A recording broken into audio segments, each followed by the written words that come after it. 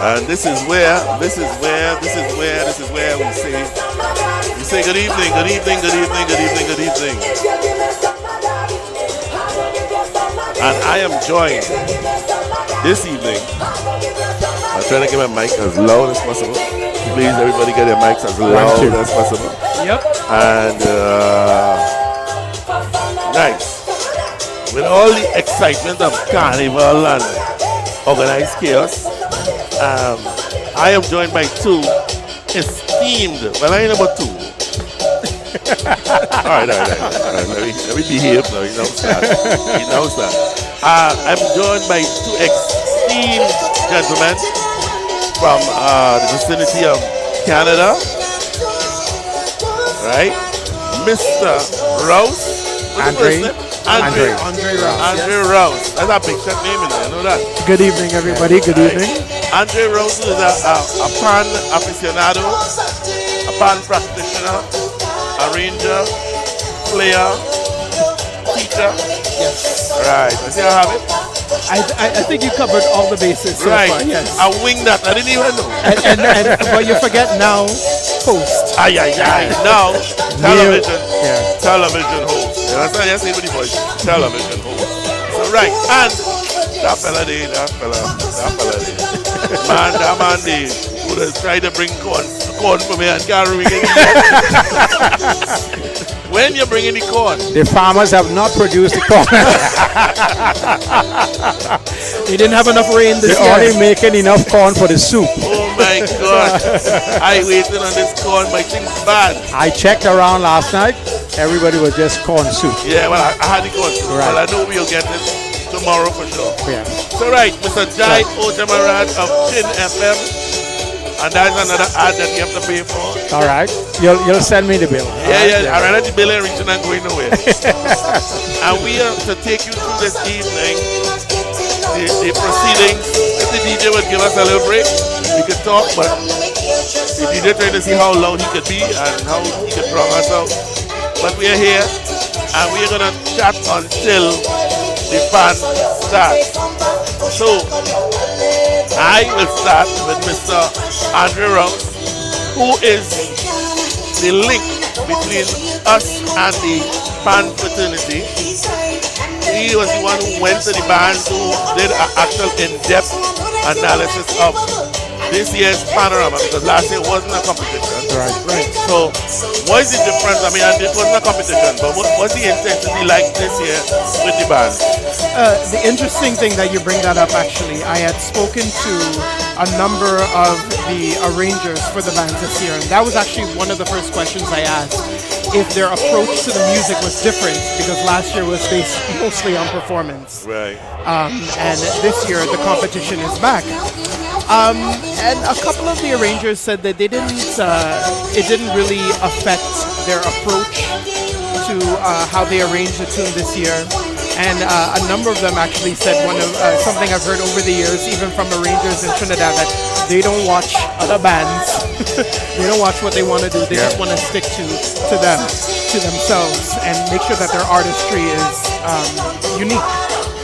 So I think today we will be hearing some organic arrangements. Although some of most of the test pieces will be of the same, the same test piece. Test piece. Yes, Right. we'll get into that. We'll Right. get into that and the pros and cons of that. But I am looking forward to the competition this year. I've listened to most of the bands and their offerings, and I think it's a good show. It's going to be a good show for all of our listeners internationally and the people joining us today. All right. Mr. Jai, Yeah. Mr. Jai from I need to go and get the DJ to pull along a little bit. You know what I mean? I think I'll talk to Stacey and let him listen to it, because he really don't need to be that loud. Right? But hey, last year we had mics. We had mics in hand. It was the same thing. Now we have mics. Yes. It was. It's a great improvement. The more you put that, the more you put up the DJ. But the fact is, let's talk about last night. What happened last night and what didn't happen last night. The King and Queen. It is the premier show of the Toronto Caribbean Carnival. The crowd was here. It was jam-packed. But for the first time, I would say in about 30 years, we have had a shower during the festival. And it was more than a shower. It was a thunderstorm. It was lightning and thunder. and it was pouring rain. And for the safety of everyone, it had to be called off and cancelled. And now the judges will be judging the kings and queen on the parade. All right. So some of them may like it because it gives them more time. They can actually play themselves for a longer period rather than just being on the stage. And you're seeing them in their natural environment. So I think will be unique. Yes. You know, And hopefully the sun will be shining, helping with the Right, Kenny? aesthetic of the helping with the aesthetic. in the natural environment, playing themselves and Yeah, but still, playing yourself on that stage by yourself, I know for a show for the people here. Yeah. But I am I need to go by the DJ. So all the continuing conversation, I go by the DJ for a minute. No problem. Right. I was going to say two things. Hopefully the sun is shining because that would help with the aesthetic of the costume. Yeah, right now the sun is shining directly onto us. Yes, yes. And one of the things that Kenny is not used to, in fact, is the sun shining until 9 o'clock tonight. I That don't is know. good. I don't know if this is the same sun we grew up with. It's Now- definitely more intensity. Yes. Andre, you talked about organic arrangements. When you say organic arrangements that the band will be doing tonight, explain that to me. So I'm referring to the bands in Toronto are really spread out. Yeah. Okay, let's just begin there. And if you are a person that likes to visit different panyards, you definitely can maybe only see one or two a night. That being said, arrangers who may want to show support with the fraternity of arrangers, it's difficult for them to do that. So they are not influenced by listening to any other type of bands, right? So their arrangements really much like the Caribbean islands, they're in isolation. So that's the part of the competition that I'm interested in is the fact that the test piece, 5 of the bands are doing the same test piece. Yeah.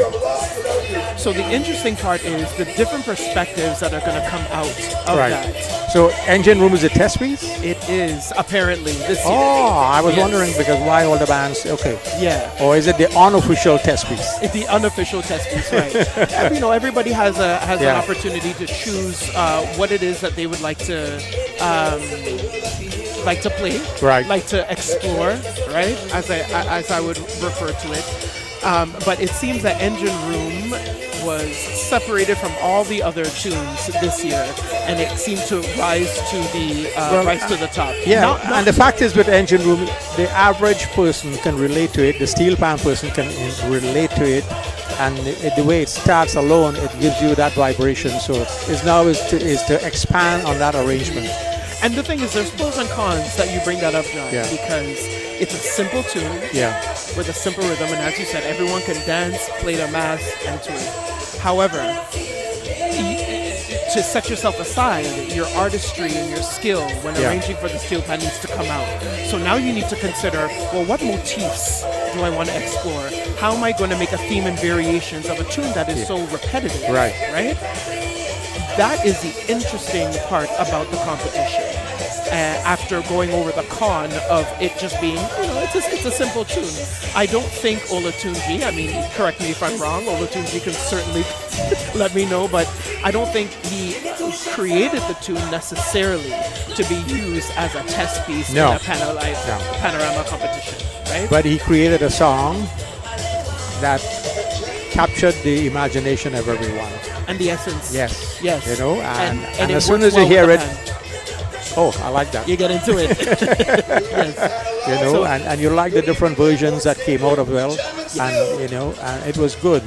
And it's one of those songs that can last forever. Yes. And it was a play too before on David Rudder's Engine Room, And I guess, we pay attention to the steel pan players, but not the Engine Room. And what I understand, Kenny, they are losing men from the Engine Room. We are. The real Engine Room. Yes. And because the Engine Room is your age. So, even hear that. The Engine Room men is your age. Yes. Right.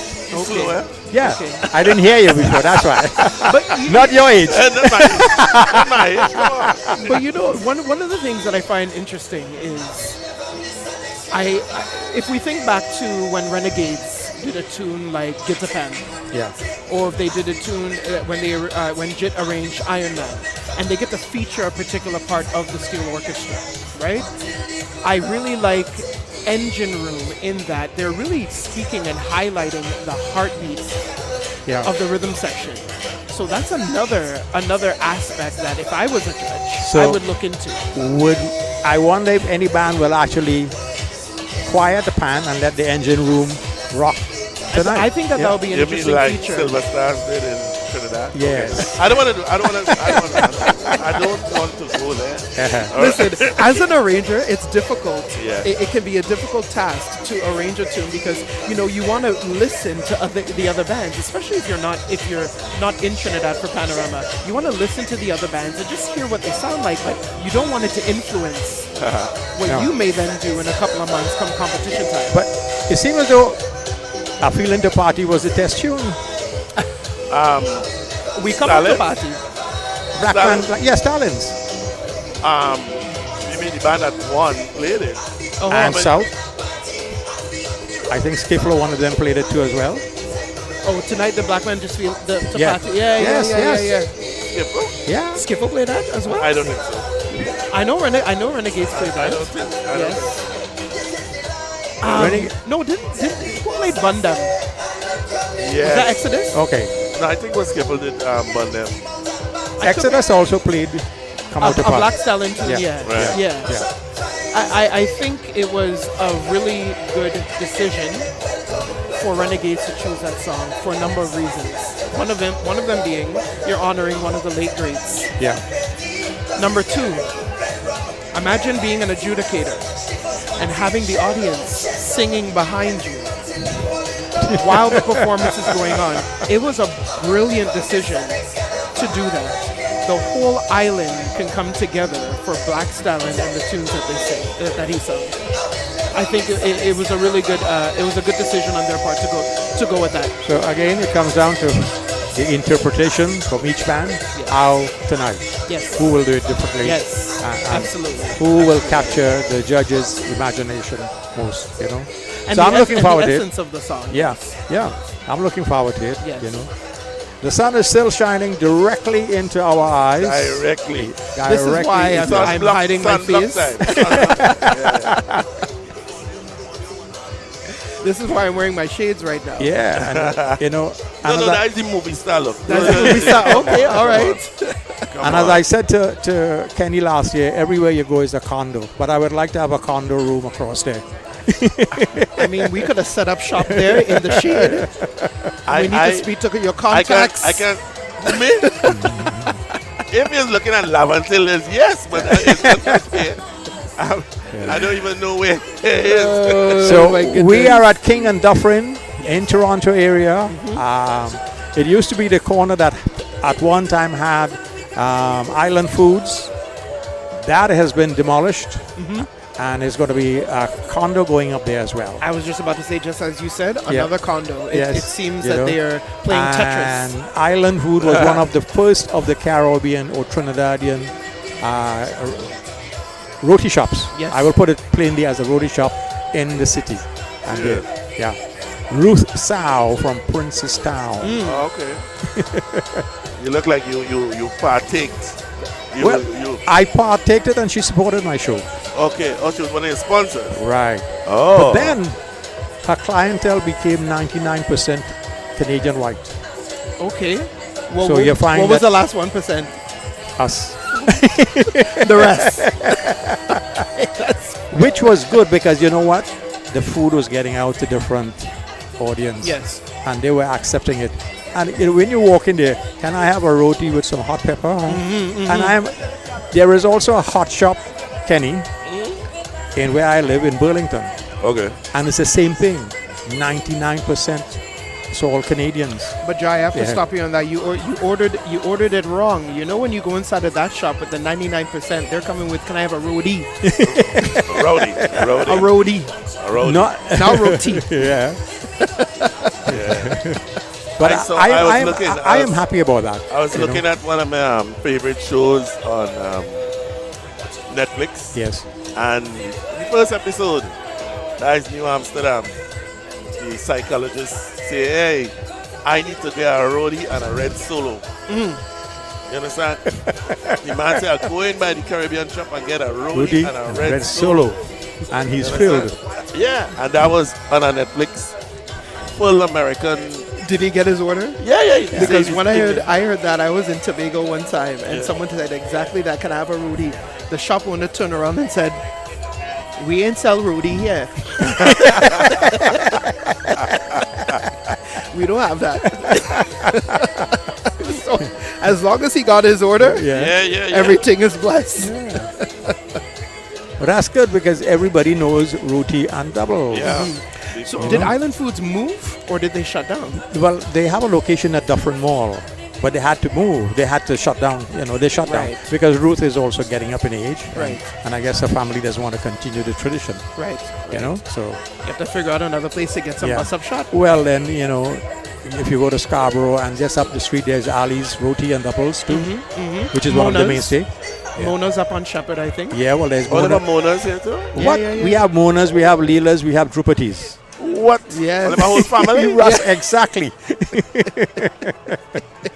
Okay. Right. So my computer was saying, hey, you best you plug me in You're right. because your battery died. Nice. Okay. Before it dies. We're back. Before it dies on us. So how are we going? How are we going online, people? Let me check on the people. The DJ gave us a little reprieve, didn't I he? appreciate that, DJ. Yeah. I have a little rank, boy. I have a little rank up here, I don't mind the music, but sometimes Boy. if you're trying to have a conversation, They want it to be in infiltrate your system. Isn't that always the case? Yeah, boy. Yeah, boy. It's, so in Mr. Rouse, in going to all the yards, how was the similarity and differences to the yards in Trinidad? well, I would have to say that Pan in Trinidad, I think, is viewed differently. It's more of a business in I Trinidad. like how you say that. There are many different ways for people to make money. If we're just putting it bluntly, in Toronto, it's highly volunteer, right? Yes. So within that, the bands here run into. I think the main challenge, at least that I've heard over the years, is finding a home. And as you know, a home in any regard, whether it's a family or a band or an orchestra, is very important because once you have that, you can concentrate on other things. Well, if I could interject here. Of course. We had Councillor Michael Thompson on here last night before he went on the stage, and I questioned him on that. And I said, look, I'm going to be pushing you because what we need every year, our band leaders, the masqueraders, they are searching for a location to build their costumes. You have steel bands who are being put everywhere. Why can't we have what is known as a carnival city? Give us a huge warehouse where the band leaders can segment it. They can use it year round. They pay $1 a year and they pay the utilities, right? Yes. And it could be a place for the steel band and the band, the masquerading, the band. He said we collectively, plus the FMC, plus OSA has to now pressure the city. You know, after the UN declared National Steel Pan Day, August 11th. You guys, thank you so much because they let us in before. Thank you for coming in front of the camera. Thank you. All right. I find I'm buffing too much people in here. Well, you do it with a smile, so it's all right. Yeah. Well, last night a real You know, buffer, Canada is the world's hotel, so everything is a smile. No, but he's a cameraman. He's a media man. Yeah. You know, anyway, he didn't see the camera. So. Yeah, I was saying a good strategy. I mean, if you don't want to have a carnival city, at least make a village, Well, yeah. right? And a which is good the same strategy thing. would be to pair a panyard with a mass band. Imagine if you're coming to pick up your costume, right? Or you're coming to do your measurements, and you hear a particular band just practicing. It adds a certain Ambience. and thank you for Yes. that, Jai. It adds an ambiance to the whole experience for people who the are carnival, accustomed the to carnival coming. experience. Yes. Yes. For people who are accustomed to coming and people who are new to coming to carnival. And like what they do in Trinidad, as you said, it's a business. But a panyard is more than a panyard in Trinidad, Supposed to be. It's right? like a You have community center. you have the vendors, Yes. you have the family, and when you go in there, you enjoy all of this together. This is what we have to create in Toronto, so that when you go, the corn soup man can make a living on a weekend. You know, I would say, Jai, the pieces are there Yeah. if you look at it like a puzzle. The pieces are there. They just need to be connected. Yes. And I sometimes say to myself, I ask myself, I would like to know exactly how many, it might be an impossible feat, but how many people in this world play pan? For people to understand how many people are involved in this culture. I mean, pan is in churches, it's in universities, elementary schools, community centers. It's all over the world. And I think if we as pan people and pan supporters were to understand the amount of people who are involved, maybe that link might be able, may be easier achieved. But you know that in North America, there's so much more. Why these people don't respect me? Why? Big caution sign. Why? You know. Why? Anyhow. Yeah, I find again like a badger. I feel like I'll fight somebody. Anyhow. So, but no, there are so many schools in America that, you know, the music program is based on pan. Yes. You understand? Accredited courses. Yeah. Yes. So that's a big deal. And probably as we get in the World Steel Pan Day, the Day of Steel Pan, it will now bring much more awareness and get us to where we should be. I agree. You know, about a month ago, there was a feature on YouTube of the Humboldt Steel Orchestra in California. And Say that name again? Humbolt. Humboldt, yeah. Humboldt. All right. All white Americans, led by a white American, and they invited Ray Holman to pay tribute because he worked with them in the past. Okay. And they did a whole concert with his music, him playing as well. Oh, nice. And I took a segment of it with the MC introducing Ray, talking about Ray, history in pan, and I presented that on the radio, you know, and that's to show you where it has been and where it's going. Steel pan, you know. I will say it, and all people in Trinidad listening, and who vex, I say it. Pan Trinbago is the beacon for the other special interest groups to follow, because they have really gone way beyond the call. As you say, the staggered panorama, just the ideas of whole year pan. Yep. Other interest groups should look at that. Agreed. You know, like, we can't just wait till Carnival or Calypso History Month or somebody's death to bring out Calypso. Right. Or to bring honor out it. Mass. Yep. You understand? Yes. This is us. This is ours. As they say, wheating. Feature it, love it, deal with it 24/7, 365. Don't become a Trinidadian when it's Carnival time. Don't become a Trinidadian when West Indies playing in the Oval or in Brian Lara. Don't be a part-time lover. I want to go to Barbados for Pandemonium. I like that. Barbados, Pandemonium. That's 1 their- week in, just about 3 weeks ago, there's When is something that? called Pandemonium in July. That's I their Panorama? never heard of Yeah. this. They bring their pans together. It used to be pan on the beach, Right. pan on the sand, Right. and now they're calling it Pandemonium. And the band that has been visiting them, Exodus. Right. Really? Yes. Well, I mean, it's a hop, skip, and a So- jump for that. Yeah. I met the Barbadian consulate and I said, look, I want to be at Pandemonium. He said, we will talk. Well, Jai, make sure I take business class, you know, so you just let me know. Let me know. I'll jump on the wing, anything. Okay. Because that is interesting. Yeah. And you see, these are the conversations that need to happen, but unfortunately don't happen enough because No. I never heard of this. Jai. Right. And this is This part is of what I I'm try to talking bring about out in my show, these things that are happening. Okay. You know, I also interviewed Khan Cordis from Antigua. Yes. And he works with Exodus. Yes. Okay. Now,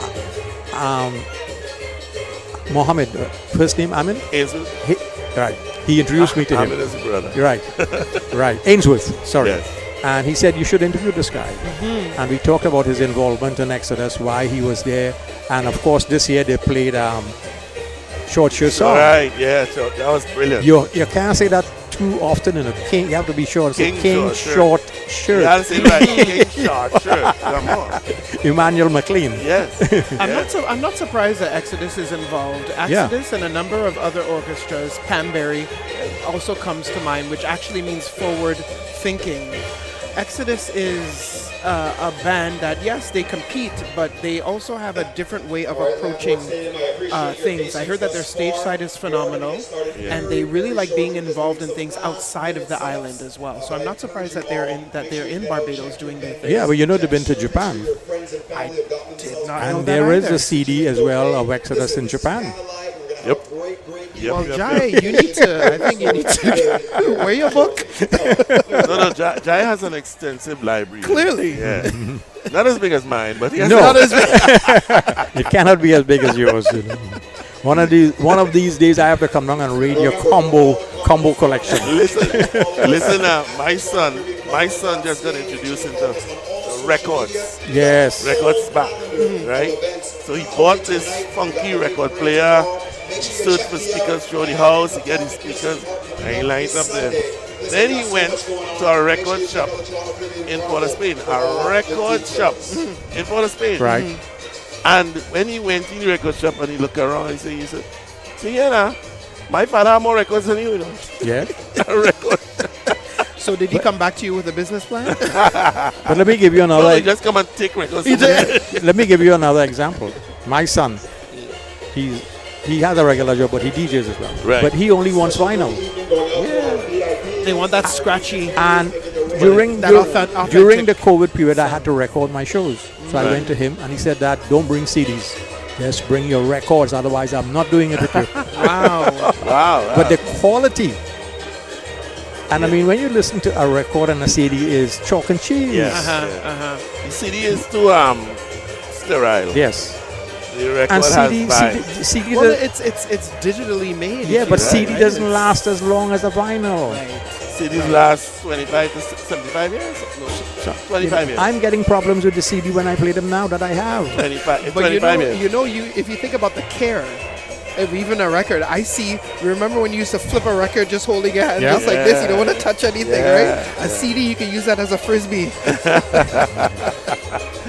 But But record sales, in actual fact, has now surpassed CDs worldwide. Yeah. really, Yes. Yeah, but they have no Well, I mean, CD they- sales again. No, right. they don't really But- have but- CD players. No, but there's a revival now with the young people Okay. and the turntable Wow.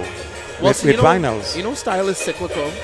So, technology sometimes is cyclical in that regard as well. Yeah. I believe people were wearing bell bottoms in the early 2000s at one point.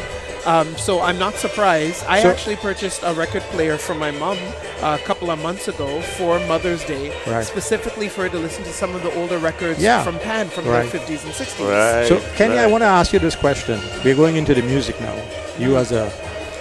How come I could distinguish music that comes out of Less Than Paul Studios by just one note? That is a loaded question. Yes, a very loaded question. No, lesson has a tone. All arrangers And and I know when you arrange a song. producers Yeah. have a tone and have a vibe and have a signature. Mm-hmm. You know, if your signature good, then it's good for you. Yeah. There was a time when Lesson used to do the same percussion for everybody because it was working. Right. You know? Yeah. And we used to all turn up, but it was working. You know? Same thing with Frankie. Frankie used to have the same. But Frankie worked out of New York. New York, Yeah. Charlie's studio, etc. So he had a tone. Mm-hmm. You know, I don't know if I have a tone because I started with nothing. No, but I know when you understand? arrange a song, your rhythm is I more came kicking. with something. Well, you're talking about the arrangement, but Yeah. I started with a track. You understand? And actually graduated till I had 24 tracks. Okay. You know, from the 8-track quarter inch Yeah. till I eventually bought a 24-track 2-inch. Right. You understand? So I was always trying to Up. get to somewhere. Yeah. You know, and when we first started, DJs on the radio said, "We not playing that man from South. No. You can't play that." And I said, "All right, okay." You go play this though. So they were discriminating against you because Long time. what? Long. Jai, you know all about the discrimination. Listen, Yeah. they've admitted to me that they just throw the thing in the box. Uh, Who do that? Kenny? No. wow. I've been through that. I've been through being banned off a radio station. Wow. It's like a taxi driver. They just telling me, you're a taxi driver, you cannot drive on the road. And that's your job. Yeah. And I have made it through that and lived to talk about it. You understand? So this is not about me, this is about Pan. So let me just go down there. Yeah. Well, you know what? A topic that you brought up, Yeah. Jai, of Exodus going to Japan. A number of bands in Toronto have also traveled. Yes. Pan Fantasy has gone to New York a couple of times. They have been in their Panorama down there. Yes, Yes, they yes. participated in Yeah. that. They've actually went to the World Steel Pan performance down in Trinidad Trinidad. some years ago. Yeah. Afro Pan Steel Band has been to Bermuda. They've been to the States, at least the players, and actually have traveled to Gabon, Africa. Gabon. Yes, Gabon. back in 2010. And if I remember, I was actually part of a delegation. I was a cultural ambassador, if you will, in 2005. I was a cultural No. Ambassador. ambassador. Ambassador. His Excellency. My pronouns are his and excellency. So, yeah, I went to Hong Kong with 40 other people. It was a mixture of steel panists, Yes. masqueraders, and mass producers to Hong Kong twice. Once in 2004 and 2005 for a week. Right. And that experience, in and of itself, I don't even want to get into the 23-hour plane ride. Where the practice. the air hostess gave everybody socks so that you could take off your shoes and walk around the plane. Wow. Now, I don't think anyone understands, so let me explain it like this. Imagine sleeping for your regular sleep cycle 8 hours, waking up, and you're still In the on plane. that plane. That It's is like an it's like going to experience, going to space. right? That is an experience. Yeah. So Wow. you know when they open that lock, Wow. the air that comes out of there, right? I'll leave it at that. I'll let you guys use your imagination, whether you're on the radio or not. But long story short, a number of people, participants who are playing tonight, Yeah. have been all over the world playing pan. And again, it's a pleasure. And I hope Trinidad, the mother of many inventions, this one being steel pan, I hope Trinidad and Trinidadians and the government, I hope they begin to understand the influence that not only the culture of Trinidad has in the world, but the steel pan movement is alive and kicking. And I think that Pan Trimbago over the years, especially between 2010 and 2020, they have really made a lot of strides when it comes to education and setting up the people of the island to make sure that they move forward with the steel pan. I think we are. You ready? You think that? Stand for the Canadian National Anthem, played on pan by Elijah Martin. Please stand. Thank you. Oh, it's a pan show we watching. Okay. Oh, you didn't know.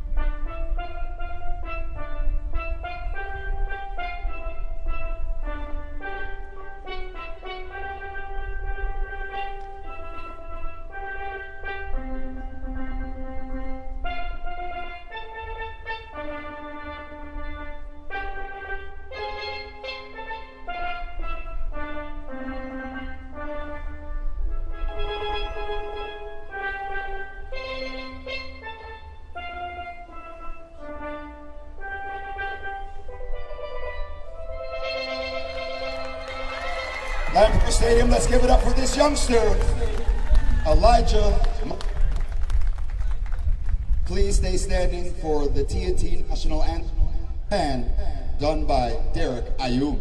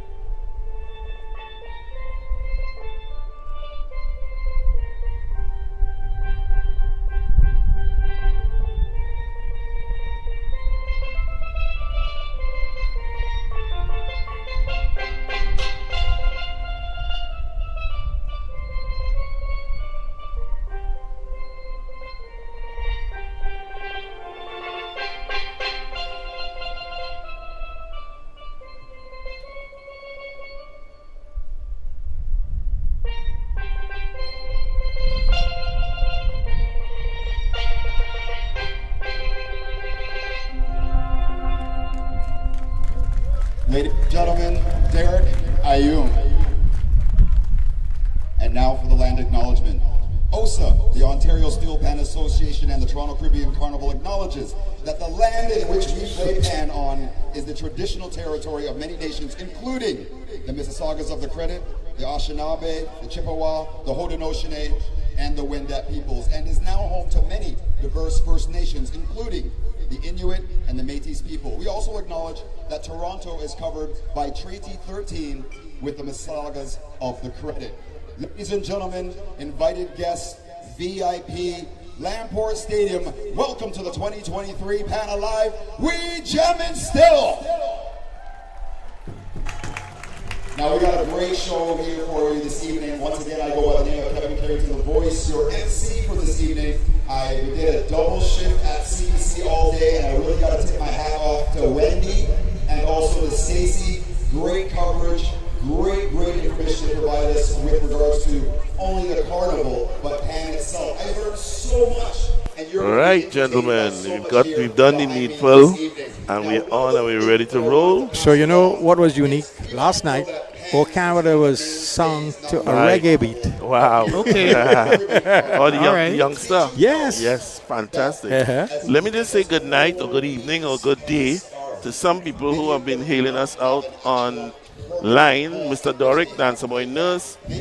Brooks Music, say he couldn't make it this time, but he's tuned in. Jamie DeGale, she was here last night too. Alicia Seeley. Yes. Hi, Alicia Seeley. I say, I know you. I tell you, I know you, girl. I know you. Right? And hello to everyone. The numbers and the numbers are they've tripled since we started. We started with a little 100, and now we are 300, and we're here. Just hit us up on the chat and let us know that everything is all right. And I'm joined by the esteemed Mr. Rouse. What's the first name? Rouse in the house. Rouse in the house. That's the first name. Rouse in the house. Andre Rouse. Andre Rouse in the house. Yes. And Good morning. Jai Oja Maharaj from Punjabi. You have a real Punjabi name, you know that, right? Jai Oja Maharaj. Only Punjabi who plays all this at a Kaiso. I don't understand that, but hey. Man has been pushing Kaiso and Soca of Chin FM for years. Well, I was here for the growth and development of soca music. Wow. Wow. Me too. So I introduced with same, we all have been Well, I mean, together. it's that. Yeah, but we, I introduced soca here. Do you remember when soca was a fast calypso? Yes. What is it now? A nice groove. It's for the lounge. Yeah. A groove? Well, it went through stages, right? Right. We stopped at one time. Calypso was like the kind of beat you used to get with GI brass and all those kind of things. Right. And then when Leston and yourself, So we have something happening? What's happening there? All right, let's do something before we go.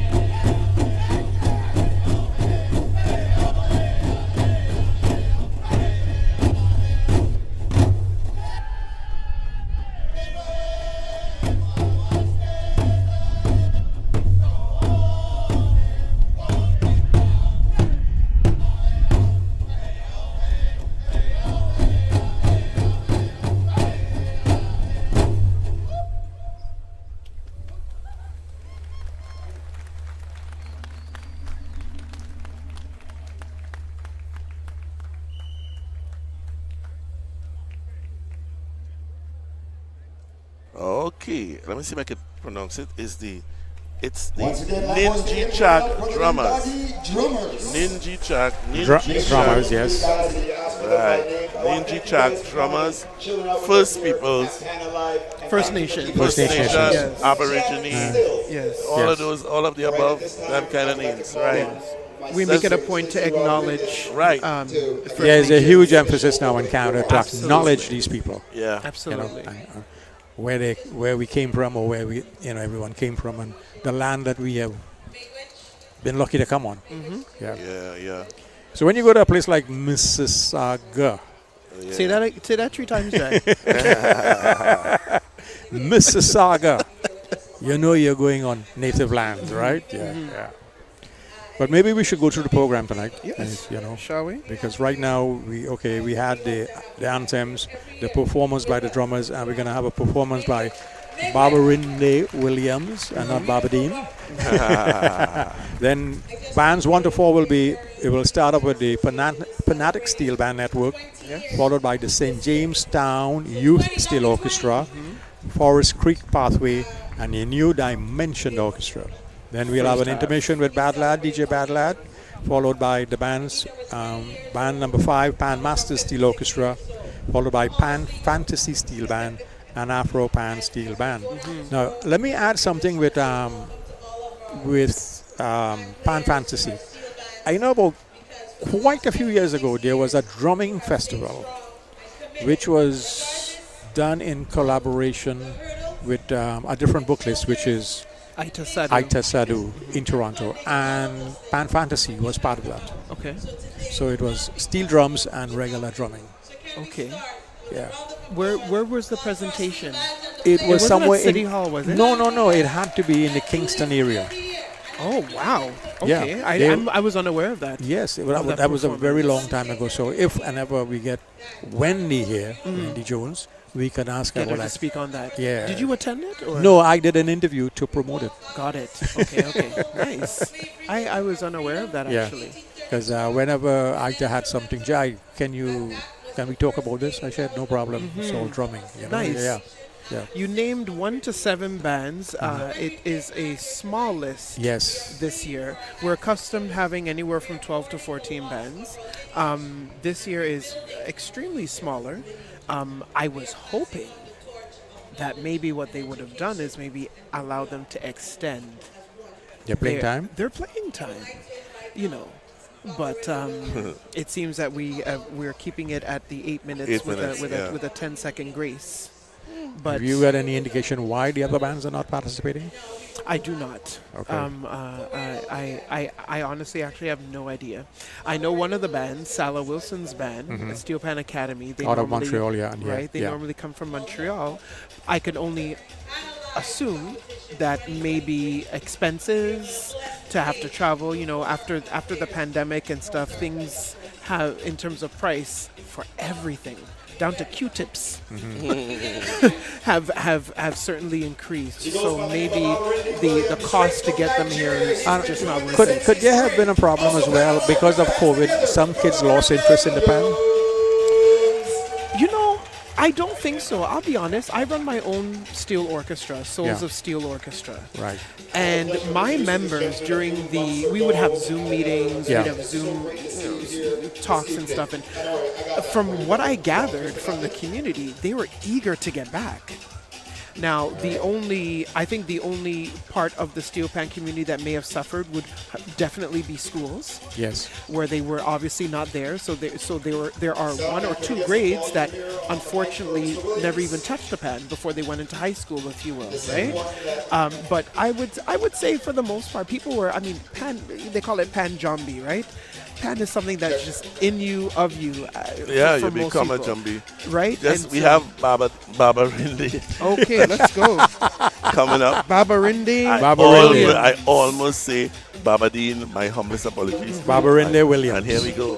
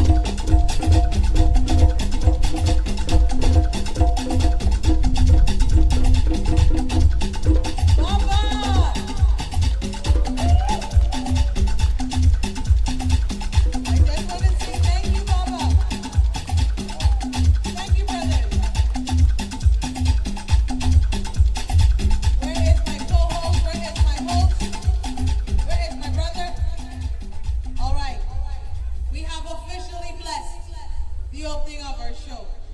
Let's get a round of applause.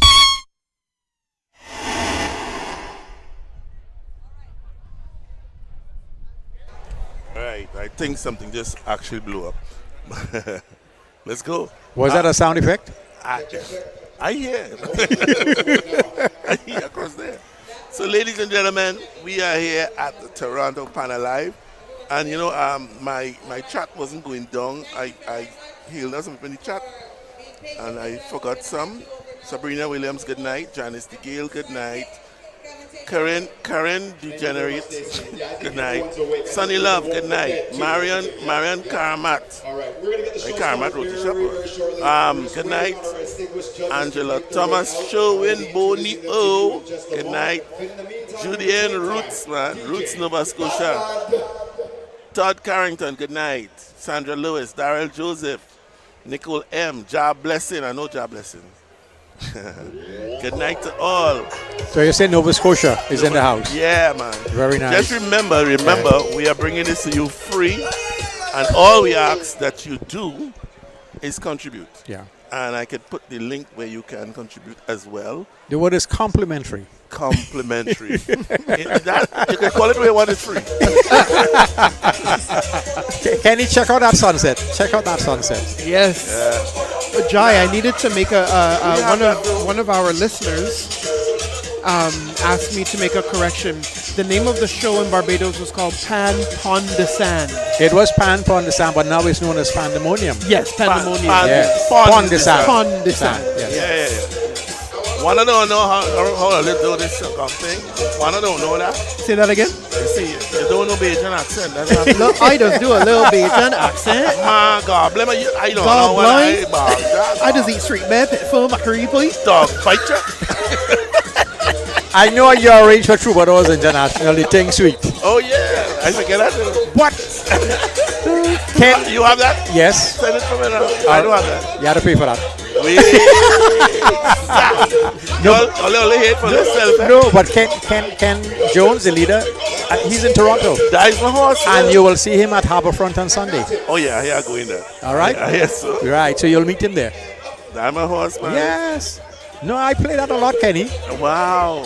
Yeah. Wow. So I'll have to send it for you. Yes, please. All right. Because I have a lot of music I don't have. It's just gone. I don't have. And I have. So you have the medley with Blacks? But I do that, yeah. I know you did it. Yeah. But do you have it? Yes. Okay. That I remember Blacks wasn't the first, It was Anselm Douglas first. Right. Then Blacks. Then Sherwin Winchester. Oscar B. Right. Preacher. That medley thing was. No, that was happening at the time because you and Lester used to produce these albums. And Nicholas Branca. Yeah. And let me tell you something. I learned that my father used to buy Byron Lee records. Yes. Byron Lee used to do it every year. Pick out the best songs of the season, and just do them over in Byron Lee style. Yes. I grew up on that, and then I end up doing it. I never thought I would do it, and I end up doing it in my way. And everybody used to cry down Byron Lee, but if you, as a collector now, you can go back and tell the tunes that were popular then. No, the thing he cried down was that when he go to a country and he play the song, and they say, whose song is that? He said, my song. Byron Lee. My song. Okay. That was the only thing. You know what I mean? It's the same thing with Tiny Wine, right? Yeah. Tiny Wine. Right. Arrow composed it. His brother sang it, Justin. Lester and Paul arranged it. And they said, okay, here, Byron. Byron Lee, yeah. And it became his signature tune. Yes. Yeah. No, but if he made it popular. Yes. But just see who did it. You know what I mean? When you look at the 12-inch of Byron Lee, a little LP, L. Paul, arranged by L. Paul. That is so true. After everything. Yeah. Fine print. Yeah. L. Paul. Yeah, right. Wow. So how we doing? Sandra Lewis and Job Blessing and Trini Panman and Marva Sion by Rachel Wilson. How are we coming through? I'm joined by two, I will want to say two esteemed gentlemen, but really two bandits. really. You make me out already? Long time.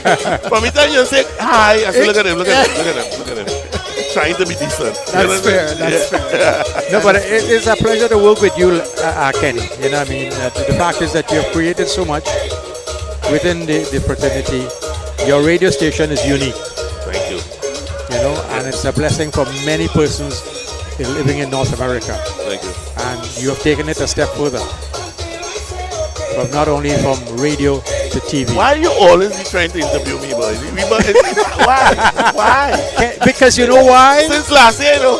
You know why? I'm going to tell you now. Because a lot of people, a lot of people don't know about Kenny Phillips and your involvement in the music. From what I gather, you're giving access. You're giving access to people who, for various reasons, you know, maybe they can't be here, Yeah. but you're giving access to people to love up and, and to be in the culture. So it's appreciative. Okay. Moving on. I ended up in more Bacchanal. Drupati did some interview just recently. I wanted to ask, that was going to be my question. God. How you got to Drupati in terms who actually discovered Drupati to come into soca? Wayne McDonald? Wayne McDonald wrote this song. Right. I was working in the bank, right? Uh-huh. Her husband used to draw his salary in the bank. Okay. And he asked me, he said, my wife sings, but we want to soca-rize she used to sing chutney. Yeah. And in fact, it wasn't chutney, it was Indian song. Authentic Indian music. It wasn't chutney then. Yeah, no. Right? In fact, chutney, anyway, this is how chutney name came about. She had a song called Chatney. C-H-A-T, Chatney. Uh-huh. And he said, we want to put a soca beat to it and up it. So I said, all right, let's do it. And we did it. And it sounded so good, but we didn't know what they were saying. So I said to him, I said, why don't we just take this and put some English lyrics to this? He said, well, get it now, let me do it now.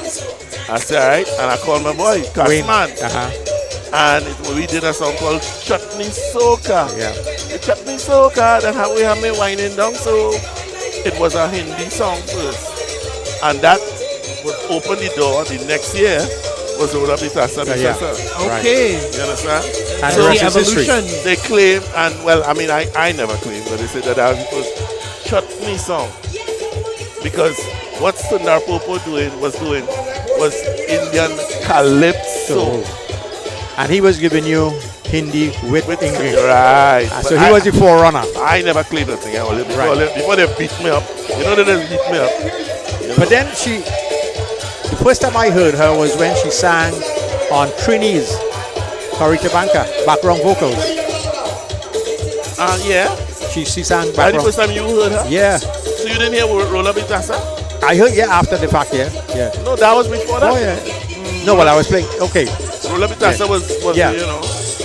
And in fact, that was the second song, hit song that I had. The first one was I Was George, Boom Boom Time. Then the next year was Drupati Rola Bitasa. Then the next year was Sumintra? Ricky Jai Sumintra. And then the next year was Rashoti, Watch Out My Children. Okay. You know, so. Alright. Enough That's on the live album. Yeah, we recorded it live in Box Calypso 10. Right. But we are here in Pana Live. Yes. You like that segment? Yes. I mean, it's not to interview me. Okay? And the sun has gone, Kenny. Beautiful. Woo! And it's going to be cool, and that's why we're looking for jacket. Yeah. We are live at 5. And it's 12 minutes past 8 o'clock. You understand? Right. No, well, the broadcast is a learning experience.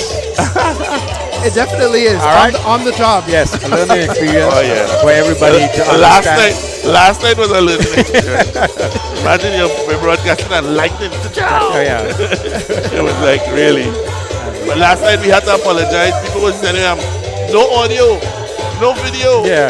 If they only know that the camera was on the ground. In the And water. we were trying to protect ourselves at the same time. Oh, man. Hey, somebody said, Mr. Jerry Bain says, what a distinguished group of gentlemen, Kenny, Andre, and Jai. Andre, I don't like the company you're keeping. I don't understand that. The man give it in one hand. Yeah, did he take it back? Give it with the right, take it with the left. He is in Elliott Lake, you know. Wow, where's Okay. Way out in the boondocks. that? That why he's so. What was the name of the place? Elliott Lake. Wow. Welcome, Jerry. Yeah, Jerry's a regular listener. Stay a while. Yeah. So wait, your Chin FM and your Calypso and Soca program is like about 2 hours every Saturday, 3 hours. 3 hours every Saturday. Yeah. That's my problem. In Trinidad, other than WAC, there's 2 hours on 91.1, and 3 hours on whoever, Yeah. and next hour on whoever. In the land of Steel Band and Calypso, we are relegated to some hours. You know, that is sad. Yeah. That means your government don't even support you. And the station I am at, Chin, has been doing the Caribbean program since they went on the air in 1966. Wow. Sorry, 67. Wow. Okay? We have always been part of the Chin. And you always had sponsors. Yeah. You all are more patriotic than us. But we are getting a lot of pressure with the social media now. Oh, well, all radio. Yeah. Radio is not what it used to No, be. You know? no. So you have to have something unique to survive in this country, because the top radio station seen probably social media. Yeah. That's where things are turning to, social media. It is. If you don't have a footprint, It is. Wow.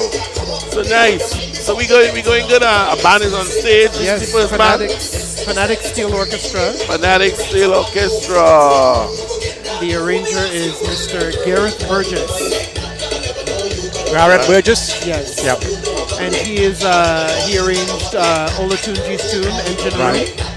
We'll be hearing a lot of it, but this will be the first rendition we'll be hearing tonight, this evening. Now, Garrett Burgess is the son of Lindy Burgess. Yes, he is. Lindy Burgess is the leader of La Petite Musicale Toronto. Yes. Wow.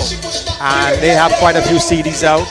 And they've been celebrating over 40 years in existence. You know, keeping the culture alive. Yes. And I've done some work with. We actually did a show with La Petite, Yeah. Afro Pan, when I was a stage side arranger years ago, and that was a memorable experience because I had to. My challenge was to make music that would go well with a choir. And, you know, the steel pan is a set instrument, so you really have to play with who is going to play what and when you're trying to mix with voices.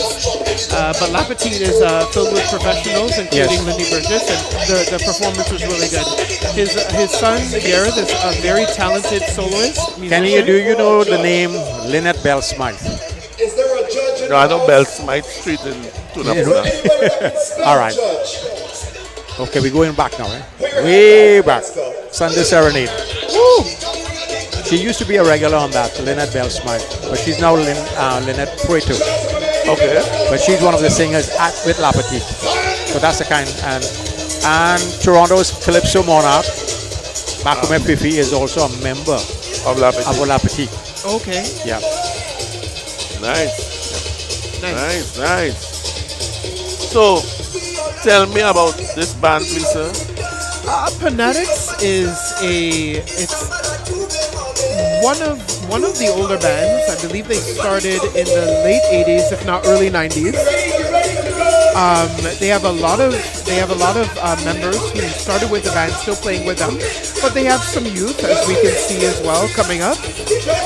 Gareth has been the arranger for the past several years, and I actually spoke to him. I asked him why he chose to play Engine Room. I believe Jai and I were discussing that a little bit earlier, but Gareth said that it was they picked him and the band picked the tune. And he said specifically that he finds that when the band members are involved in picking the tune, the execution of it comes out a lot more. All right. So I have some additional info here. They were established in 1991, coming from the Flemington Park area, which is near the Ontario Science Centre in the Don Mills area, east of Toronto, in the Scarborough area. Flemington Park community, and they've had continue to offer steel pan classes in the Scarborough area, where they are located. They can be found in the Malvern area and operate year-round. Over the years, the band continues to be a welcoming place for both seasoned and upcoming arrangers and new players. Nice. Right? Yes. So a band from Scarborough. Yes. So they'll be at home when they go to the Malvern the Malvern Park, right? Yes. Yeah, on Sunday. Yeah. Pan in the Park. Yeah, Pan in the Park. That's where the bomb competition is going to be. Oh, okay. So the bands here in this competition, they don't play the song that they're going to play before the band plays? They normally do. They I'm not sure what the DJ is doing right now, but I think they should have been playing Engine Room. I know, the DJ having a time. But you know DJs like to. Yeah, you know. I think he gets into it. After he makes it wrong, he gets into it. So, you know, But they should be playing the tune. they should be. Yeah. So the band has been on stage a while now. A while now, yes. And I don't think they're going with Doi Doi. Nah, unless they changed it last night. Oh, God. No. Right now.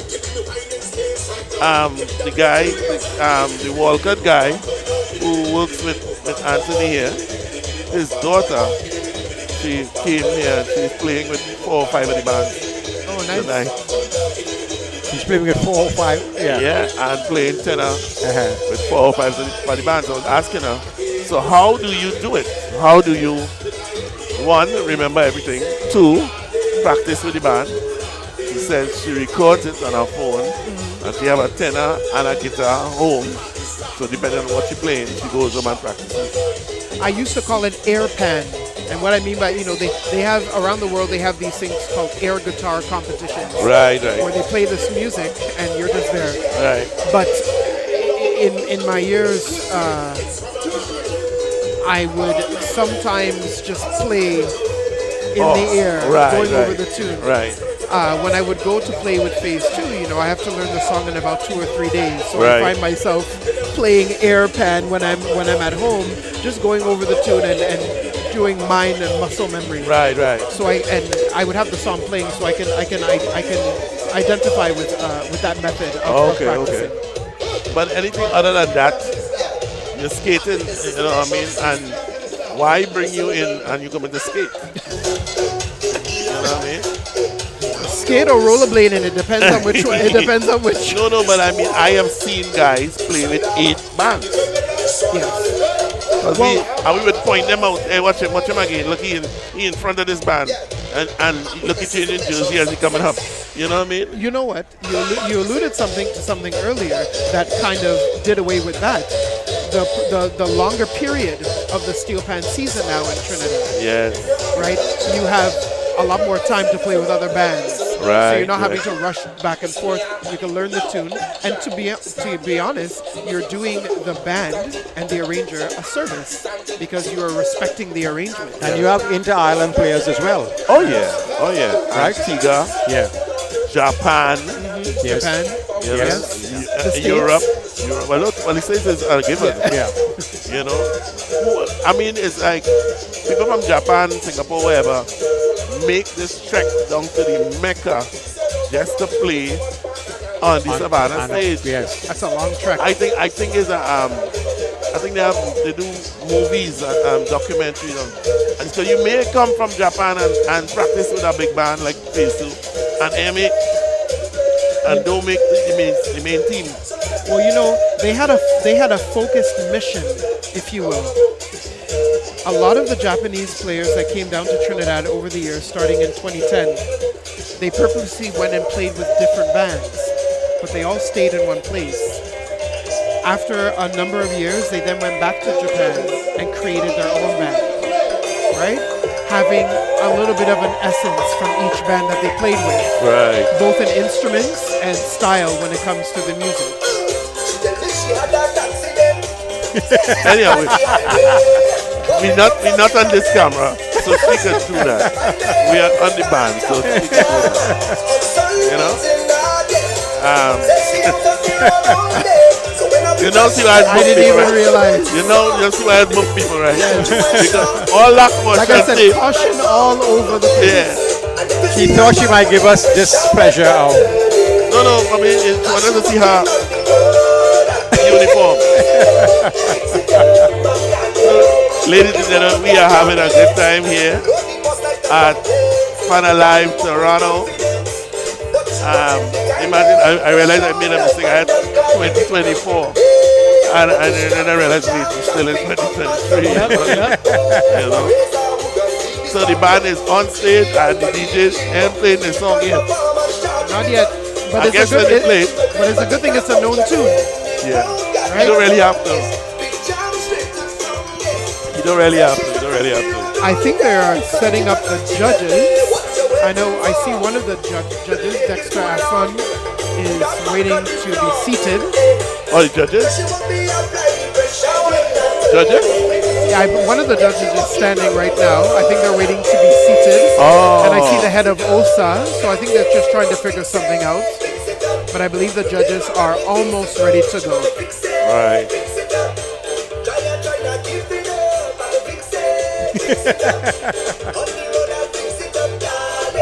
She's supposed to be working. Oh, yeah? Yeah. In front of the camera or behind?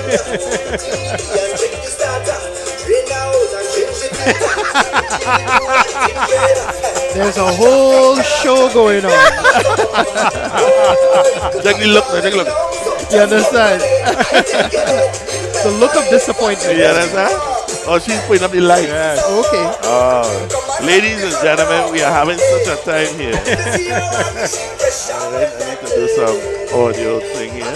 If I turn this up and bring this down. Nice. So how we doing out there in TV land? Right, hi. Teresa Morris, Sharon Urbano. W. Franklin, we have New York in the house. I am putting the link. I'm going to put the link. I've been trying to put the link. You know that?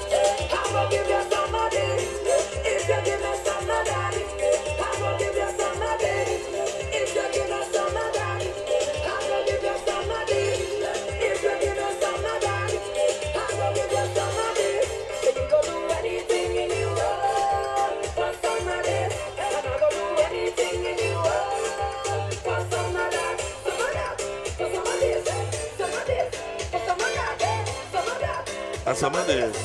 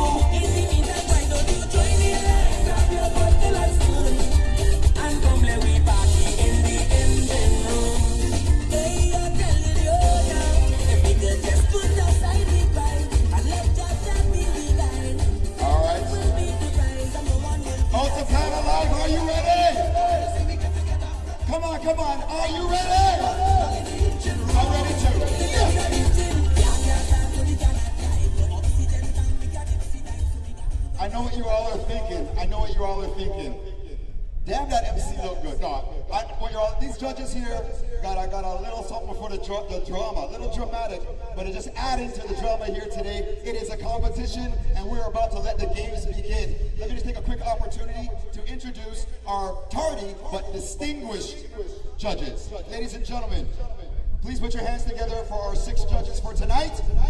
None other than Burton Romeo, Kurt Rogers, Dexter Assan, Keith Lee Green, Lord Jack, and last but not least, Mr. Martin Albino. Lamport Stadium, put your hands together for our judges. All right. Now, what everyone has come out for. DJ Badlight, you ready? You queued up? Ladies and gentlemen, we're gonna put their hands together for our first featured steel band to get us kicked off here tonight. None other than the Fanatics.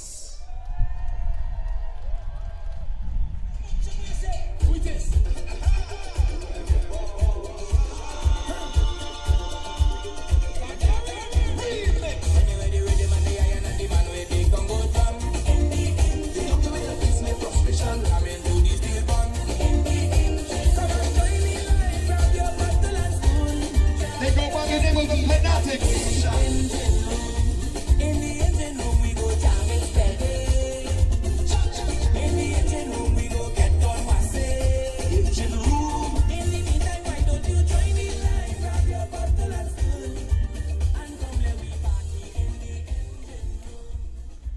Ladies and gentlemen, in Lamport Stadium, Osa Pan Alive, the Fanatics Steel Band Network was established in April of 1991.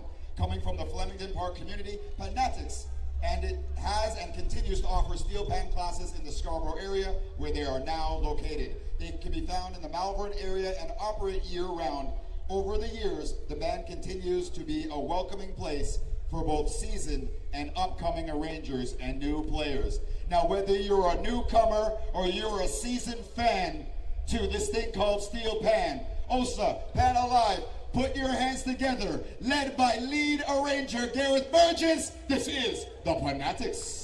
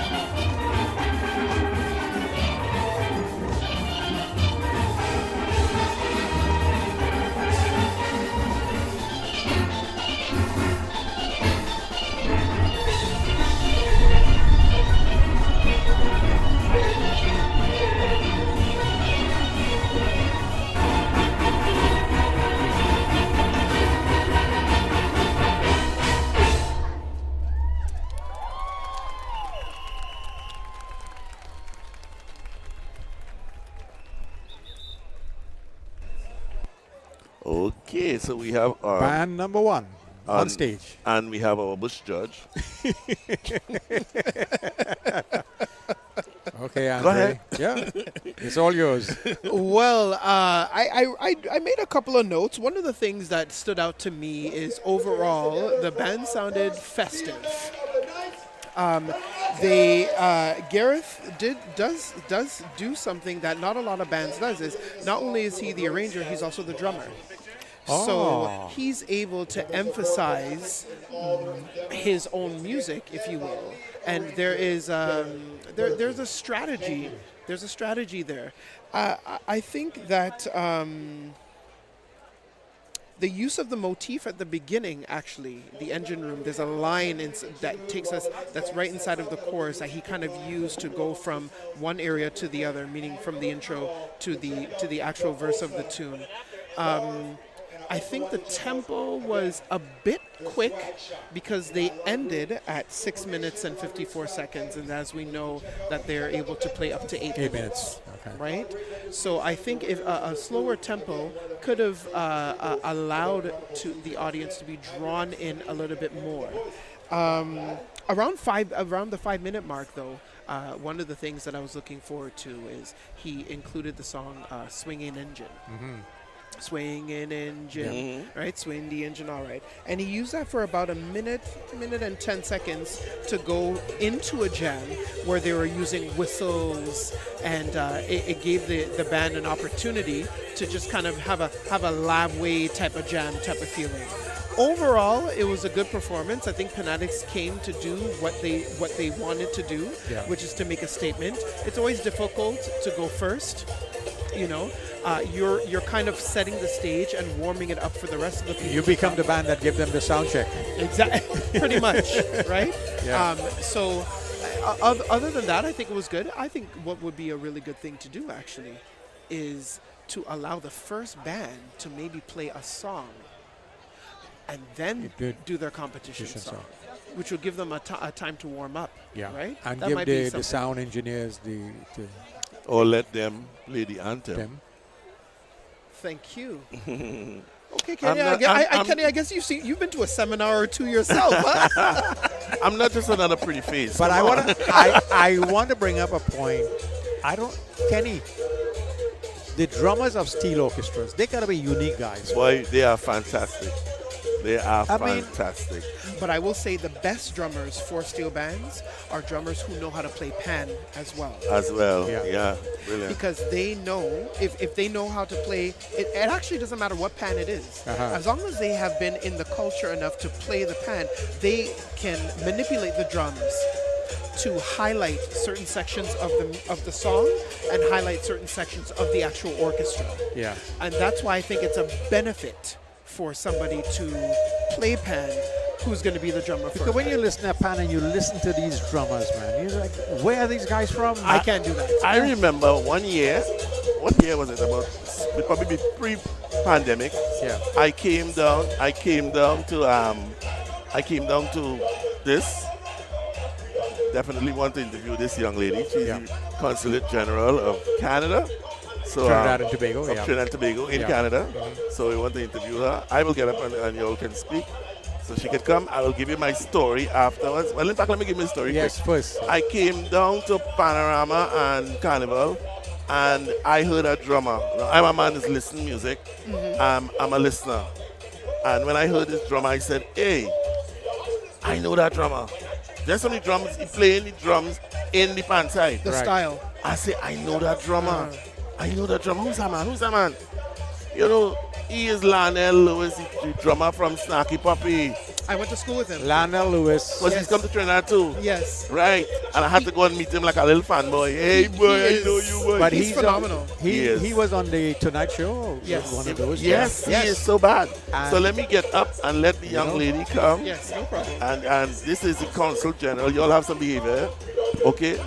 All right.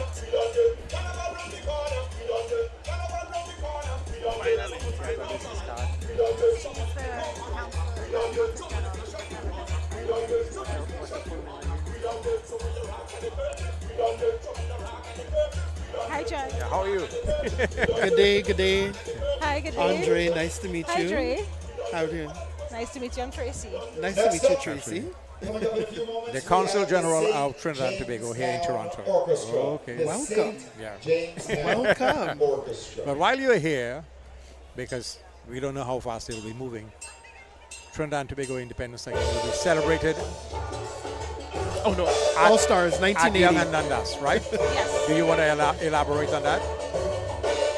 Sure. So it's happening at the last weekend of August, the 26th and 27th, at Young Dundas Square, like you mentioned, the heart of downtown Toronto. It will be part cultural show, part culinary festival, and it's just going to be a great time. On the first day of the festival, the city of Toronto will acknowledge the event by illuminating the CN Tower and the 3D Toronto sign in red, white, and black. We're collaborating this year with Caribbean Airlines, so on the Saturday they will be taking over a part of the event for their Welcome Home campaign. So we're going to have a lot more really great artists gracing the stage, including a couple of headliners that we'll be announcing soon. And we also have on board the National Carnival Commission is going to be collaborating with us at this event. So we're going to even have some authentic mass from Trinidad and Tobago at the event. But I thought they would have been here now doing our festival and then just stayed over for the actual thing, you know, because I find, I'm going to be critical here. I find Trinidad and Tobago does not have a presence in the carnival here. And this is going on for years. They should have a presence here to let people know this is where the carnival came from. This is where the steel band originated. I mean, it's a Caribbean thing, but the fact is, you have to take ownership. They could draw the connection between the two. There's two diasporas going on. Yes. And you're absolutely right. Just as they would say, the Muslims go to Mecca, right? It's an important connection to know where you're going. You have to know where you come from, right? Correct. I'm having a hard time hearing you, Stacey, because of the music. So please bear with me. But I wanted to ask your experience so far here. What are your hopes for the parade for tomorrow, if you will, in Toronto, Canada? Well, my first hope, having experienced the King and Queen show last night, is for is for great weather. But my hope is that we have a great parade, that everything is safe and everyone enjoys themselves to the max. So that's my hope, and that my hope is that we will have a lot more people that have perhaps never experienced carnival coming out to witness it as well. I found this is only my second carnival, but I'm not sure. Sometimes I think like it operates in a sort of a bubble, and sometimes it feels like we're the only ones celebrating, and maybe outside of the community there's not as much involvement as there could be. I don't know what could be done to change that. I don't know if that's my place to. I think sometimes. Sorry to cut you off. Yeah. I think sometimes it at least in Toronto, it has to do with it not being advertised enough. To be honest, it's not reaching the different communities in Toronto. Also, because Toronto is such a multicultural city, people tend to kind of stay within their own cliques. So yes, there's multiculturalism, but there are sometimes the opportunities for the cultures to mix and get involved. They're not.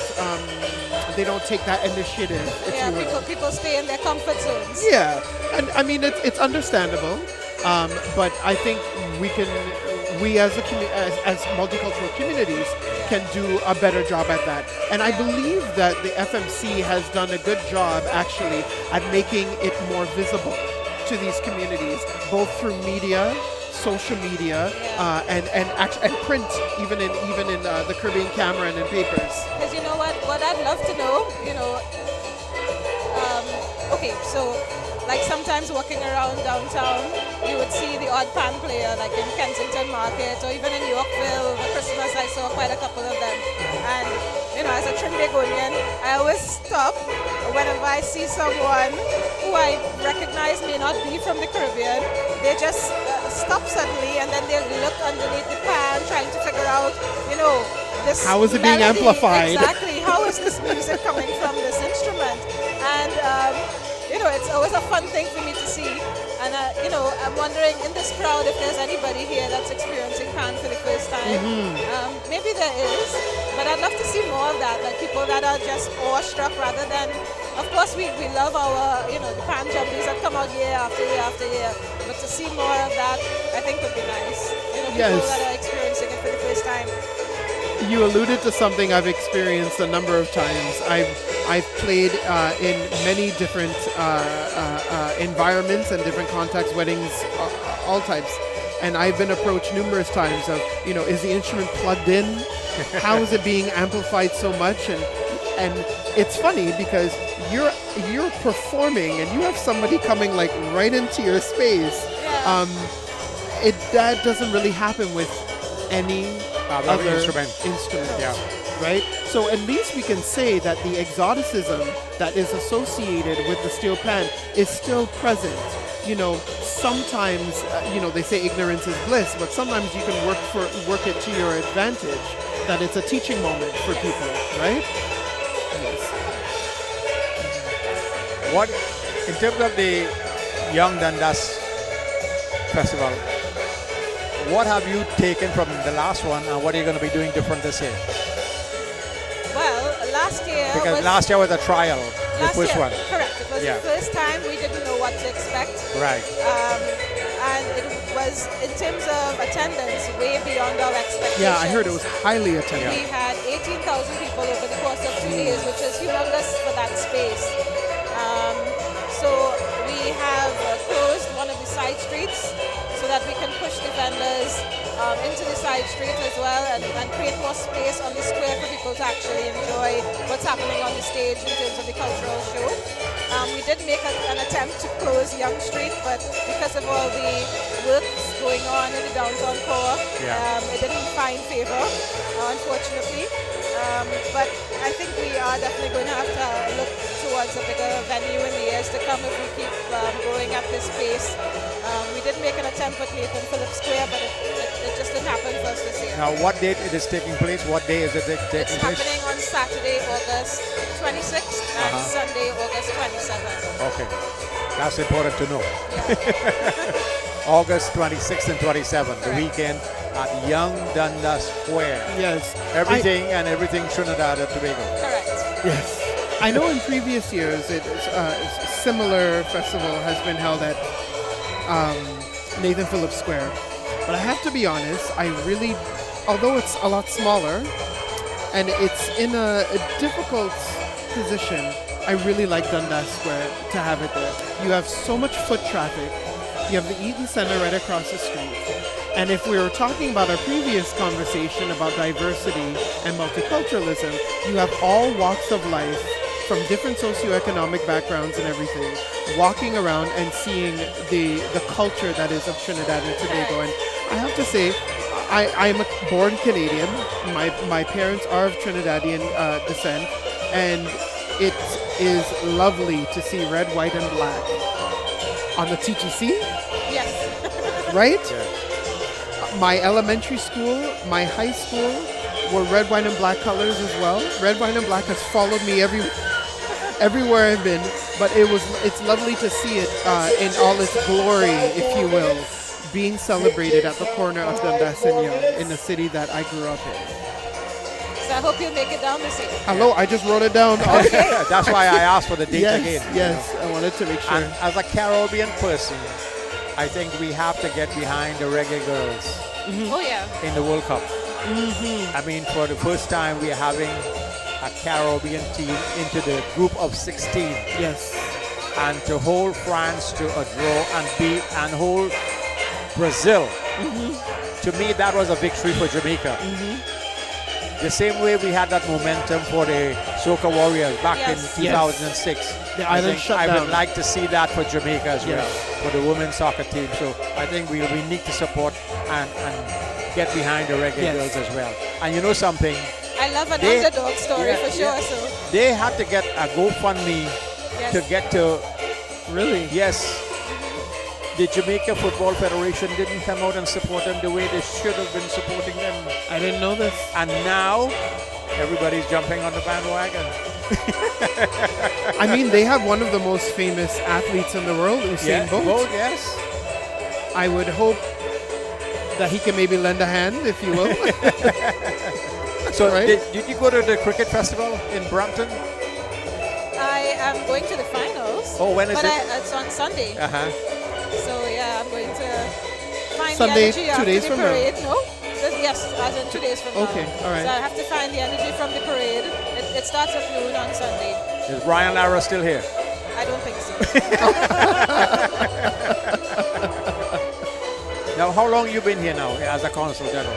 So it's been 2 years, 4 months, 2 weeks, 5 days. Right. And you were in Europe. You better get to the minutes. You were in Europe before, right? Correct, but In I didn't Belgium. come directly from there. I went back to headquarters for 7 years, and then this is my second tour of So duty. leaving there and come here is like coming home. Yes, it's a completely different experience than being in Brussels, where you had to go out and search to find your culture in very Certain places. limited areas. Here, I can almost fool myself that I'm home sometimes. That's so nice. Yeah. That is so That's- nice. No, because where the council offices are, she can hop on a car, go to Scarborough, get a roti and come back. Make sure and bring one for me, please. Yeah, the accessibility to food and so on is definitely a plus.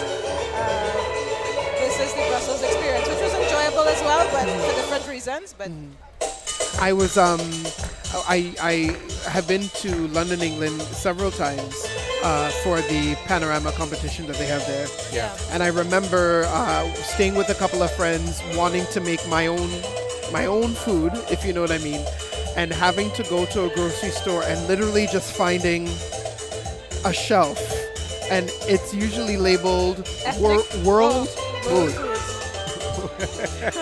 I mean, curry powder is considered world food. Okay, I guess. No, well, But I'm just making the juxtaposition of here.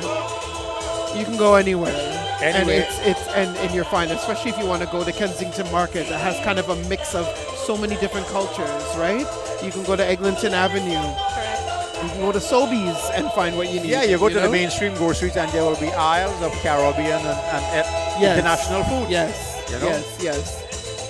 I So- mean, getting down to the bar track, you could go and pick up some booty, Okay. you know? Because your family is saying, well, what do you need? No, we don't need anything. We have everything up here, you know? Have you Yes, I've had that exact experience. My sisters at home keep asking me, "What do you want me to bring when I'm coming?" Sometimes I struggle, and sometimes I ask them to bring things just because it might be slightly more affordable to get it in Yeah. from home. Because there's always a little bit of a extra that you pay here when you Right. buy the products here. But yeah, are you playing mass?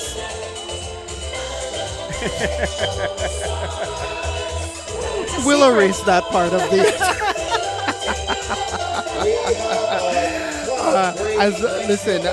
It's as a Canadian, it's lovely to see people from my parents' home country, whatever context they're here for, to be here and participating. Even hearing the accent is lovely.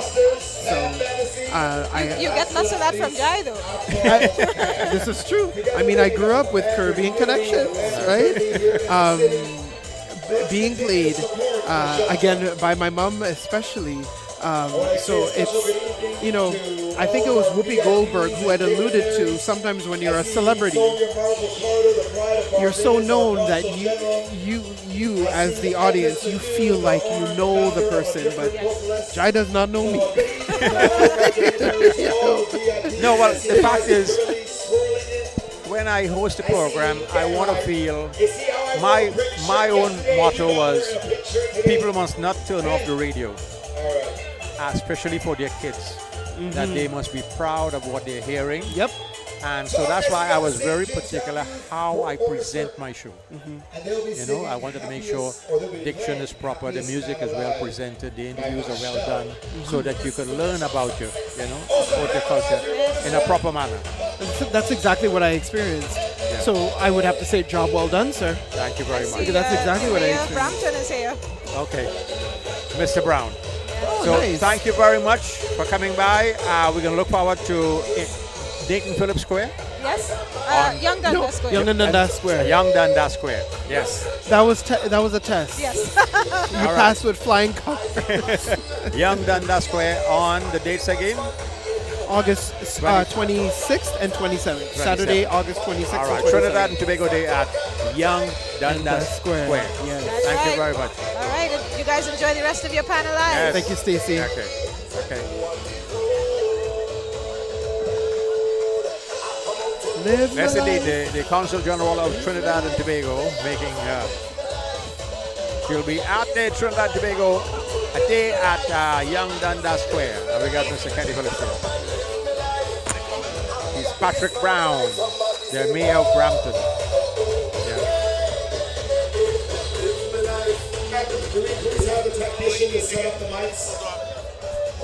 You realize when the big shots come, I just step away. You understand? So that is the Consul General General. of Trinidad and Tobago. And now we have the Mayor of Brampton. Yes. The Mayor of Brampton. Yeah.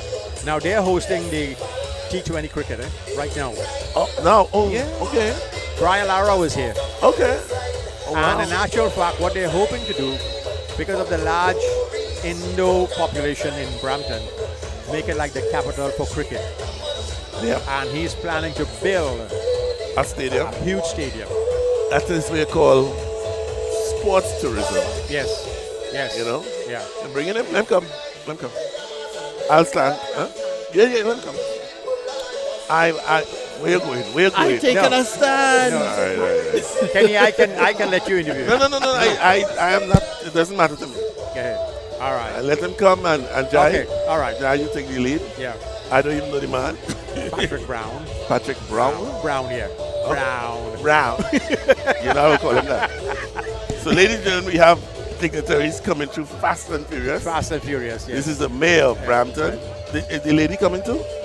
Is it two? Two or one? Two, come. Right. Mr. Brown? How you doing? I got to go. Mr. Patrick Brown, nice to meet you. My name is Jai. I'm from Chin FM. I'm Chin FM in Toronto. Yeah, and I am co-hosting Johnny Lombardi's station. Yes, I host a Caribbean program there. You know, and who's our other guest? This is Trustee Kathy McDonald, and her husband's Trinity.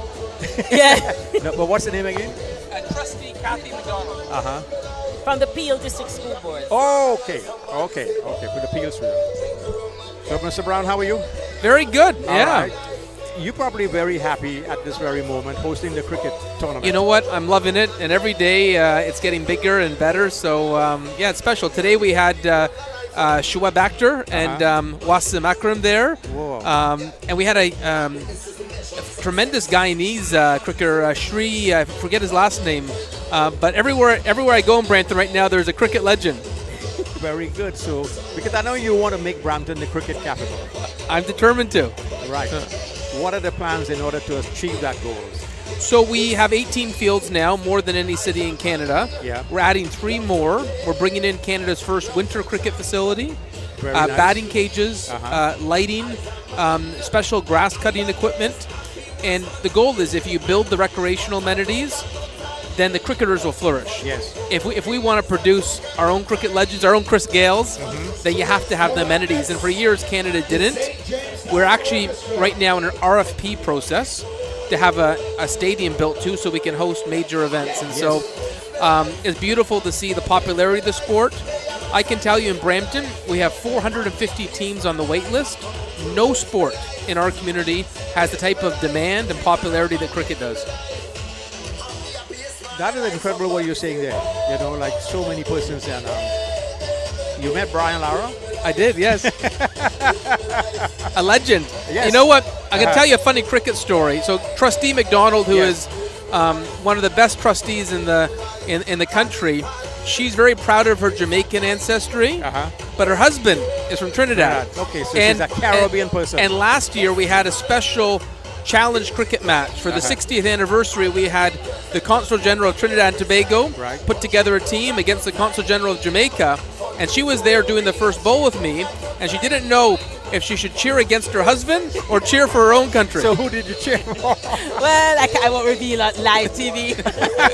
No, actually, I'm a Yardie through and through. Right. So I was cheering for my fellow Jamaicans. You know, and before you came on, we were just saying that we got to cheer for the reggae girls. Yes. In the World Cup. You know, this is incredible. Absolutely. To have actually into the group of 16. Yep. And I considered their drawn match against Brazil a victory for Jamaica. Absolutely. Yeah, Brazil's a soccer titan. You know, and to draw against Brazil. Yeah.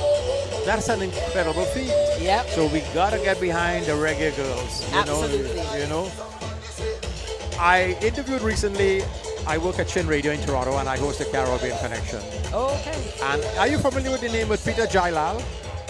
No. He's a poet, and he taught in the Peel Board of Education.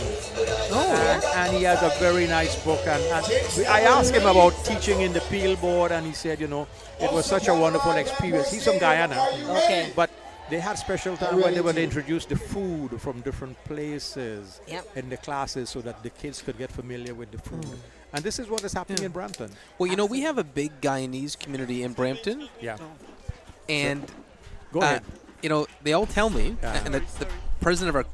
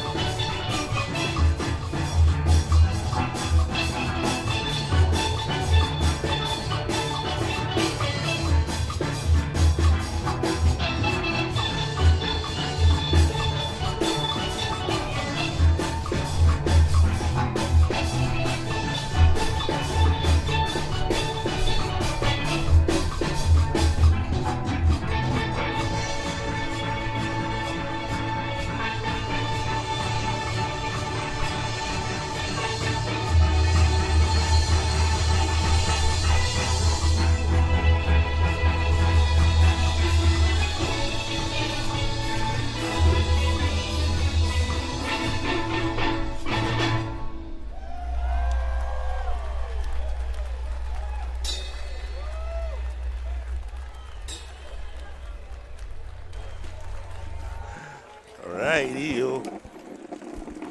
Band number 2. Band number 2. First thing first. Let me apologize for cutting off the mayor and the councilwoman. She's a councillor or something. The lady was with the mayor. She is the Halton, the Peel Board of Education. Oh, wow. And she wants to talk about steel band in the schools. Okay. In the Brampton, Mississauga area. Right. Okay. So I promise that she will come back on, hopefully. Nice. Okay. Nice. Wow. And the mayor is big on the cricket. And he's building an indoor-outdoor facility Wow. to have indoor cricket in the wintertime. Wow. Very nice. He wants to make Brampton the cricket capital of Canada. Wow. Really? Yes. No. It can happen, you know. Yeah, that's forward thinking, eh? You know, sometimes people look at a space and just see empty land and a space. Other people see vision. something, a vision of something. And when you're doing it, the people say, "But you're a madman, that will never work." And when it works, they say, "You know how to tell you that." What did they say about WAC? As they say, you see what I tell you? Yeah, boy. They say that will never work. Nobody wants to hear local music 24/7, 365. True. That will never work. And now So in in the year between 90, the sandwiches, how you felt about this band? I thought the sandwich was. Oh, I'm sorry. Yes. St. Jamestown playing one of the only bands. There's another band to play, playing a tune outside of Olatunji's engine room. They sounded to me, in my opinion, good this year. I have heard them a long time ago, and in fact, this band has improved tremendously. I would agree with that as well. The sound is full. Yes, that's the main thing. You would normally hear just the higher pan, the sopranos, and that's about it. Unfortunately, the first band did the sound check. Right. So we got a fuller sound this time. Yes. Is it because the band was smaller? Look at the arranger coming. I will take my lead. No. You speak to him. And the fact is, too, this band is a mixture of Vietnamese kids and Canadians. Right. Yeah. Now come, Jai on the. All right. Yeah. So right. So we have the arranger of St. Jamestown Youth Orchestra. Good morning, sir.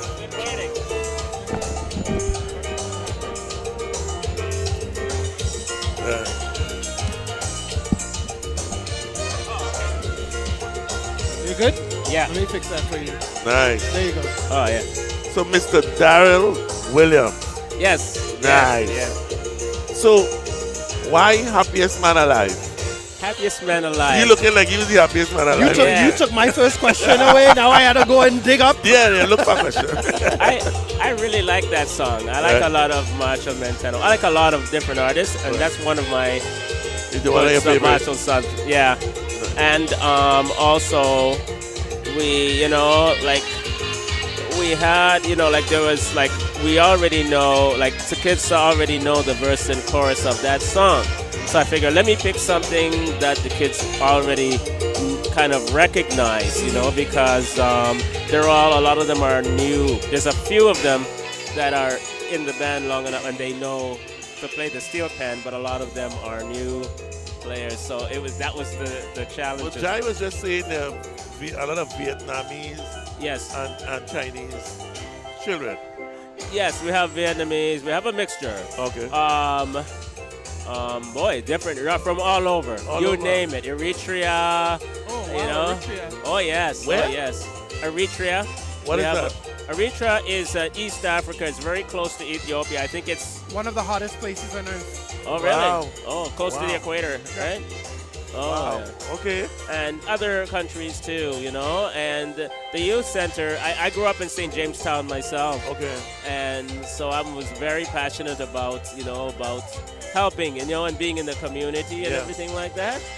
And it's a really nice community, and they're very, they just come out. They're young. They're learning the instrument, And I think it's good that they're learning the instrument. So we will give them what they, Right. what they need, and keep them happy, and they're very good. Yeah, I heard that the parents are very supportive of the program that happens in St. Jamestown as well over the years. Oh yes. But I wanted to touch on something. Jai was actually just speaking about it before you joined us, and it had to do with the fact that we can really hear the band this year. I don't know if previous years, if it had to do with the miking or if it had to do with what the instrumentation was. But we were able to hear kind of all four voices: harmony, the melody, the cellos, and the bass. Did you consider that when you were doing the arrangement in terms of orchestration? Yes, because the 4-pan, which is what we had there, I had to say, you know what? There's not many instruments. Obviously there's one guitar, one 4-pan. We have a couple of double seconds, I'm on a double tenor.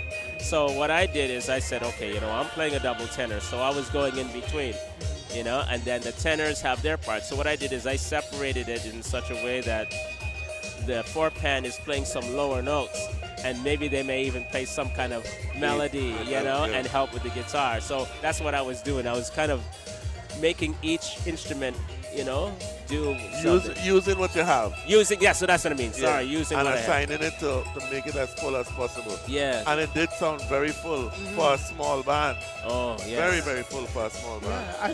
As an arranger, I would say that you have to make those decisions.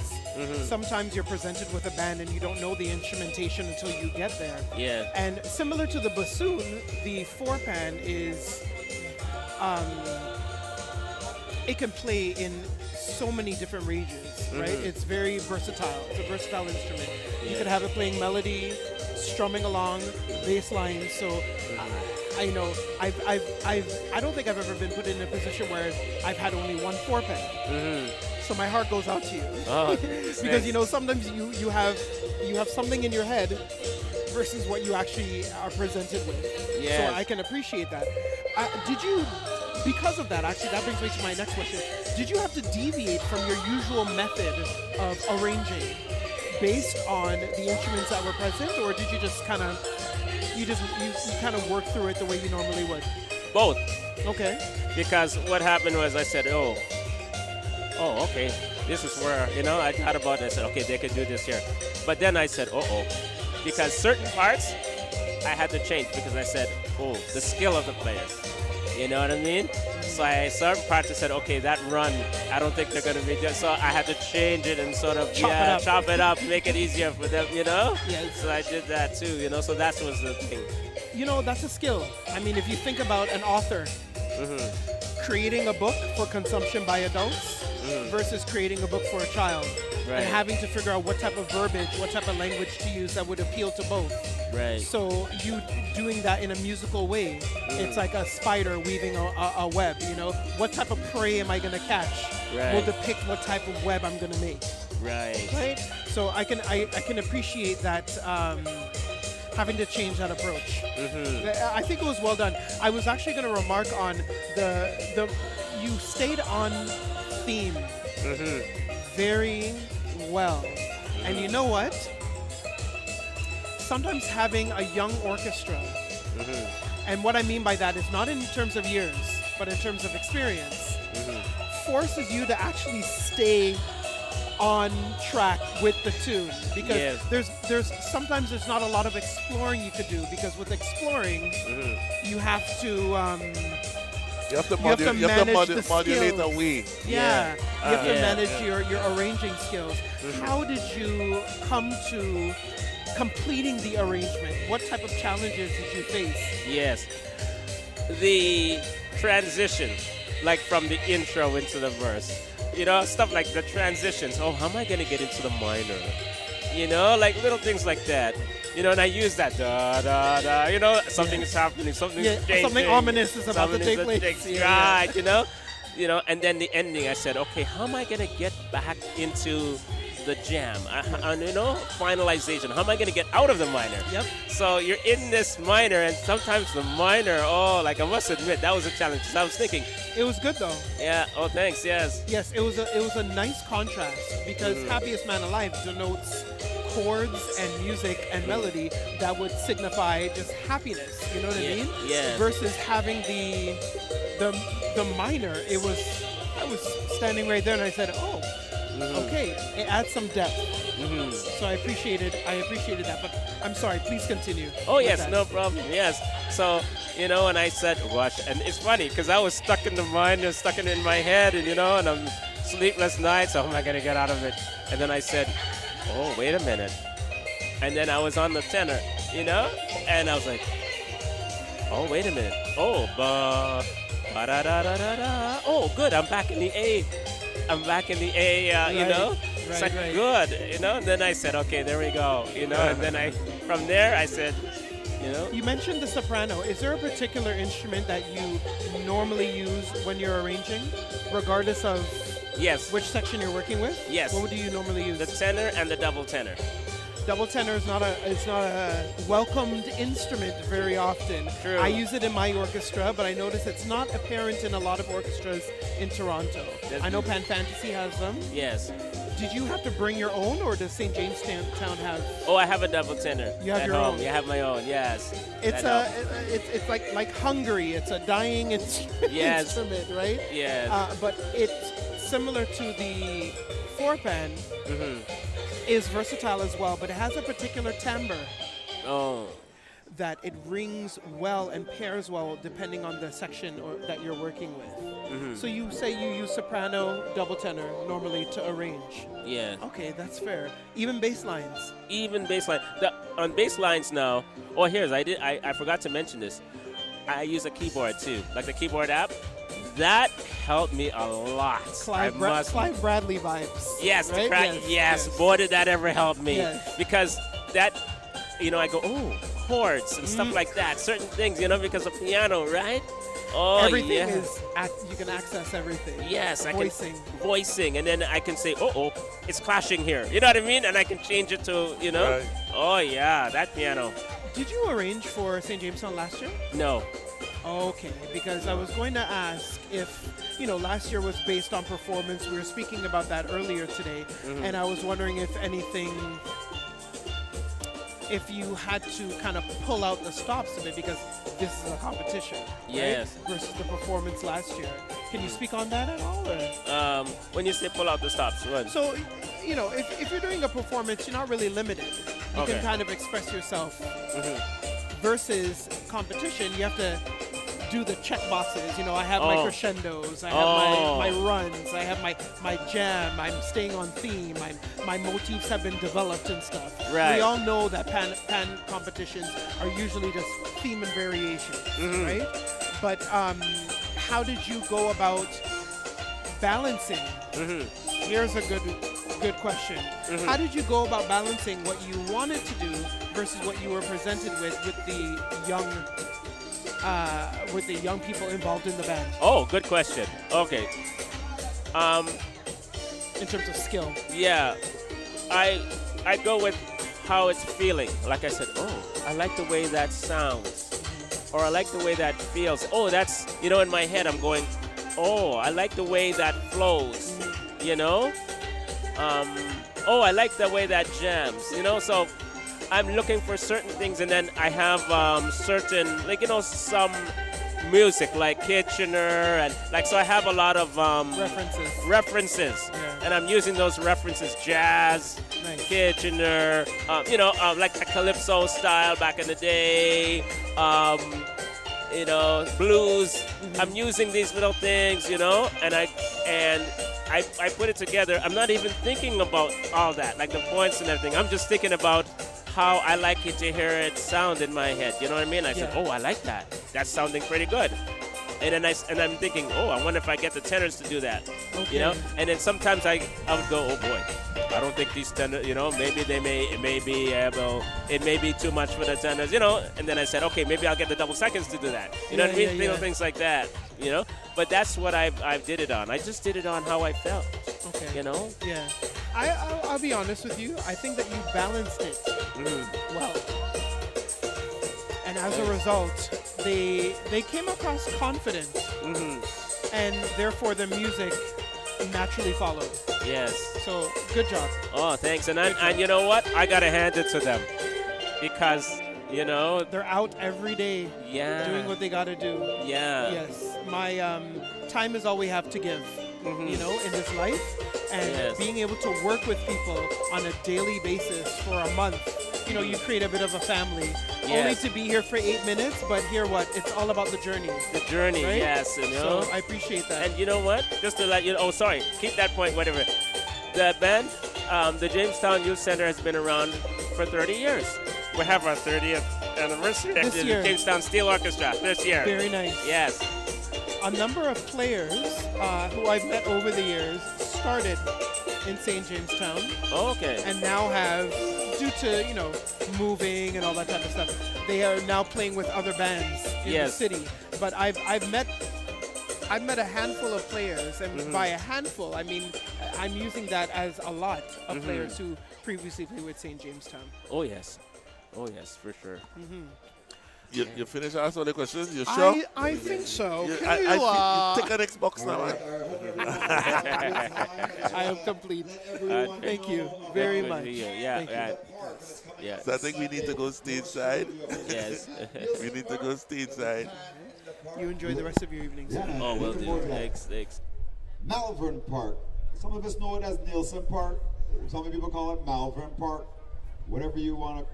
Listen, that's what it's going to be this Sunday for Pan in the Park. Yours truly will be your host. And did you know that it has officially been announced that August 11th is World Steel Pan Day? August 11th is now World Steel Pan Day. It is official. Pan is official. Huge shout outs to all of our vendors and sponsors that have made this night possible. Next up, we have the Forest Creek Pathway, the Pride of Scarborough,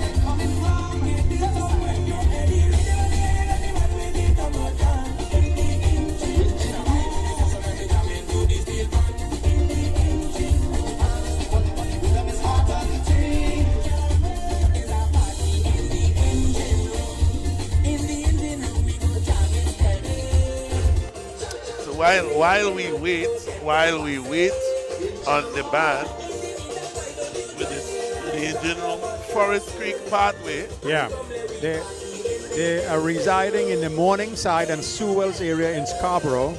This orchestra is led by Albert John and is made up of youths from the community, fairly new to Pan Alive. Okay, Forum. They're already making a splash with their musical creativity and support of local bands. Now, and I want to go back to St. James Town Youth Orchestra, and this band was formed in 1993. The orchestra's repertoire consists of calypso, reggae, popular, religious, and classical music.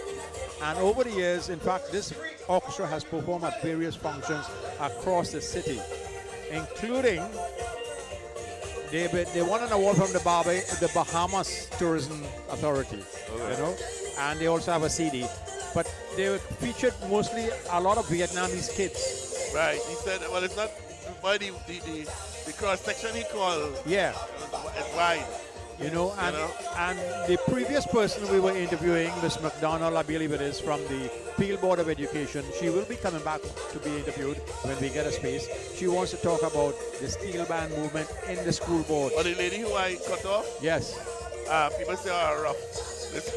Let me apologize again because the essence of this thing is the band. Band, yes. We can't be having, whether it's mayor, No. prime minister, Yes. don't talk about my steel band. Pan You is understand? pan. Yeah. So they were just going on. So we Yeah. needed to, So I told, so I said, no, come back on. yeah, no And we problem. will continue this conversation. It's not about a photo op. No. It's about pan. Pan. Okay? Right. So if I had to be rough, I had to be rough. My humblest So, apologies. like we said, pan day. I find since I come Canada, I roughing up too much people. I rough up people last night for kicking down the Well, camera. last night was a different story. Oh my God. You know what I mean? Listen, I get a pain at the little. I watching the camera falling. And I say, In slow motion, in slow motion. The man, it was tied onto the thing and he kicked it down. And it falling down like this. And we're here like this, seeing it going down. And he trying to get under the tent. If it was concrete, you'd be picking up parts all over the place. That would have been done. So my humblest apologies for quarreling and roughing up people. But it's about the pan, it's about the mask, it's about carnival. It's not about politics. True. So her name is Kathy McDonald and she's a trustee with the Peel Board of Education. Nice. All right? So, Is she going to be speaking about it already in the school? yeah. Oh, nice. Yeah. So like we have over 703 people on YouTube. I didn't even check Facebook. I even checked Twitch, no anything. And we are reaching far and wide. All over the place, all over. So we say good night to all of you. And soon, And the weather is just perfect for a pan tonight. I saw a little breeze just now, so I get a little worried there. I had a nice saltfish sandwich. You mean a bacon saltfish? Yeah. Oh, all right. And I brought my own pepper. All right. So we're doing well. How are we? Are we outside there? Let's take a look at outside, see what's happening.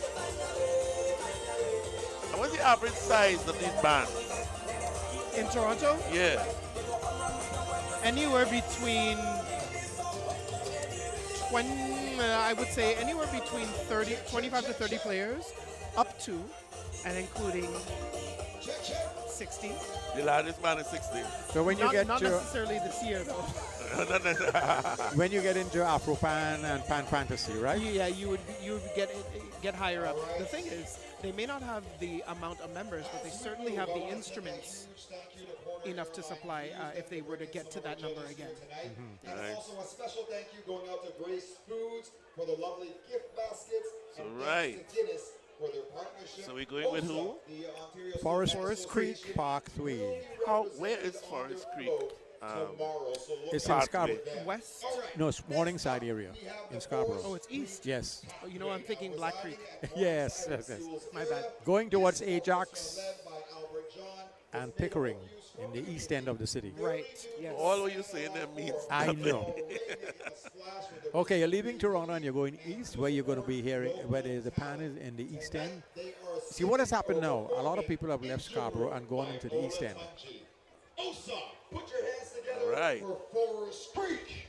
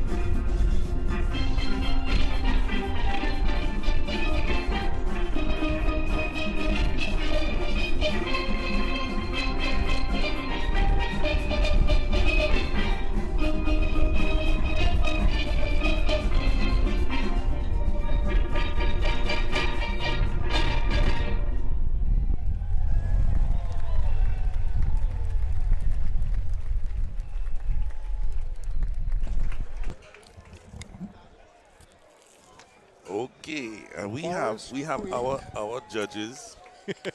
We have our professional judge here. Critical feedback. Critical. You gotta be careful, you know. You can't really. You have to be very politically correct when you're criticizing. You know, you can't say certain things. I'm just giving you your parameters. This is true. I definitely try to refrain from criticism. And the fact is, a young band. It's a new band. Yes. Right? Yes. It was a fair arrangement, in my opinion. They certainly kept the theme of the engine room in terms of the engine room theme from the song throughout the piece. I would say that they had a really interesting quick transition that just happened around the 7-minute mark. They ended at 7:40, so in terms of timing, they were good. It was a short intro. Overall, I would say it was a good Attempt? presentation. All right. Okay. So It was a good. You can't use the word attempt. No. It was a good overall presentation, Right. especially considering that they're a new band. I mean, I haven't brought my orchestra to compete, and it is a huge undertaking bringing anything new to a competition. But everything is a learning experience. I don't know. I can't really see from here. I don't know how many bass they had. They had 2 basses. They had 2 basses. 6 From bass. what I can see. Yeah, look like a 4 and a 6 or 2 6. I think that they could have been mic'd better. Right. That would have added some belly, as they do see, to the presentation, or to the performance rather. But they were tight. You know, it was clean. What did you hear? Touché. No, I'm not from here. Right. That's the caveat. That's my the caveat. So I could call out things and not even feel, because I don't know them. I have no. There were some runs that were like, it was an attempt, right? There were some runs that punctuated like the introduction to get into the song. Sounded as though they stumbled over the runs. Okay. And then they say, okay, it's finished. Now let's start the song. You know? It just wasn't that clean enough for me. And without that bass, without the bass to give you that foundation, that you're playing your melody and your chords on top, everything sounds shaky, you know? And I don't think the bass is their fault. True. Because right, like we gain bass now from the bass, so we gain too much. And some people forget that this is about the pan show, not about the DJ. Yes. True. You know? Anyhow, So the arranger was Albert John. Do you know him? I do not. Okay. He's supposed to be coming. Okay. I would say that sometimes there are many things that go into arranging or composing. Sometimes there is difficulty in learning how to transition from one section to another. Like literally, what am I going to put here? Am I going to put a stop? Am I going to have a band-wide type of unison? A phrase or something that goes from point A to point B. Right. Yeah, a modulation, whatever you want to call it, something. And that's something that you need to work on. Yep. Right? It doesn't necessarily come inherent, but exactly what you said. Is it a run? What am I going to do here? And then you're faced with, similar to what the previous arranger for St. Jamestown said, then you're presented with who could play it? The skill level. It is a constant challenge that I try to get across to, especially when I'm in a position where I'm teaching or I'm arranging. It's something that as an arranger you have to constantly be mindful of. But it's not pan alone. It's any kind of arrangement. Any kind of arrangement. You're trying to get a point across, and you might put a chord, a guitar playing chords, and the guitar dates the the whole production. You understand? And guitar may date the production this year, and next year guitar in vogue. Right. You understand? I've been living that with my sons. All of a sudden they call me, come and play some guitar. And I said, but I thought only say when other people play guitar is get old. It's good now. Now all of a I sudden. said, who decides that? Remember, they're going after your records too, right? Yeah, boy. I like Swappy did this song on the whole feeling it rhythm, the whole feeling it, and I just sat back and watched them like, some money should be paid here. If you're using my guitar through the whole song, Right. and bring it back on a new song, oh gosh, pay something to somebody now, you know Yep. what I mean? But then I know that Calypso and they don't have that kind of money, so I don't fret. I don't fuss. You know what I mean? I just enjoy, hey, play it. That's cool. But, you know, like, it was transition across America. Every time I play, I get money. Yes. Because it's my guitar. You understand? But hey, let's love the Calypso. Did either of you ever play Pat? No. No. But you're a lover of it. Yeah. I find that very interesting. That there are, my mom is one person as well who has never touched a pan, but the love of it, you would think that they invented the instrument. Yeah, right? gotcha. Shout out goes to Mark Mosca. He actually said to say hello to the both of you. Yes, Okay. yes. He wanted to say hello to you too. Another pan aficionado, if Yeah. you will, in Toronto. You know, But you know- sir, you know that I, in my younger days, hated pan. I've said this all the time. What about it? Hated it with a passion. The sound. The sound. Because I used to hear it on the radio, Okay. right? And on the radio, the pan, and on TV, TTT especially, pan the It don't song sound like, right. like you have a plug-in that name Galvanize. It song, everything sound like Galvanize. And you get a lot of conversation among kids who are not born in the Caribbean. That is noise. But when you teach them the intricacies of pan, then they learn. Then they It's get noise only until you stand Stand up up. inside a pan side. Right. And also the different aspects of playing pan. I mean, you could drum. You could be part of the engine room. Yeah. Pun intended. Yes. You could tune. And there, like I said earlier, playing. It's a business. There are many different aspects of it, right? Management. Yep. So But you see, when I listen to music, sometimes I would isolate everybody else and listen to one, maybe the guitar man at this time, or the drummer, or the bass player. And that's how I listen to music, and because, case in point, Sergio Mendes took a brass line from Santana and put it in the same brass line in their song. But I said, I know that brass line, and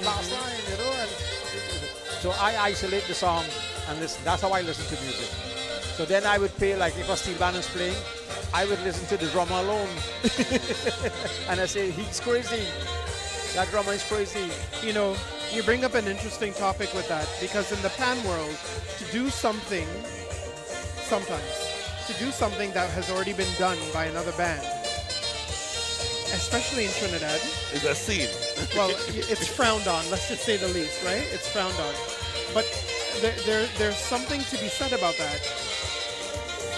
Sometimes I was having a conversation with someone recently, and we were comparing artists from the Caribbean versus artists from North America. If you're in North America and you're an artist, especially when it comes to music, you don't have to necessarily come with a song every year, Yes. right? Right. You go to the Caribbean, If and you will come with a song. if you come with a tune that you already played the year before, they would have something to say about that. Yeah, true. Also, there were some arrangers who used to frown on sampling, using a piece of another song in your song. Right? And my argument is, once it is telling the story and it doesn't stop you in your tracks and the story is telling, all power to you. You know? I could understand both sides. I could understand someone feeling robbed of intellectual property, but I could also understand people saying you don't own notes. Point. You know what I mean? You don't own a major. you don't own a progression, right? So I honestly thought the band was starting to play. That's why I look at it, like what's happening here. Right? But the next band will be New Dimensions, Yes.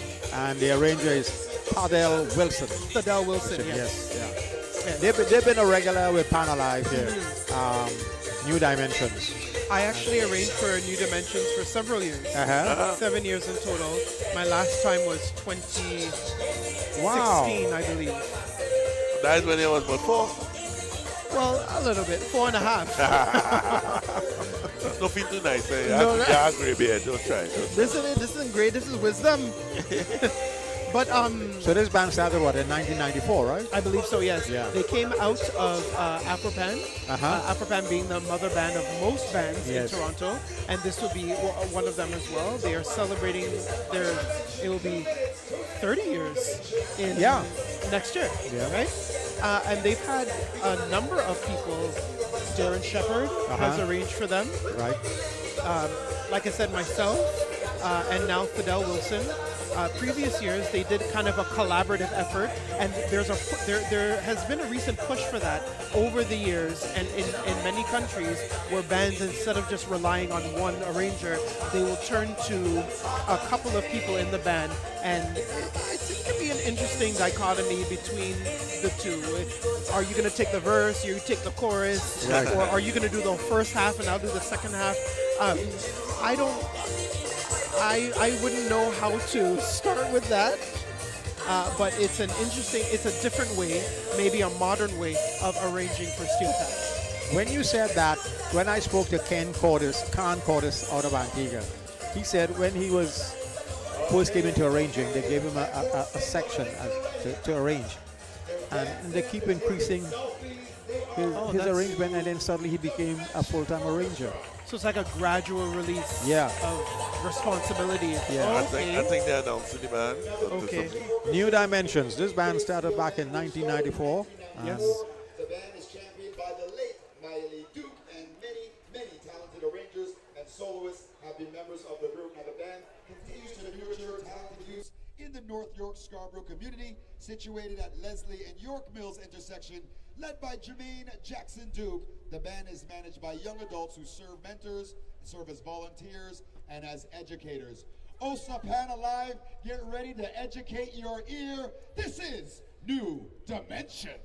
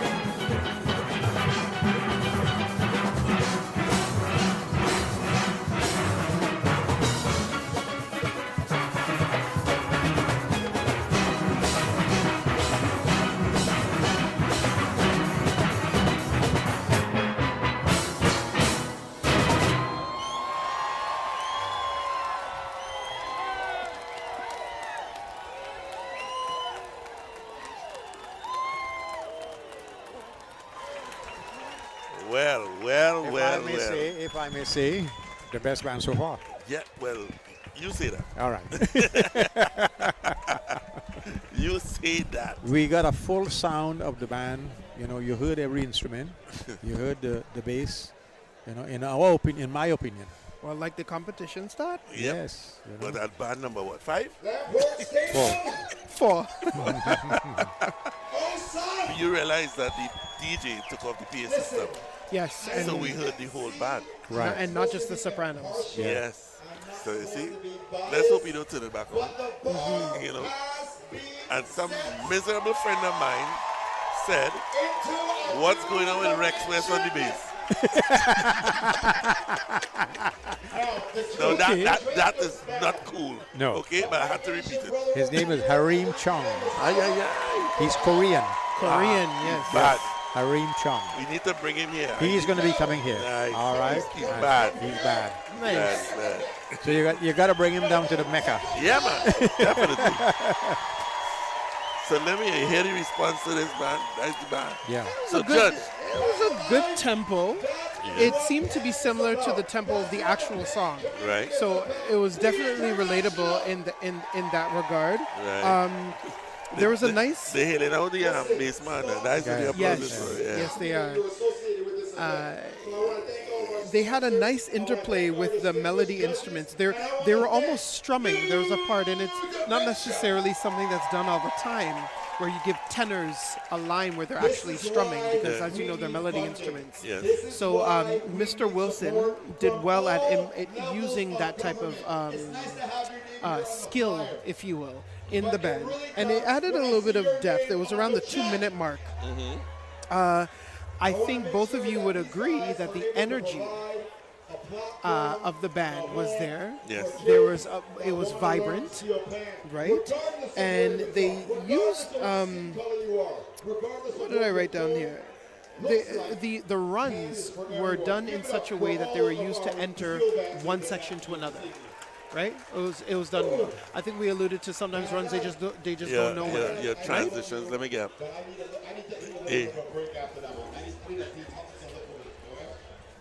All right.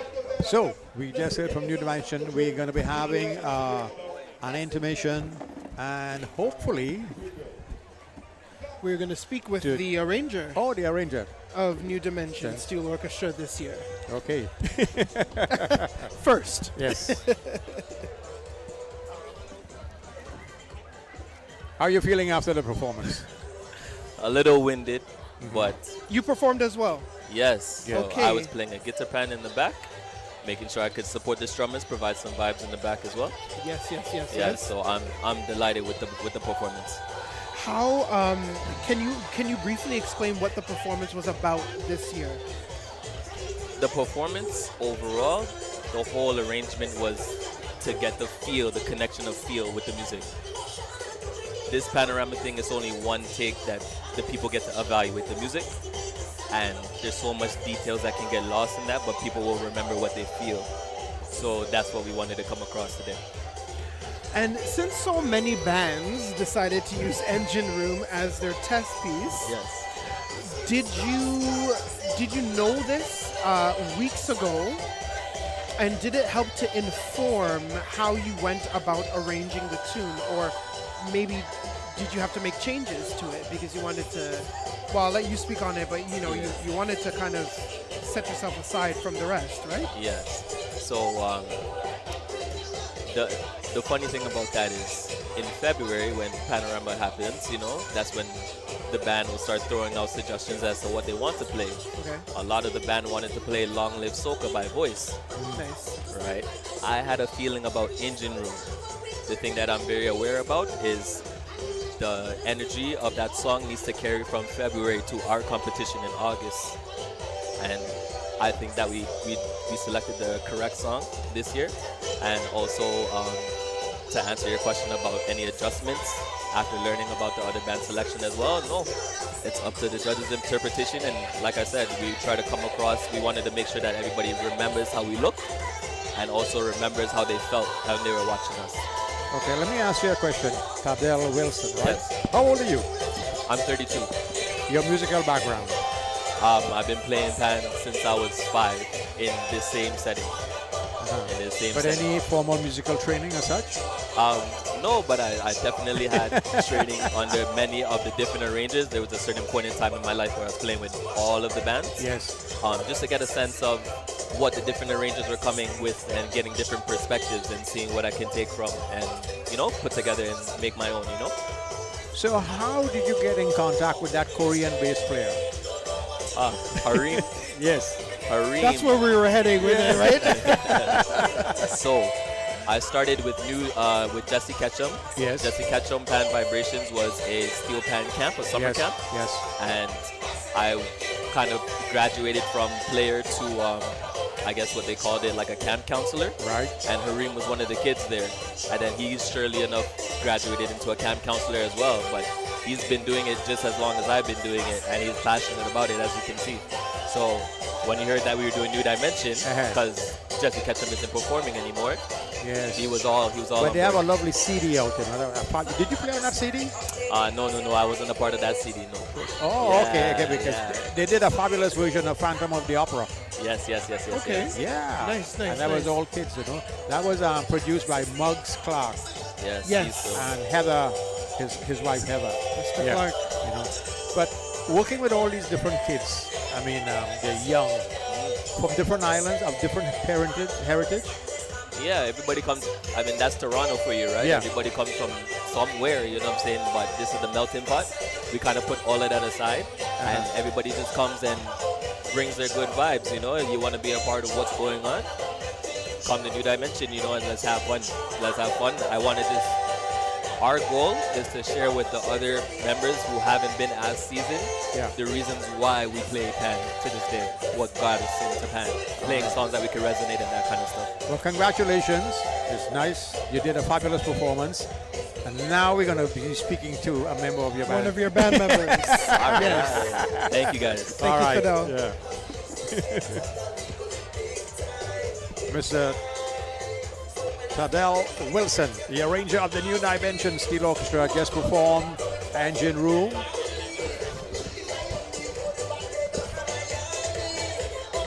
So we got Mr. Harim Chang. Yeah, How are you? I'm great, thank you. Were you born here, or how long are you born in Canada? I was born in Canada, Oh, yeah. so you're a Canadian of Korean. Descent, yeah. All right.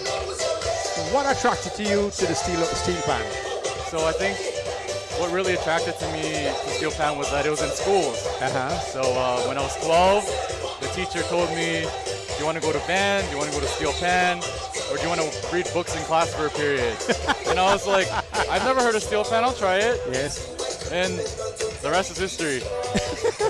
So how many years you've been performing here? So I'm 30 now. Yes. And I started when I was 12. Wow. I've lost count at this point. I think this might be my 8th pan alive. But I started at a young age and just kept playing and kept playing. I didn't play every year, but I tried my best. But what it gives you when you're playing the pan? How do you feel and what it gives you? I think it's a lot different than when I was younger. Yeah. When I was younger, I focused mostly on the music, the challenge of finishing an 8-minute arrangement.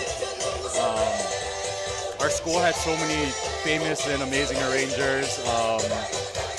Cecil Muggs Clark was my original teacher. Right. But if you've been in Toronto, like Torian Clark, Dwight Belgrove. Yes. From Trinidad, Tony Panjumby Williams, Jason Farrell.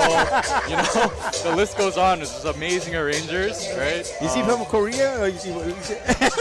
I'm listening.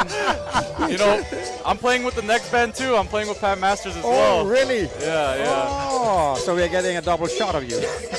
I don't know about another interview, but Well, that's why we have intermission, so he can go do a scene change and then come back. I'm glad that you had mentioned that it was school that you first started playing pan, because we had spoken about the different environments where pan is. What was you said that it was different from when you were young to when you are now. What would you say was a huge difference from transitioning from school to now being in a competition? it's definitely more about the community. Lifelong friends that I've known for 18 years, catching up with them in the panyard. If you're in the panyard, you're playing pan. I'm glad you said that. So, if you're showing up to practice, you're playing pan. So would you like to go to Trinidad, or have you been to Trinidad to perform? I've never been to Trinidad. I really want to go next year. But it's a life-changing experience. Everyone tells me, not right? only from if you're a tourist, but going to play pan, you will experience a different type of environment, and you'll bring that with you. That can be arranged, for you to play in a band. I know a lot, like I mentioned earlier, actually, there are a lot of arrangers that, that arranged for me when I was younger that are arranging in Trinidad now, like even Michael Toby. Michael Toby's in Toronto. Yes. He was one of my arrangers when I was 12. So it's just a long line of amazing arrangers. Well, tell them you would like to play in a band. And then they will take it from there. Let me ask you a question. Did you always play bass? Yes, I've always played six bass. I actually own a tenor as well. I played tenor 1 year, but do you ever play your bass lines on the tenor? No. Think about doing that. Really? Yes, because you get to see the instrument in a different light. You have a low D tenor, right? Yeah. So and you have a six bass. I know New Dimension six bass might be a little bit different, but the pockets of the tenor is one drum of the bass. So you'll have D, C, and G, or D and G, whatever together. Play the song that you play on bass on tenor, and you will see the connection of the instruments.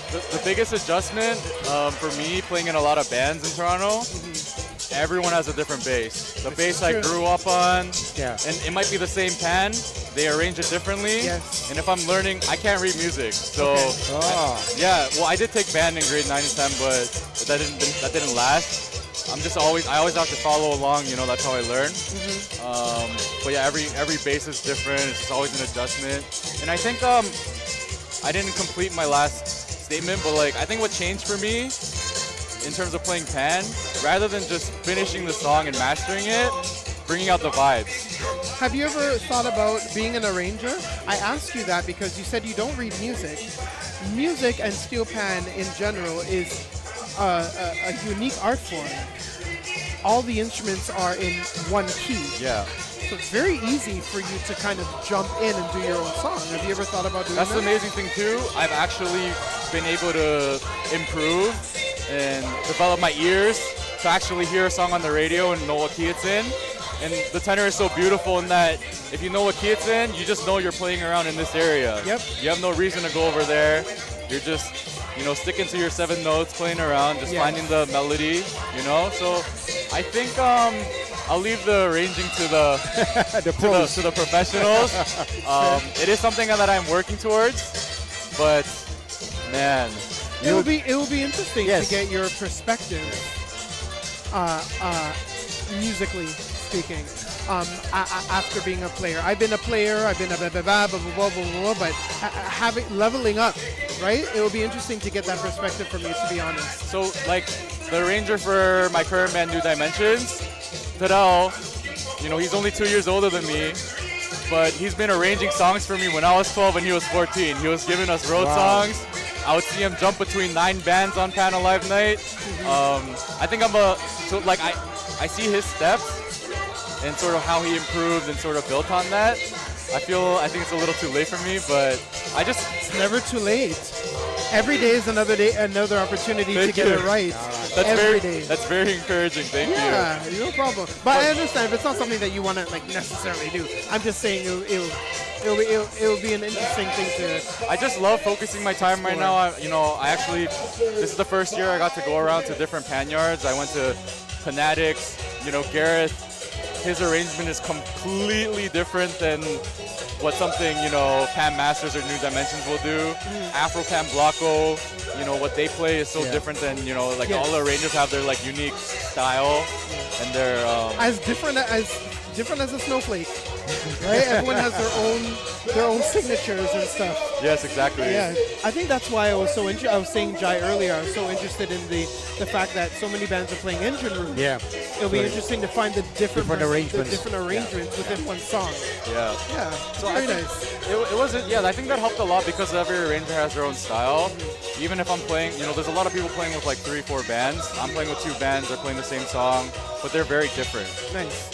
Even on the same pan, completely different. So, I think it shouldn't be too bad. Let me ask you this question, final question. How your parents feel about you getting into pan when you did get into pan? I think they were more supportive when I was younger. I will say, because I grew up with it, so it's a little bit harder for them to understand. Yeah. But they're very supportive. Yeah. Yeah. All right. Do they come out? Really? Yeah, they did not come out. All right. So we know you have to go to play with another band. So okay. Thank you very much. Okay. It's a pleasure meeting you. It's a pleasure meeting and you. Congratulations. Congratulations Thank you. as well. All right. That's Kareem Chung. Yes, Jai. Korean of heritage. We're talking about diversity, inclusion. Yes. And he is a direct example of what is happening here of in the Canada. diversity of what's happening in Canada as well. Yeah. As you know, Trinidad is one of the most multicultural islands that we have in the Caribbean. But having the different types of faces walking around here, it's not just Afrocentric. You have Indo-Caribbean. Now we see that we have Koreans. We have Asians of all sorts, Vietnamese inside of St. Jamestown. We got Mr. Nathan Downer of CTV Network. Oh, yes. I see you every so often, sir. Nathan, how are you, sir? I'm doing great. How about yourself? Very good, very good. It's so nice for you to drop in. Oh, man, no doubt. Wouldn't miss this for the world. One of the best competitions that we have leading up to the parade. Right. And I'm looking forward to watching some of the best sounds of the Caribbean. Yes. How you guys doing? You good? We're doing good. So we're live. We're normal. Yes, we are live on WAC Radio and we're streaming live. Good. And we're doing well internationally. So Nathan Downer, CTV, newscaster, and I'll let him say the rest. Well, I got to say this. We are going to be broadcasting the parade live on CP24. Yes. You can get it online, cp24.com, beginning tomorrow at 11 a.m., going right through till 6 p.m. 6 p.m. I'll be on from 2 to 6 p.m. with Jessica Smith, Rachel Sirwa, and others, basically showing you the parade. Nice. So if you're not in town and you want to check it out, You can still go to catch it. is there a camera I'm supposed to be looking at? There's a camera, right. If you're not in town, check it out on our website, cp24.com. So looking forward to that. Very nice, very nice. Have you played pan yourself, sir?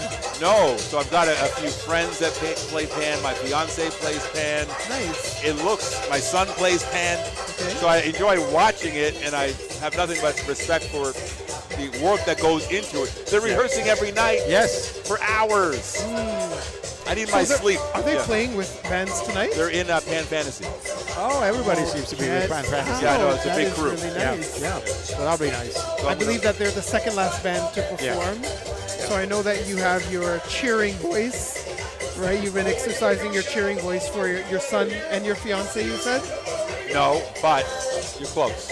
Oh. So my son does play, but he's not in this. Oh, okay. So other friends are in it. Okay. So I know people that are in Pan Fantasy. Okay, nice. And they're good. They've won it how many times? Yeah. They're the winning band. They're current champions. Anyway, for the benefit of our the viewers here, Nathan, your Caribbean heritage. So my father is from Jamaica. My mother is Guyanese. I was born here. Yeah, right. But grew up with a strong Caribbean influence, of course, and grew up in Scarborough with a high number of people of Caribbean descent. Right. So a major Caribbean influence for sure, and it's something that I'm very proud of. So you're at home, basically. You're at home here. Nice. Very nice. At one time, he was a member of my show. Okay. Right. So the very first on-air job I had was with Chin Radio, working with Jai Oja Maharaj, who, as you know, is a legend. Yes, he is. So I learned quite a bit from him. We had a program called Insight, Okay. which was a news magazine show on a Wednesday night. And He wrote to me. He was out west. He said he wants to come on the show. I said, I can't pay you, but I can give you an opportunity. And then you can apply for jobs elsewhere, which he did. You took it and ran with it. So here's the truth. I had never worked out west. That's the truth. I had never worked out That's west. just what you put in the I said email. I was out west, but I had never worked. But John was like, okay, we won't bother. Let's see if you can do the job. And I managed to fumble my way through it. Okay. And then finally I was, you get better and better as you do it, right? Absolutely. Remember when you first started? Nobody's good when they Today's first start. my first day. Oh my God. on the Okay, job. well there you go. Well, you're pretty good. Most people are not very good when they first start. It takes a while, right? Okay. All right, Nathan. Thank you very much, sir. Oh man. Always Best a pleasure. Of luck. Best of luck. You're working with one of the legends. I was excited to Learn from Josh. Absolutely. Good night, everybody. Thank you, Nathan. You have a good evening. Okay. So one or two people. Okay, good. I'll see you down there early o'clock. So next we have Pan Masters, and this is a collaborative effort, arrangers, between Rudo and a gentleman by the name of Akiba Joseph, who hails from Trinidad and Tobago. So earlier we were actually talking about bands who collaborate with different arrangers. Right. And the pros and cons associated with that. There may be some difficulties, but there may be some easeability. Maybe you can't make it to the panyard one day, and you could tell this person to take the reins. So it'll be interesting to see how they came from A, B to C, how they did with this arrangement. Do you have some information about them? But the Rudo 4-2, right? 4-2? Yes. Yeah, and Akiba Joseph, well? Yes. All right. I also So, want to give a huge shout out to Pan David, Fantasy, my special let's see guest here. tonight. Pan Masters, They yes. support me Okay. in everything that I do, even before I knew Well, let's what say I was Pan doing. Masters, of course, is the Please give it up dynamic for the and fellas. versatile musical Joseph ensemble that has been enchanting audiences with their performance since 1989. Located on Brimley Road in Scarborough, they are a diverse group of players of all ages led by the esteemed Tommy Critchlow, who is also a judge in Trinidad. Yes. Pan Masters brings together a wealth of talent and a shared passion for steel band music. The unique arrangements of Rudo 4-2 infuses the band's performances with innovation and depth, taking the audience on a captivating journey through the rich tapestry of steel band music. Whoa! Okay. And they're honoring a late great Dareem Thomas, one of our longtime players who passed away suddenly at the tender age of 27. Yes. It's It unfortunate, is but very, very unfortunate. as they say, his memory lives on in every note that so they play. the performance tonight is in memory of him. In our communities and in our schools. One of the things I like the most is when I'm driving. So Kenny, Oi. the gentleman we spoke to just prior to coming back here, his name is Nathan Downer. He's a CTV newscaster, CTV network. Well, this is after breakfast. I'm sorry. Yeah. After. Just as you came in. Okay. Yeah. And he actually started off on my show. Oh wow. We jamming still. All right. Lamport Stadium. All right. So this is Pan Masters. Yes. Get powered up. Well, I got a real treat for y'all here right about now. We good? Of course, we're celebrating this thing called Pan. But all the way from TNT, we have what is known as the Pan Twins, all right? Now, these two have been almost performing since the womb, since the tender age of 3 years old. And since then, they've toured places like Ghana, Nigeria, the States. They recently came back from New York and England.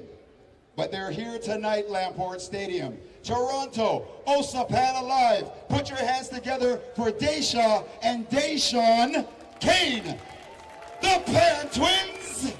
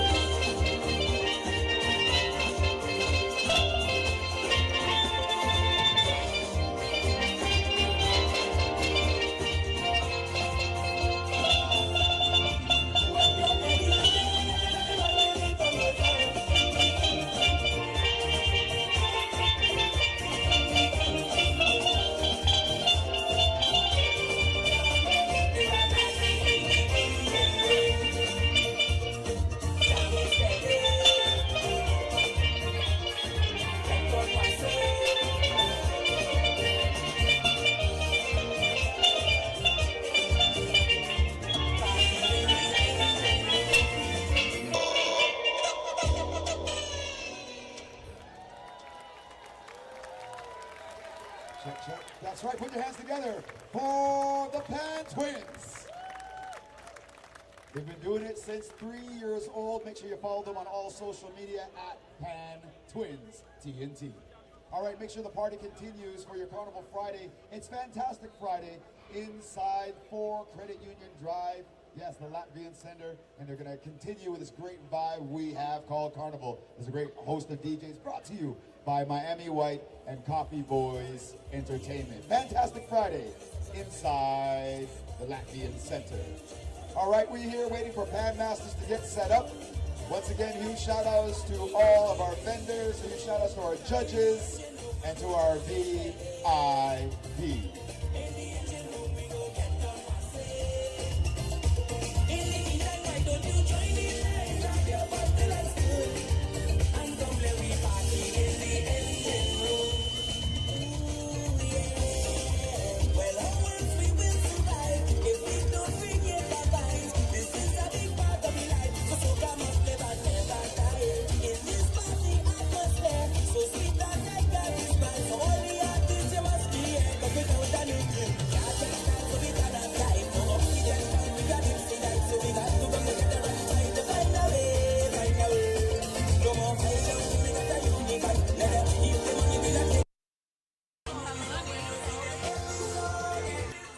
You just turn it off. Okay. Ladies and gentlemen, we get into serious discussions here, Kenny and myself. But before we get into what we were talking about, I want to say hello to Bruce Price. Yeah, man. Former guitar player with the band Blue Ventures. Right. He was very active here in the circuit, backing up all the Calypsonians that come up here, playing with the Parang bands as well, but he has now retired. So Brucey, special good night to you, sir, former member of Blue Ventures. So now, Kenny Phillips is telling me he was a member of Chandelier, and he was involved with the music called Love Up, which is a big hit of Carl and Carol Jacobs. Yes. I just told him that Carly and myself went to school together. Right. When Carl and Carol Jacobs came to Canada, their first tour, brought up by Ellsworth James. Right.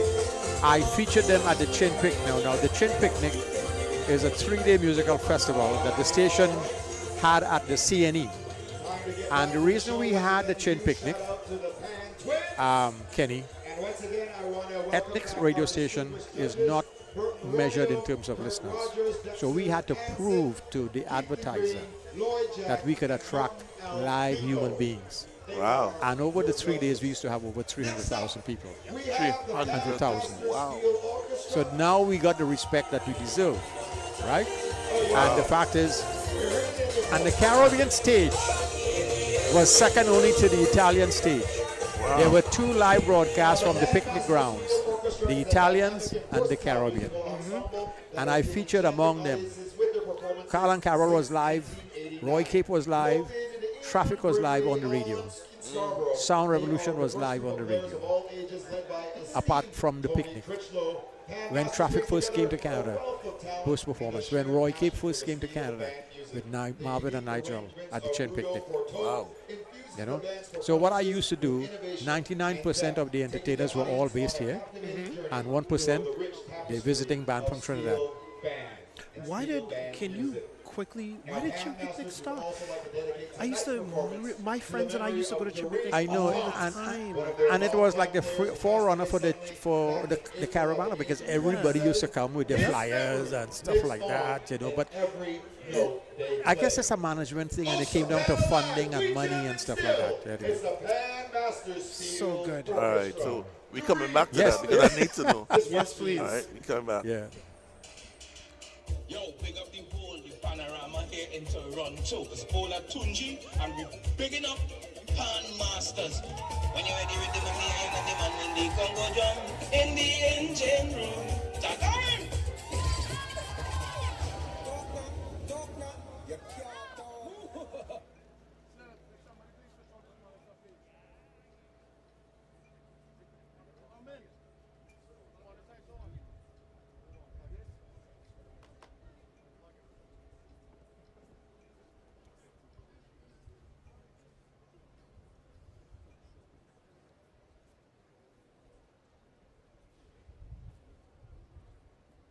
Pan Masters.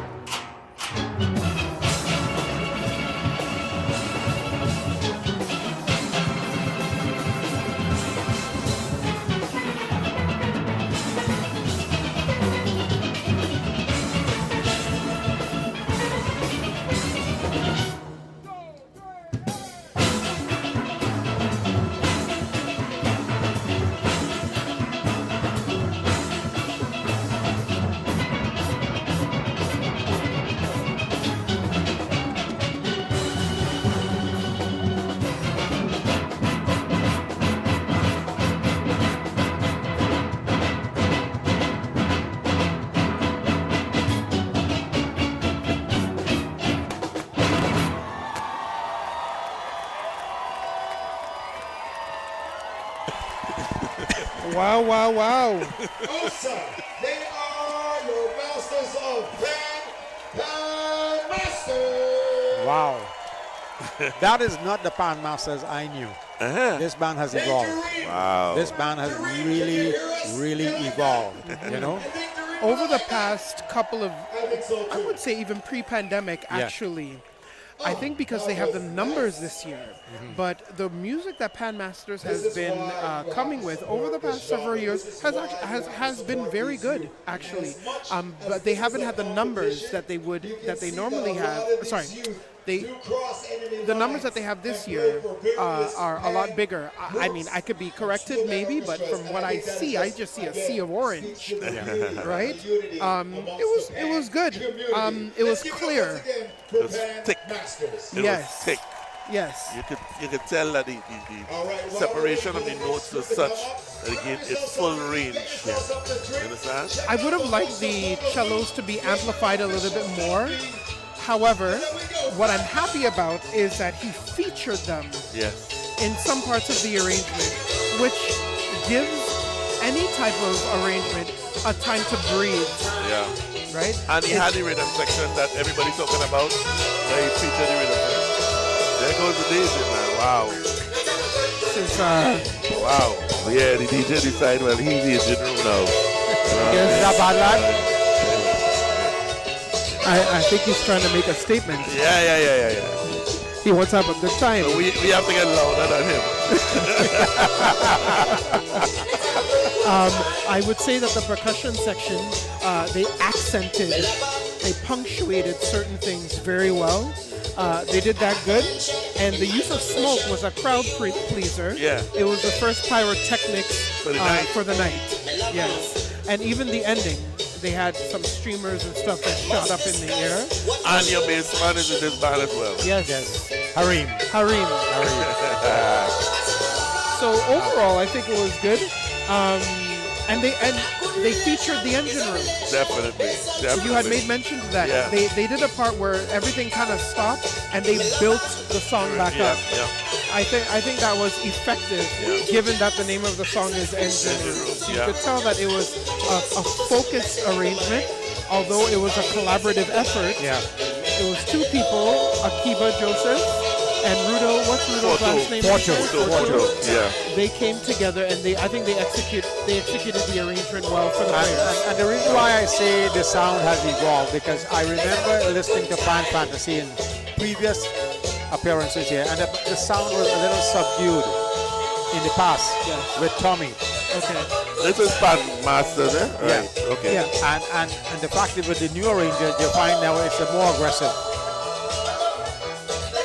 I find the sound is more aggressive. The contemporary arrangements. Yes. That's what I found. There certainly is a change in style. Yeah. So I think now they will be getting the respect they're expected to. Yes. I would agree with that. Yeah. Actually, yes. Very much so. All right, Kenny. Coming back to you, sir. What? You know what? Kenny was just talking about the DJ, right? But as we're having our little banter, Kenny jamming, yes? No. I hear my guitar. Right. Did you play on this? Yes, sir. My goodness. Very nice.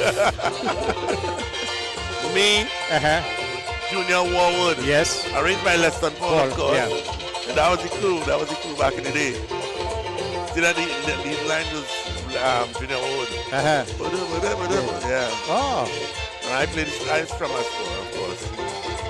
This is impressive. I'm meeting some greats. I'm sitting in between two mountains. I'm in the valley. So, hey, and a man just say be careful your company and keep. You understand? No, but I want to ask you, working with Kitchen in the studio, how was it like? Listen, there's a story I give all the time. When I started to play for Kitchener, I was 21 years old. 21. So that's just like 10 years ago? Last week. Yeah. Last week. My bad. And I asked Kitch about that, how do you find working with the young musicians? You say, well, that's the way I have to go. Yeah. And Kitchener used to have an entourage. It used to be Kitchener, Sonny Woodley, Jazzy Panton, and the about 10 of them. Right. So when they're going into the studio, it's an entourage. And he used to say, the little boy from South, bring the little boy from South. And Leston would call me, and like the first song I played for him was Symptoms. Right. Right? And the entourage would stand up in the studio like this. And I would have to perform for them. You understand? Rites of passage. You understand? And I would put my head down.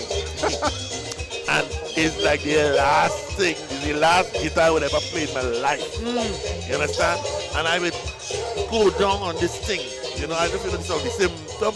You get in the symptom. Yeah. And then they say, halfway through the sing, all right, guitar. And I would have to play it now, octave up, and do all the and Kitchener, you know. All what you've heard about Kitchener as its perfect pitch and he knows is true. It is true. So he can tell you your fourth string. He that bad. Yeah. And when you hear your guitar, yeah boy.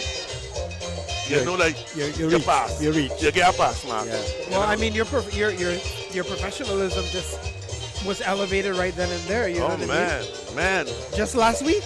Yeah. And it's 9 years straight. Symptoms, give me the thing, cockroach, whatever Leston did in that time. Yeah. And even you gotta be careful, Merchant. No, but that whole album by Merchant, I mean, is a masterpiece. Rocket. Well, that was on the English charts. Yeah. What was the one that was really the hit? Caribbean Connection, Pan in Danger. Go ahead. You gotta be careful. The real hits. I just ain't coming to me right now. Carl and Carol singing. Just ain't coming to me. Right? But that was Rocket. Would you like to rock it with me, baby? Yeah. The title of the album. Yeah. That was it. So I mean, I was just lucky to be in the right place at the right time, and you know. So now we go right back now to Carl and Carol. Why you see the full circle, right? You see that? I like the segue. Yeah. You remind me of Jai somebody is a who measured host, you know. He know what's going on before you do. Somebody in Trinidad sending me a message. Why are you hearing you talking? Just so? We're talking to people's business, right? You're getting a lesson tonight. Yeah. No, but I mean, I've been lucky to be on some of the classics. Yes. And I'm just lucky because it could have been somebody else. Simple. Another guitar man, you know. Just that when I play like it's the last thing I will ever play. It's humbling. Right? Yeah, boy. Yeah, it is. And just to refresh everybody's memory, the guitar licks from Feeling It. Oh my God. Baron. He trying to get a PR walking off. You know how long? There are people I like in this business, Kenny. All right? He just talking what he feels. I like Leston Paul. Oh, yeah. I like Carl Beaver Henderson. Yes. And I like Kenny Phillips. And then you could go back to Ed Watson. All right? Ed Watson, boy, I played with Ed Watson too in the studio. Yeah. When he did, he was doing all the covers. You know, I tell you, I've been lucky. Yeah. You know, I've been lucky. I graduated from a country band, a San Fernando country band, straight to a Port of Spain band. Yeah. You understand? And then went, you know. So, you know, I didn't finish giving it the chupati chutney. No. The chutney. Right. I was writing. Go. Chupati, capital D. Oh, God. No, it's when I saw the interview. There was an interview going around the other day. Yeah. And I said, he said, it was Kenny Phillips. It was Kenny Phillips. And I'm like, what chupati are you saying there, boy? We did a chutney. It was a chutney. Yeah. And we take it and we put English straight. And it became chutney soca. It was that was the connection. Francoman Hindi song. And she just me say, let's put English straight now. And we put English, and it was a chutney. And so roll up the tassel now. How that came about too? Me say, sir. Well, after that year with the chutney, he said, all right, you're ready? You're ready to come into the thing? Yeah.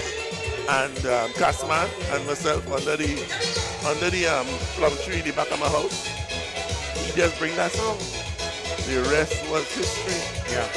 And her cousin was the tassa player. Okay. I'm going to ask you that question. Yeah. And I think I played most everything on it. Them days I was using my guitar synthesizer. All the horns was guitar synthesizer. I think my bass man was Panky Boyne. Right. From when he played with Callian. I think he's somewhere out here. He played bass. Did he play with Volts or one of them before? Callian. Yeah, Callian. But he didn't play with not Volts. No. Or Traffic or one of them? Nah. Okay. And I did those albums of Traffic too. The medleys and stuff of Traffic. That simulated live album from Traffic is unbelievable, but Horizon did a better job. Horizon was Steve Seeley and them. And Anselm Douglas. Right. And but that's after KP Sunshine Band. Yes. Yeah. I still have that album, and when I play it, you'll think Horizon is live. Yeah, I didn't do Horizon, I did Traffic. Well, you're talking about things before my time. Don't try to play a young now. Yeah. Too late. Somebody. Okay, that's fair. Let me get up. You catch me.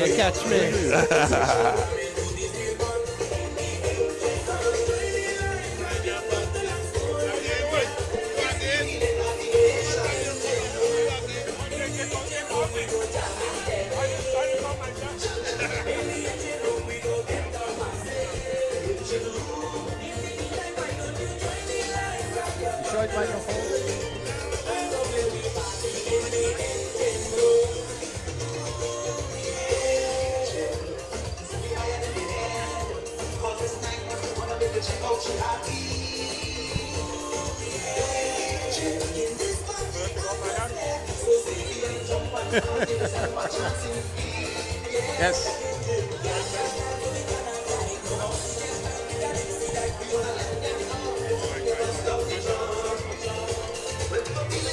Mr. Forbes.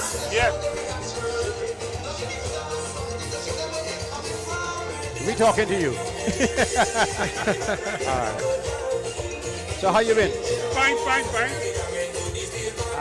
When were you chairman of this caravan? I can't remember, but I was chairman for about 10 to 15 years. I can't remember the exact dates now. Yeah. Okay. When you see the festival now and compare it to then, how do you feel about the festival now? Well, I think there have been improvements. And then there was a period where things was very slow on everything, and then I think it's coming back slowly but surely. Yeah. Because I think the funding now is coming a little easier from the government. And That's that makes a big difference, right? It would make a tremendous difference. No question about it. Right. Yeah. Now, many persons don't understand the logistics in staging a festival like this. The fact is, the parade alone is a huge thing to put on. Explain to us. Huge undertaking. So that's what what actually you need, because you have to work with the police, you have to set up rails, you have to get everybody on board and working with them, and it costs money too. Like most of the money goes there. Yes, that's right. There's a lot of money involved, and I don't think over the years we tried to get the community involved, sponsors involved, the government involved, and right now I can't give you a sort of situation where I can say that, because I'm not part of it anymore. No, but I'm just talking on your experience. Yeah. Because it seemed as though most of the money was going to the police for security. Well, I can't say most of it. I said a significant portion of it has been to the police, and because they were making demands on the organization to sort of make sure things don't go wrong and all that kind of stuff that was happening. Do you find sometimes it was too much at one time? Like I would say so. I would say so. They were taking advantage of the fact that we were getting money, and therefore they used that as an impetus to sort of ask for more money. Right. And then the organization, after time and what we were doing, and like anything else, things go up. Right. There's inflation. And that sort of paralyzes the committee to get... Yeah, definitely. With inflation as it was, and they were making all kind of excuses, and therefore you couldn't get more than you were asking for going forward. So that means certain aspect of the festival will suffer. Well, definitely, no question about it. No question about it. Andre, you want to ask a question then? Well, I would say it was actually along the lines of the first question you asked in terms of how the festival has changed. But I guess I would ask, what improvements do you think you have seen that have actually come to fruition? Maybe anything that you started that that you spearheaded, that other people have kind of taken the mantle and ran with it. Well, of course, you have a, how can I put it? You have an opportunity. You try your very best to sort of make the suggestions to sort of improve the festival. Right. And sometimes you get the benefit of that. But in the long run, it wasn't totally sufficient as far as I was concerned at the time I was involved. Right. And what type of connections, the connections that you've made with, the city of Toronto, if you will, have you been able to keep up those relationships? Well, I can't say that from my perspective now, because I've been out of the situation for some years. Yeah. And therefore there were minor improvements, but not significant enough to make a definite impact on making the festival as when I was involved. Yeah. So one of the things that I would like to see happen is more of a deeper relationship and connection between the pan bands and the mass bands. I find that sometimes there can be a disconnect. I don't know why. When you say a disconnect, what do you mean? I mean, I sometimes as a pan player, when I used to, because I don't any longer, but when I used to go down the parade route, there was every year there was some sort of stipulation or a limit when it came to pan people wanting to just be part of the parade. I think speaking to a number of people over the years, it's like mass kind of took more of a precedent over the steel pan. Being but there was always that kind of competition. Yeah. And naturally, you have two genres. You have the pan, and you have the steel pan, and then you have the mass men, and the mass men wanted to get more. But Leslie, like let me ask you this question: do you think it would have been feasible to have a mass band, a steel band, a mass band, a steel band? You mean in terms of the parade? Yeah. I'm trying to visualize. I have to try to think about that. Yeah. And because I've been out of the picture for some time. But can it work? Well, I think the flow, if I may interject, I think the flow definitely has to be considered when it comes to who goes where and stuff. Because as you know, I think a steel band, if it's not connected to a truck, will be significantly slower than the masqueraders.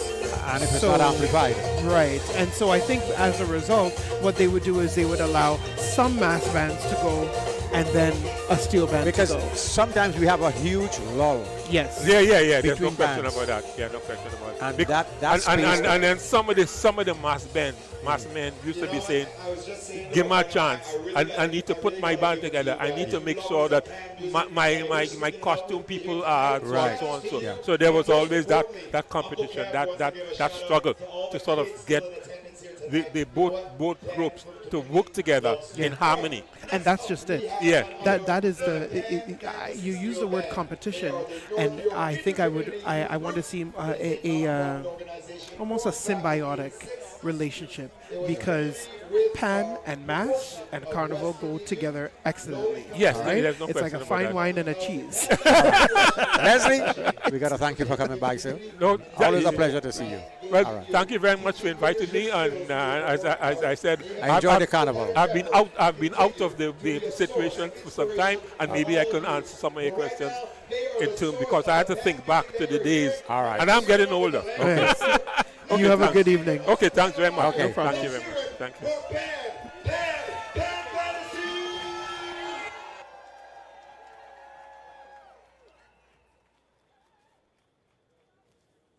License and registration, please.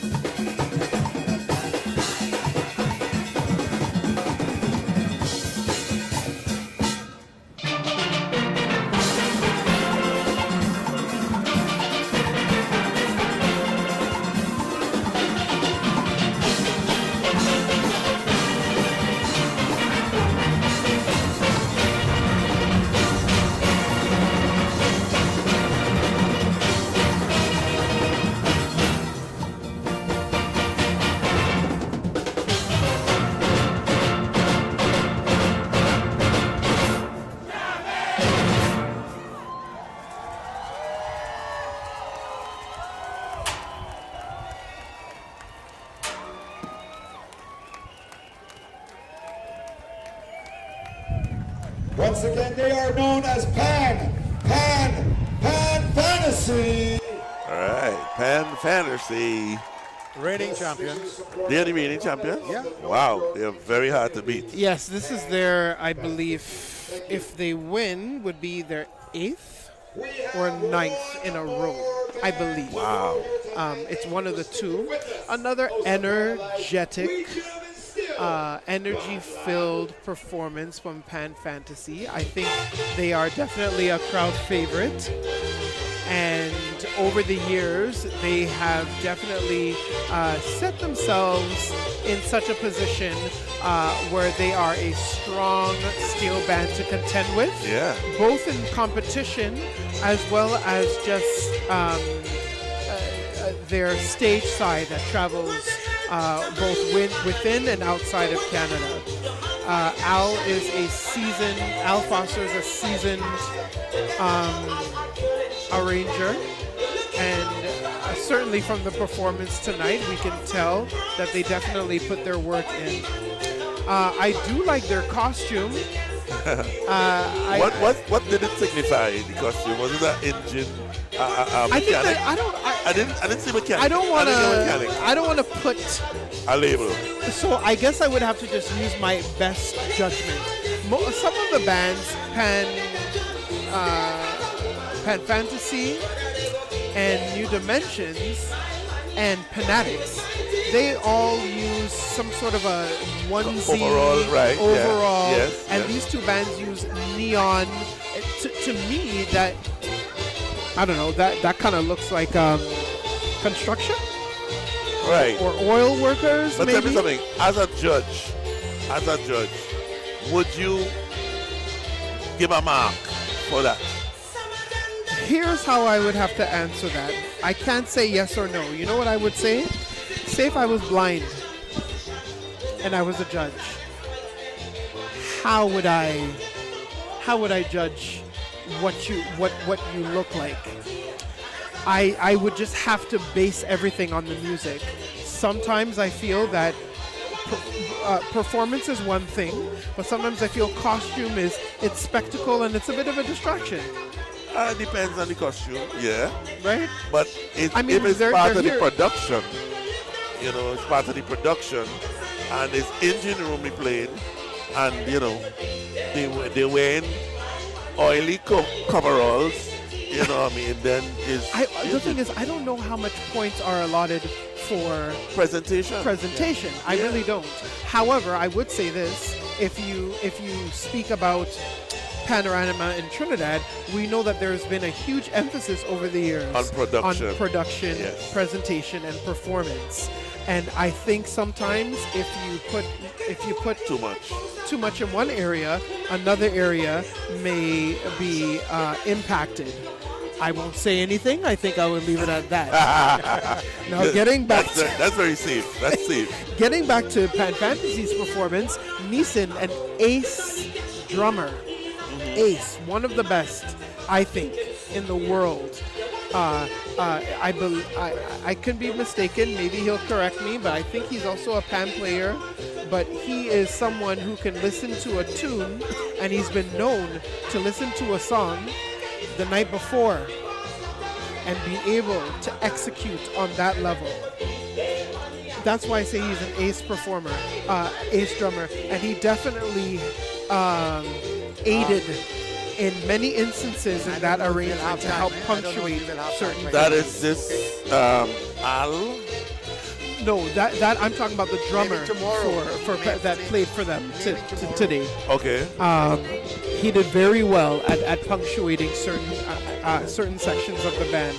Right. It was a strong intro, and I'm gonna let Jai. No, I just have some history on Afro Pan here. Oh, thank you. It was a strong intro from the beginning, and Al has a certain signature that he's done in arrangements at the beginning. He'll have everybody doing something, and then he'll have a part of the band drop out, and he'll either have maybe the cellos doing something by themselves, making a soli, right? As opposed to a solo, solely having a certain section playing by themselves, or maybe he'll have the the cellos drop out and give it to the sopranos. He had a nice middle section. Another good thing is the pans, I think, were tuned well. It was balanced, and I had said to you off mic that you can hear everything, right? Everything came out very well. Yeah. Overall, good performance. Excellent performance. All right. Yeah. So Pan Fantasy has been winning since 2012. 2012, 2013, 14, 15, 16, 17, 18, 19, 20, 21, 22. Wait. Yeah. Yeah. Well, 20 and 21, there were no competition. Right. Yeah, but right? from 2011, So from we have- 2012 to 2019. So they have 8. Right. And I believe Afro Pan Now, has won here is Afro 28 Pan. times, I think. So And you want me to read out Afro Pan? There we go. All right. So we're going back to 1969. Oh. All right. Toronto Symphony Steel Band, Earl LaPierre Sr., arranger. 1970, Impact Steel Orchestra, Earl LaPierre Sr. 1971, Impacts. 1972, Impacts. 1973, Harriet Tubman Survivors, which became Afro Pan. Oh. Earl LaPierre Sr. 1974, then listen to this now. 1975, 1976, they became the Average Steel Band. 3 name changes so So far. you remember the Average White Band? Yes. Right, this is the Average Steel Band. So now we're getting into... I don't know how I feel about that name, but keep going, John. Yeah. So then there was a lull in 1978. Trinbird Steel Orchestra with Ian Jones won the Steel Pan Festival. So now we're talking 1979 right through until 1999. Afro Pan ruled the house. Right, true. And I played... With the I exception played of with them. 1983, Silhouette Steel Band, Toronto 1985, the Toronto All Precision Orchestra, Lincoln Waldron. But in between was all... Wow. And I played with them 89 all the way to... Yeah, I would say 2000. I would say 2004. I believe the So- last tune I played was Sharing Licks. So that would be 2007. So let's thank Jerry Bain for supplying this information to me. you have to give credit where credit is Not due. only that, all right? the other thing that you have to consider is the Yeah. fact that this is the #1 winning steel band in the world. You're right. Right? And in actual fact, Silhouette Steel Orchestra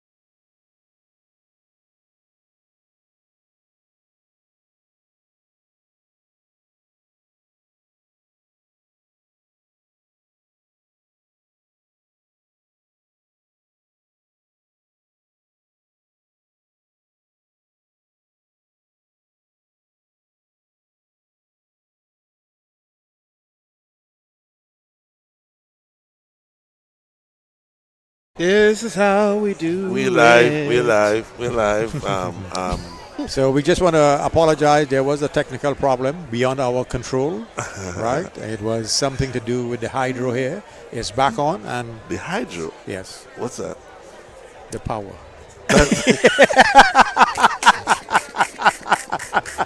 You mean T&Tech? Yes, The current. The current. the current. But say that.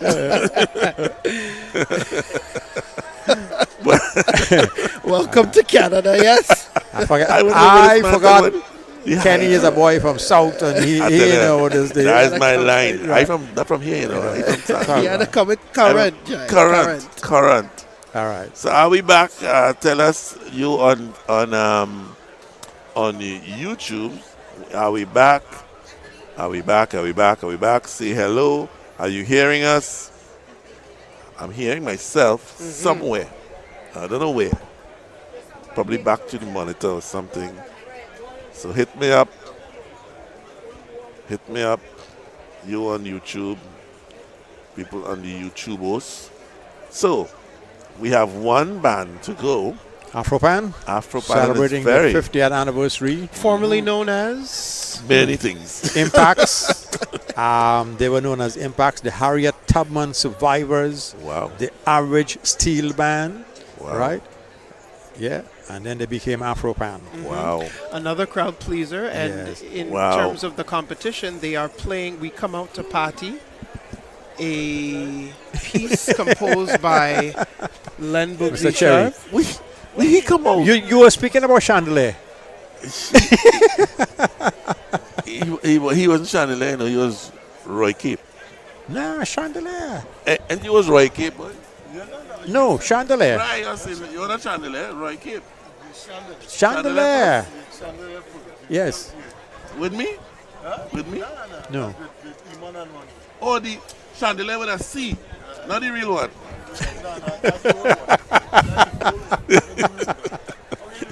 Good man. Nice say you, man.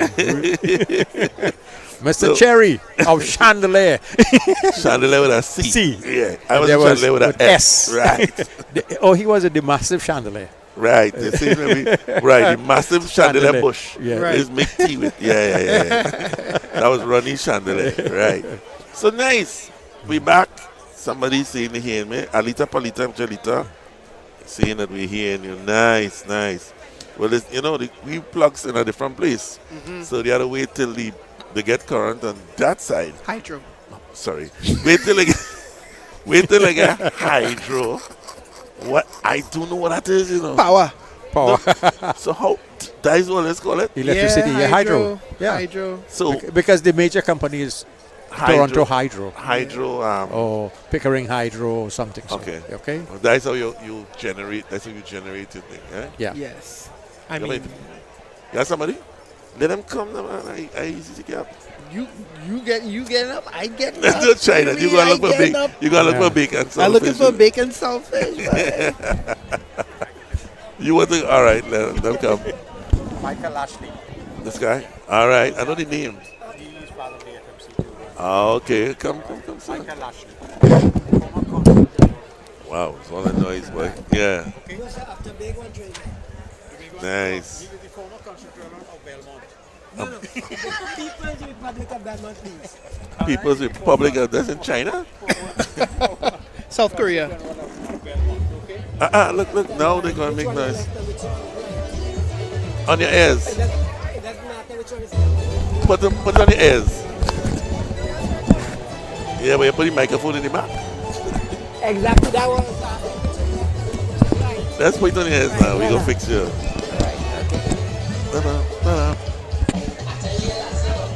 Nice. Good answer, Right. Mr. Lashley. Yes, I can hear. Right, we've been joined by Mr. Michael Lashley. Under which umbrella we talking to you tonight? Because you have a few. I am here representing the People's Republic of Belmont. Okay. Okay. You realize we had to pause there and let that soak in. Right. But as you're here Yes. in Canada, where are we represented? No, I no longer represent any organization or even any country. I was originally the Consul General of Trinidad and Tobago a long time ago. Okay. But I'm now here as a private person. Okay, but are you a FMC board member? No, I spent 5 years as the vice chair of the board of the FMC, but I'm no longer with the FMC. Okay, so you're just private. Just private. Just a pan lover. Well, and a music lover too. Nice, nice. Mm. And Trinidad music lover. Yeah, well, the great thing is that music, and in particular pan music, is no longer just something that comes from Trinidad and Tobago. It has been embraced by the rest of the Caribbean. It's worldwide. And you would see in the bands there are lots of people playing from different places. They're there because they love the music. Nice. So how has the celebrations been going thus far? Yeah, I found things were not only going well, but there's a particular detail that pleases me enormously. The fact that there are more and more young people who are not only playing the steel pan, but getting involved in the mass.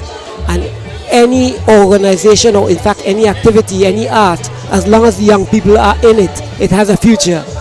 So we have to work hard to get pan to stay in the school and to get calypso reintroduced and reinforced in the school. Yeah. All right. Yeah. So, so like tomorrow, you know, it's gonna be bikini and beads and bottom and breast and all that kind of thing. But is there a leaning towards costume, real costume, in any particular way? I can't comment on as to whether there is any chance of it coming back. What I'm saying is we have to make it come back, because if you reduce the costuming to beads and bikini, the artistry is seriously compromised, and I'm being polite. If you want interpretation, then there has to be some authenticity in the history that you're representing.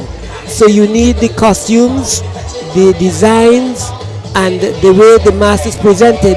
It must stand and authentically represent something that we are playing mass about. So we need the days of George Bailey. Yeah. And Saldina. There needs to be Straight enough, in the airport, when I was waiting on the flight, I was right before Sparrow's presentation with 3 of his crowns. And the crowns of George Bailey, Copper. And I said, wait now, I haven't seen a Calypso King crown in a while. George Bailey not there. Yeah. There needs to be an emphasis, more emphasis on the reason behind the mass. I think there needs to be more discussion of the mass producers as to why they're doing something. And I mean, there's culture within that, right? Yeah. I think we're ready for the big band. Yes, we are. Beautiful. Right? Thank you so much, Mr. You're quite welcome. Yeah, Bye-bye. For a total of 28 times, and is the only band to have won an amazing 9 times in a row, which is still a record to date. The band is celebrating 50-year anniversary this year and is looking forward to celebrating true Afro Pan style with the people while playing for the people. Listen, OSA, put your hands together for Afro Pan.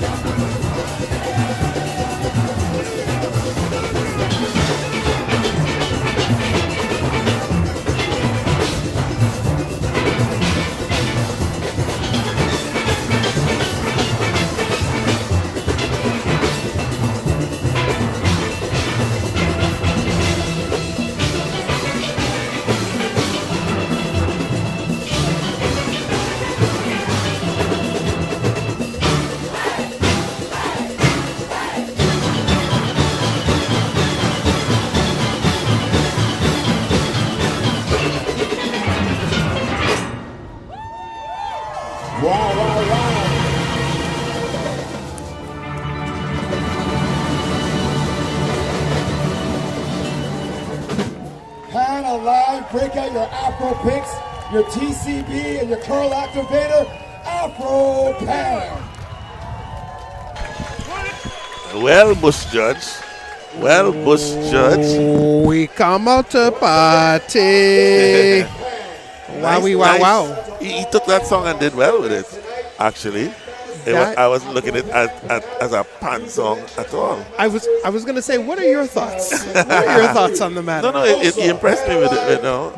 It's not a normal pan piece, you know, but it sounded good. It sounded really good.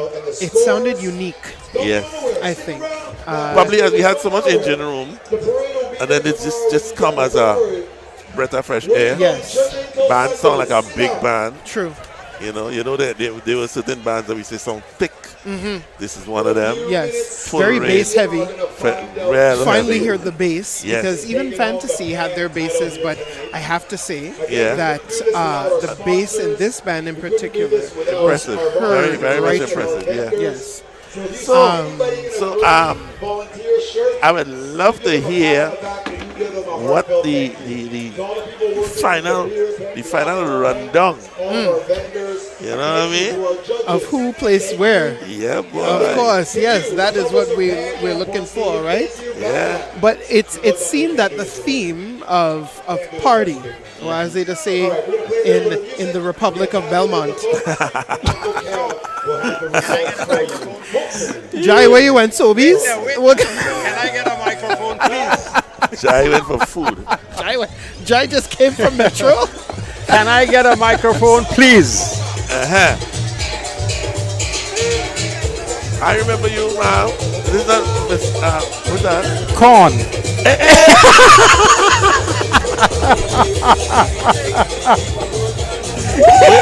Where you went and get this, man? Don't worry. I got Mr. Earl. How you doing, Earl? All right, we'll say that way. I don't want to interview this man. I do not want to interview him.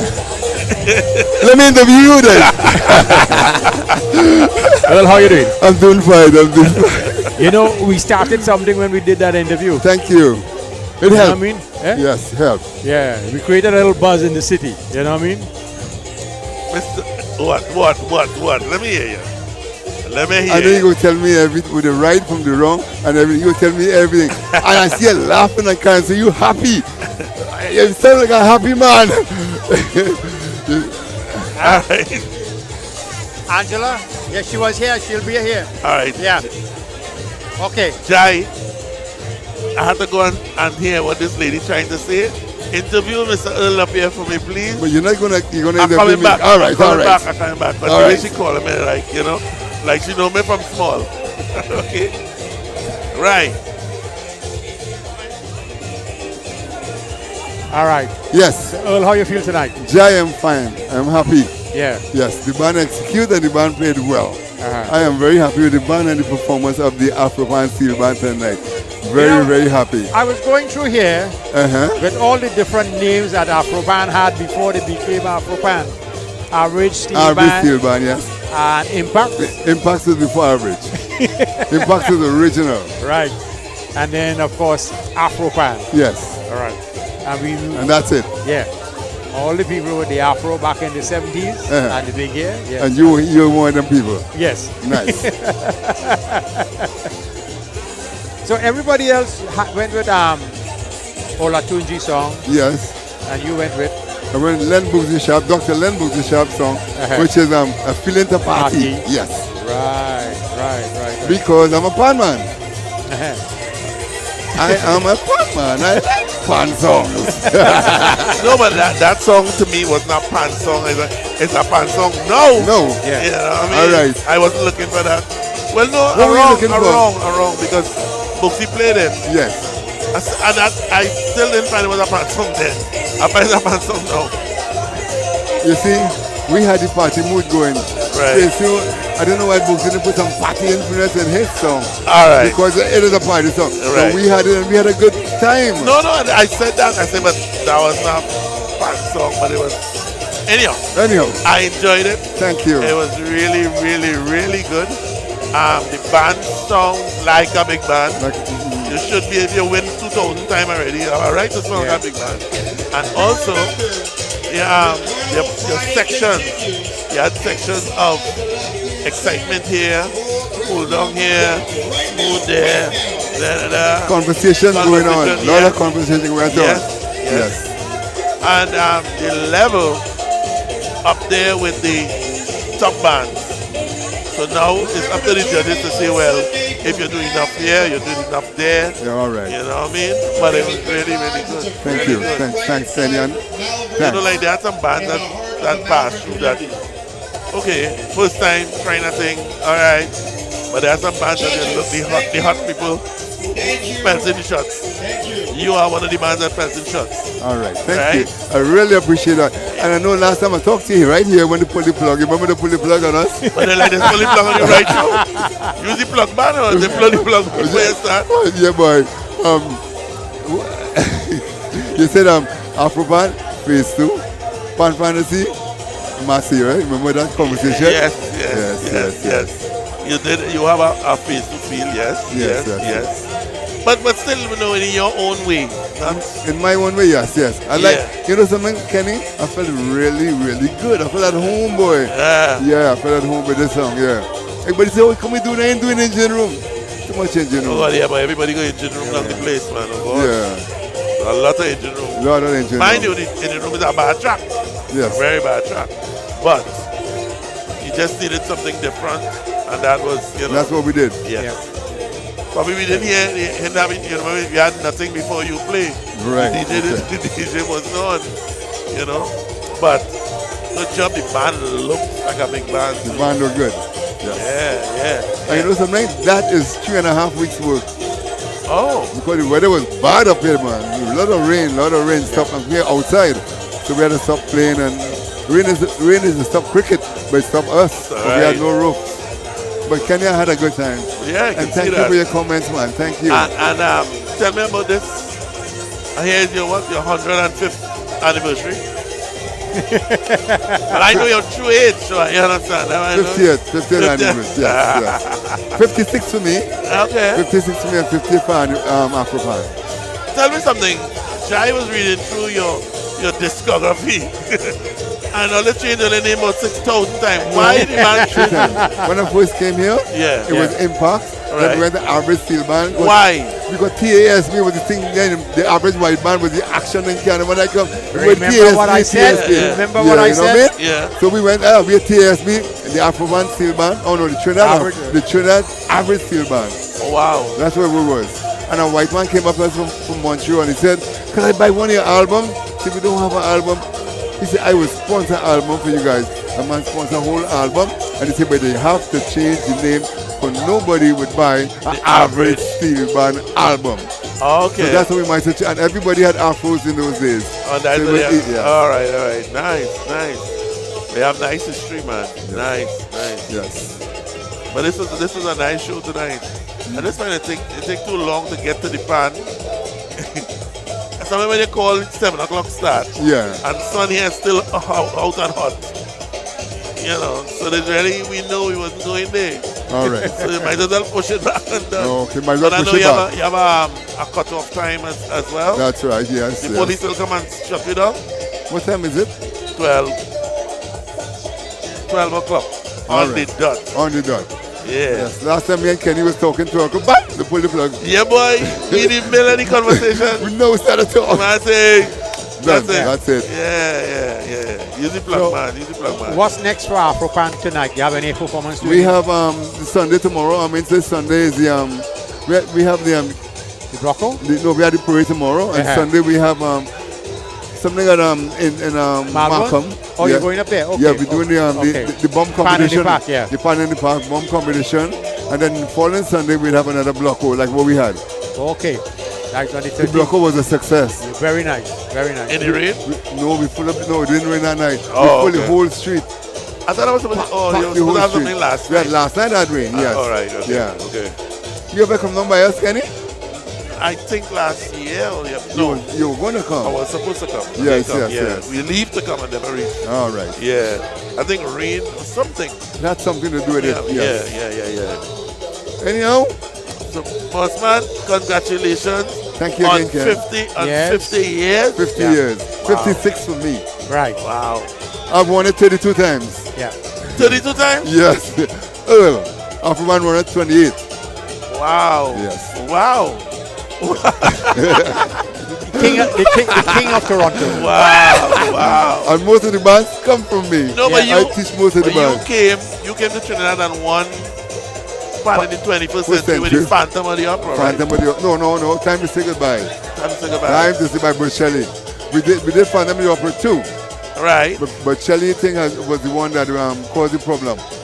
We should have won that. Okay. Phantom of the Opera is won by Silver Stars You know that year. Phantom of the Opera, my little son, the scholar, remember that song? You really, eh? It changed his soul towards music. Yes. Does Kenny have your album with Voices of Spring?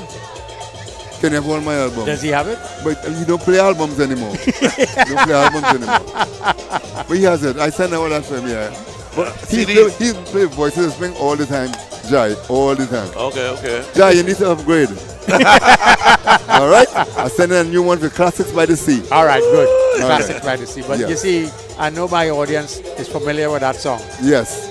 So I play it all the time. Because, Great. I mean, goes back to music festival days, Voices of Spring. That is Spanish Beautiful or Yeah. something at that time? No, back to Queen's Back here. Hall. In Queen's Hall. 1960. Yes. Yeah. 19 how much? 63 or something. 63? Yes. I was 3 years old. Right. That's when Mr. Goddard was in charge. Yeah, George of Goddard was Steel in Pan. charge, yes. Wow. All right. Wow. So only went beyond my only went over my head there. That over my head. And then But I the days with Syncopators and Guinness Cavaliers and Panam North Stars. Poor and Peasant, with Poor and Peasant. Yeah. I know that Guinness. I know the names, but I Right. don't know the Cavaliers. What? Guinness, Guinness Cavaliers. Bobby, yeah. Bobby Mohammed, yes. With the yeah. black pan. Yes. Yeah. Yeah. I know about it, yeah. It's your area too anyway. Yeah, Yes. yeah. I had a good time. That's Yes, sir. Yeah, man. Great, man. Yeah, man. Nice. Kenny? Yeah, man. I had a good time. Thank you. Thank you, I'll sir. see you. I'm going to see you for take part in Invaders Juve. Juve? I come down for Invaders Juve in September and Pan and the Avenue. Yeah? Yes. Well, boy, there's so much fun thing going to happen just now. Yes. There's going to be a trip. Right? We're supposed to talk to the lady in the outfits. Okay. All right. Well, I go see you when you come down. Yes, man. Yes. Thank you too. Thanks for your support, man. Yeah, Yes, man. You're one of my favorite fans, man.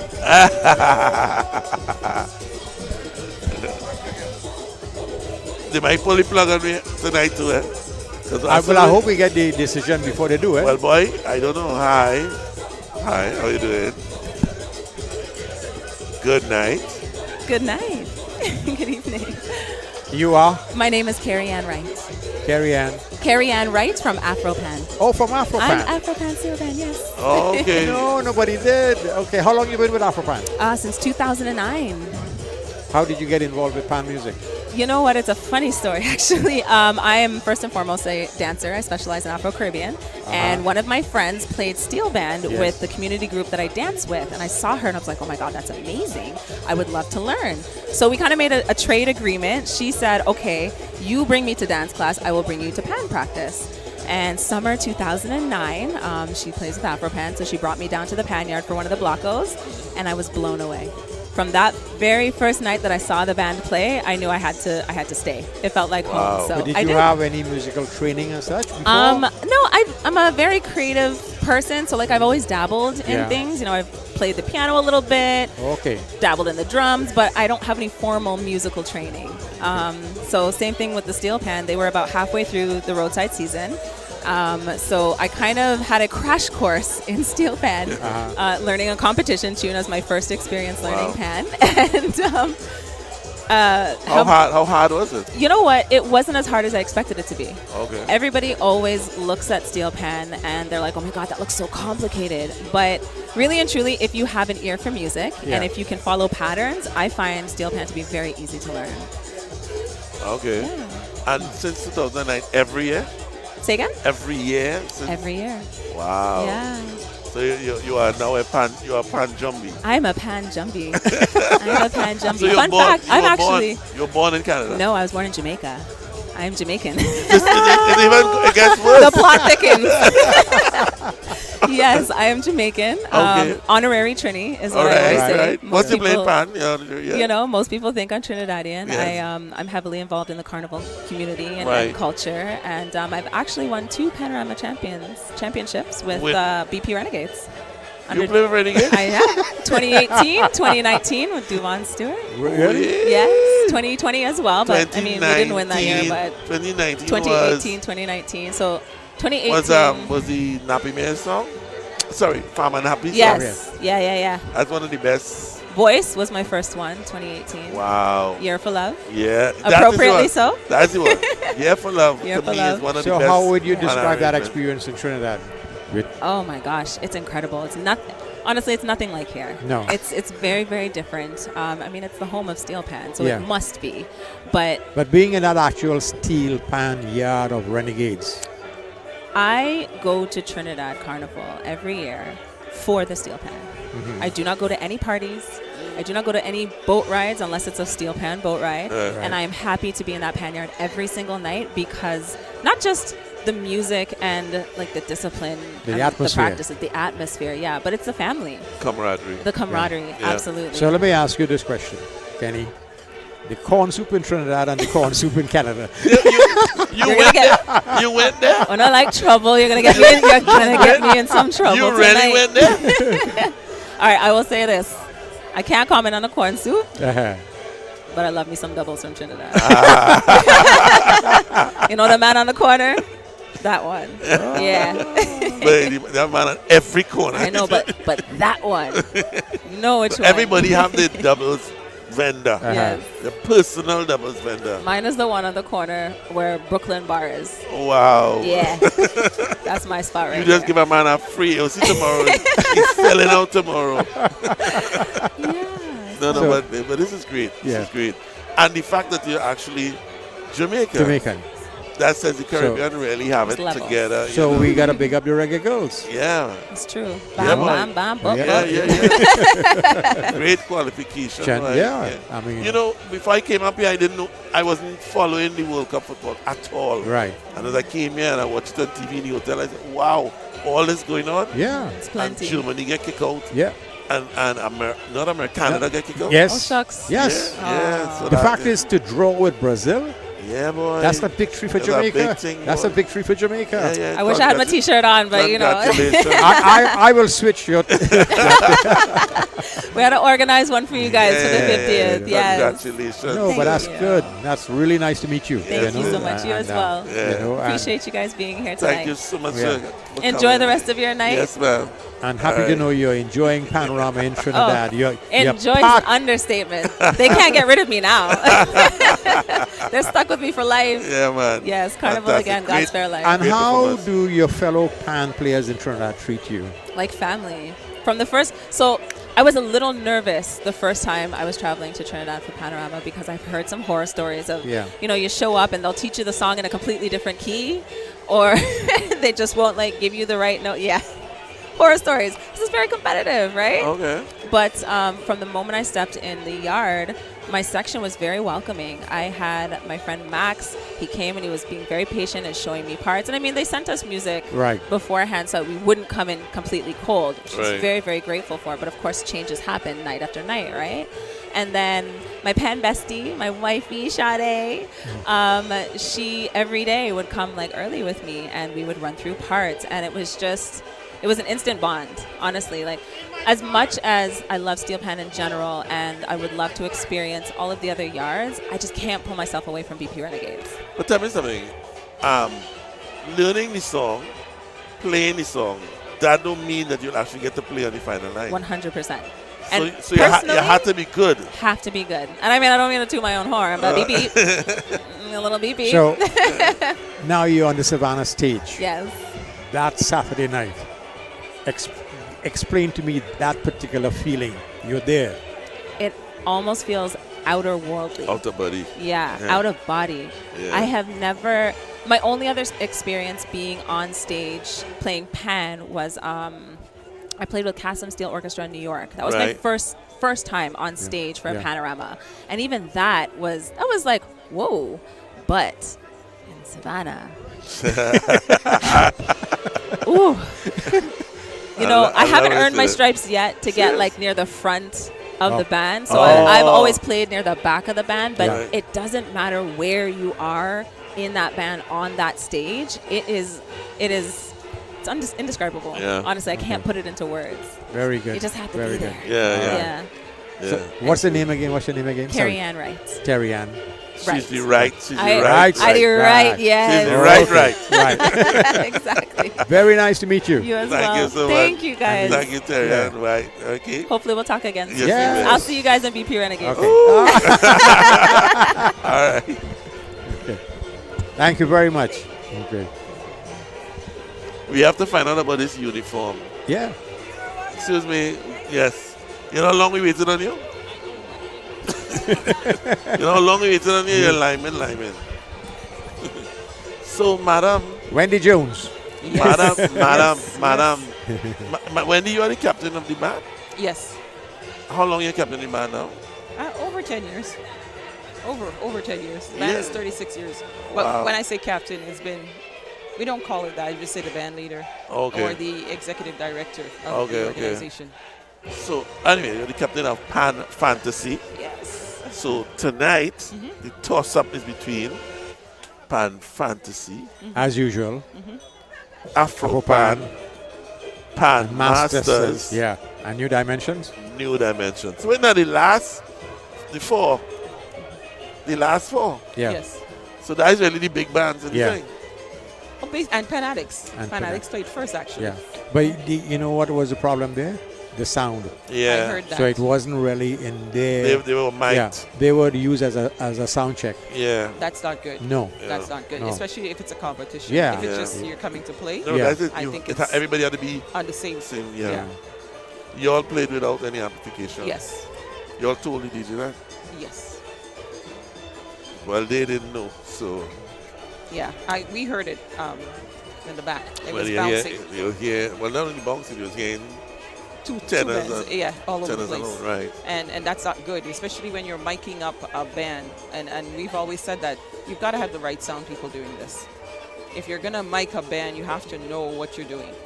Sound is important. Well, yeah, well, this is a sound competition. Yes. When I remembered something. I remember interviewing you, and you were going to a drumming festival with the native people. Yes. What year was that, and where? Oh my goodness. Well, okay, where? It was Manitoulin Island. Manitoulin, and you were playing with the Manitoulin drummers out there in Wiki. And we had the exchange of drums, it was called, 2005. Right. And we went back in 2006 and 2007. We had the exchange of drums before people were looking at the fact of integrating the instruments, the steel pan instruments, with the indigenous drummers.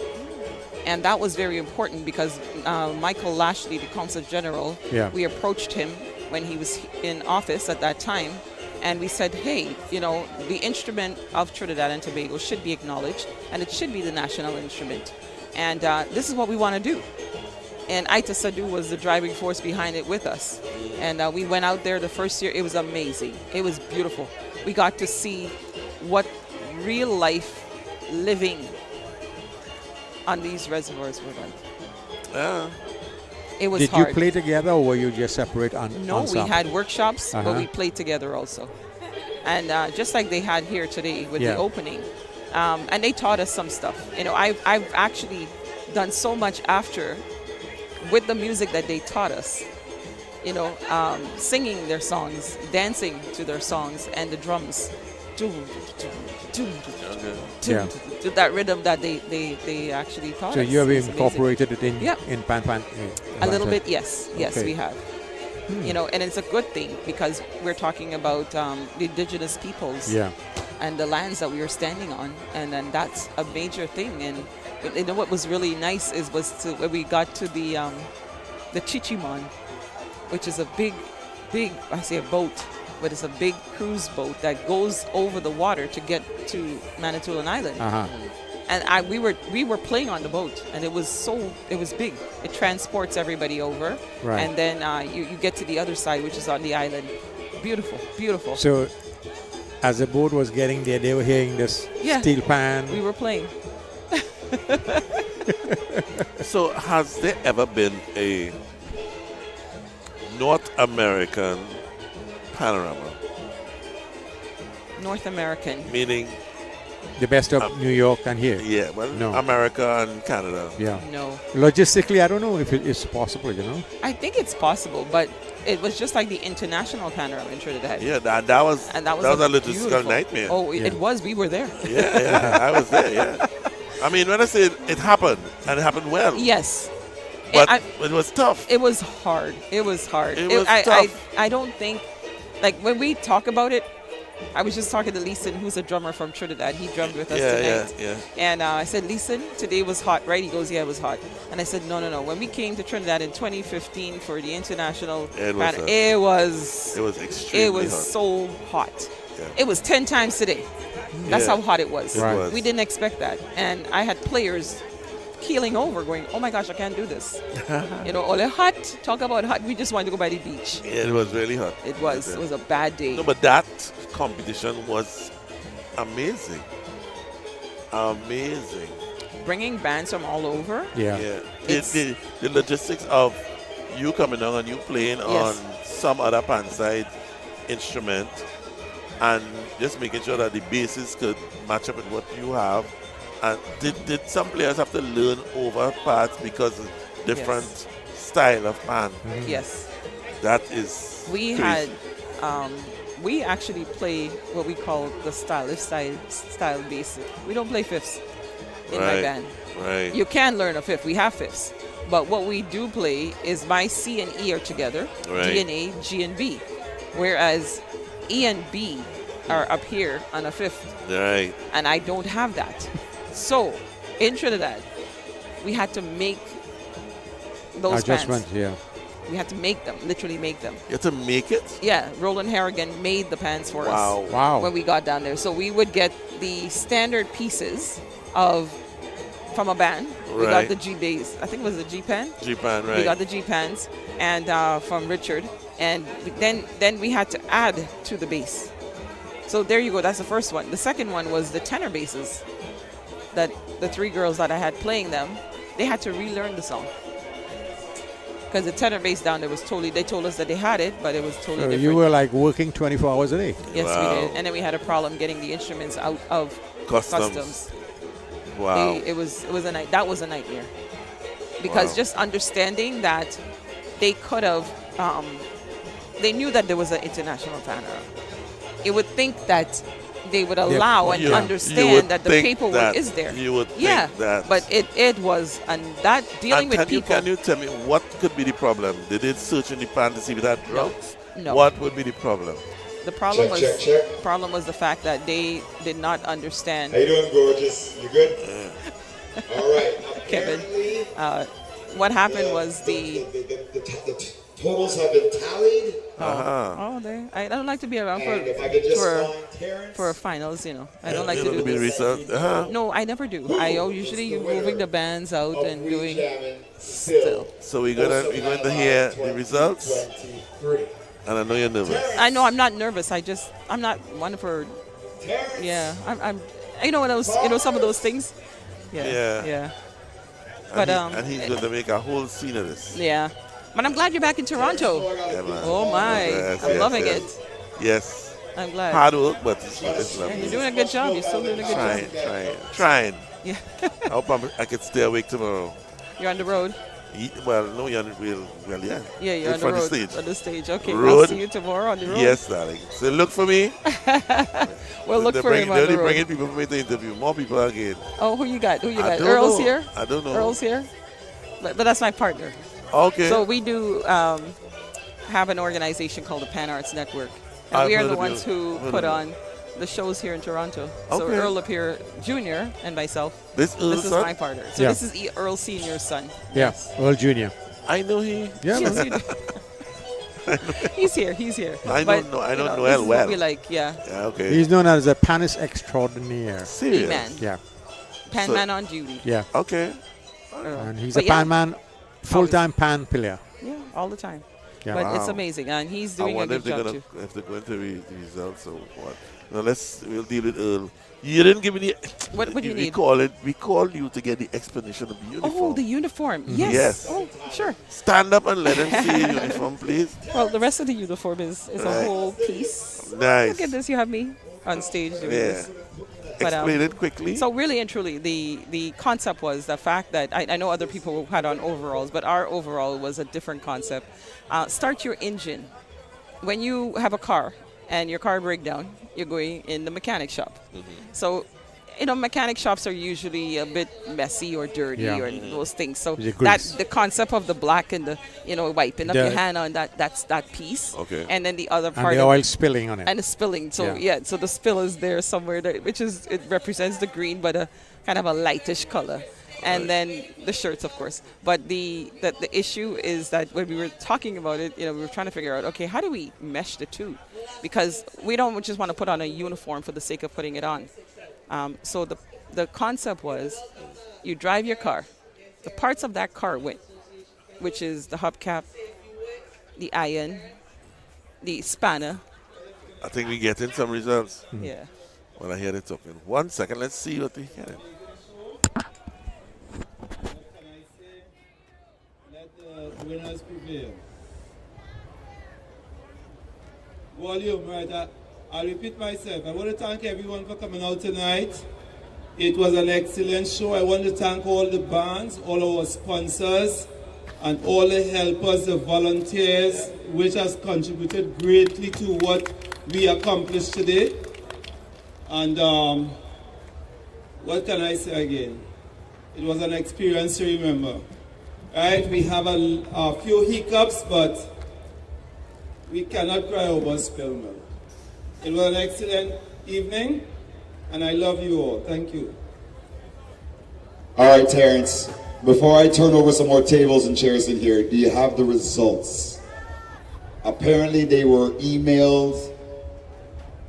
Apparently. So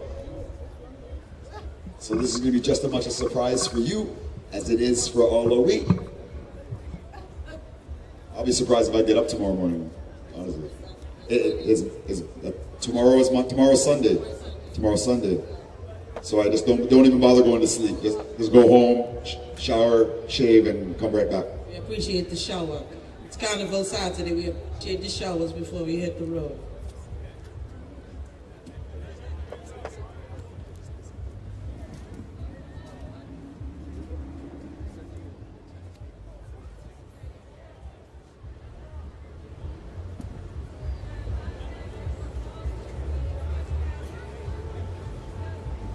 Oh my gosh, no way! Stop it. I can do anything I want. I got the mic.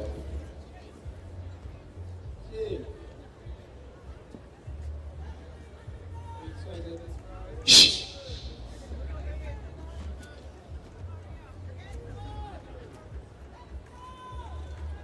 Okay.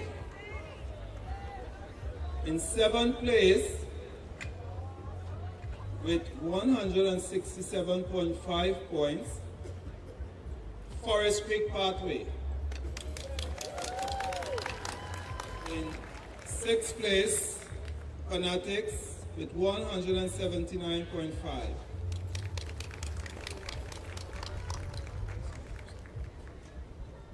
In fifth position with 194 points, St. Jamestown Steel Band. In fourth position with 252 points, New Dimension Steel Orchestra. In third position with 265.5, Afro Pan Steel Band.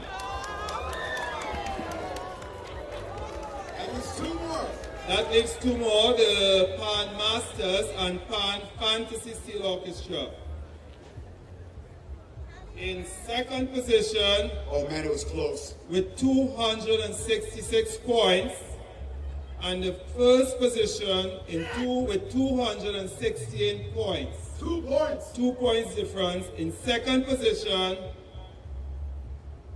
me get this right. Hold on, wait. Drum roll. In second position, Pan Masters, the 2023 Steel Band champions is Pan Fantasy.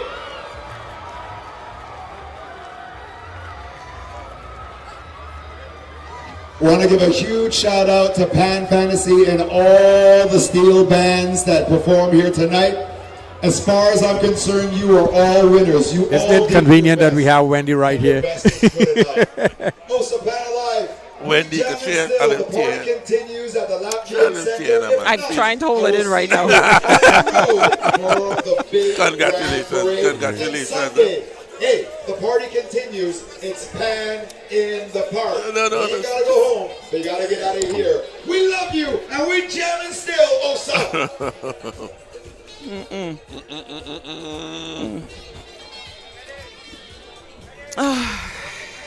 I can't. Earl, he wants to interview you, so stay here. Stay. No way, we had to talk to him, but Yeah. because they're gonna pull our plug, eh? Yeah, I know. Really quickly. Congratulations. Thank you. How you feel though? My heart is overwhelmed. I know you're gonna make me cry. That's the plan. All the hard work. I want to tell you something. 2 weeks ago, my best friend died. Oh. And she's part of our organization. And this was hard for me. This was a real hard season. And every day I got to the panyard, I had to hold it together. And I had to hold people together and hold myself together. And I kept on asking God, there must be a bigger reason. And I saw the young people, and that was the bigger reason. Just watching them come to practice every day to accomplish something. And I said, guys, up till this afternoon, I saw 4 of them, and they said, Auntie Wendy, is there something, can I come and join your band? And I said, yes. And they looked at me and I said, can I tell you something? I don't want you to just come and join my band. Here's what I want you to do. I want you to strive for excellence in anything you do, everything. Even when you're at school, strive for excellence because you're always going to be number one in your heart. It doesn't matter what judges say, you have to know who you are first. And because of that, you are number one. Don't let this intimidate you. This is your life. So for me, tonight would be that. I would have done this for my friend, my sister, my queen, Diane Murray, who I love so much. She's been with me all these years.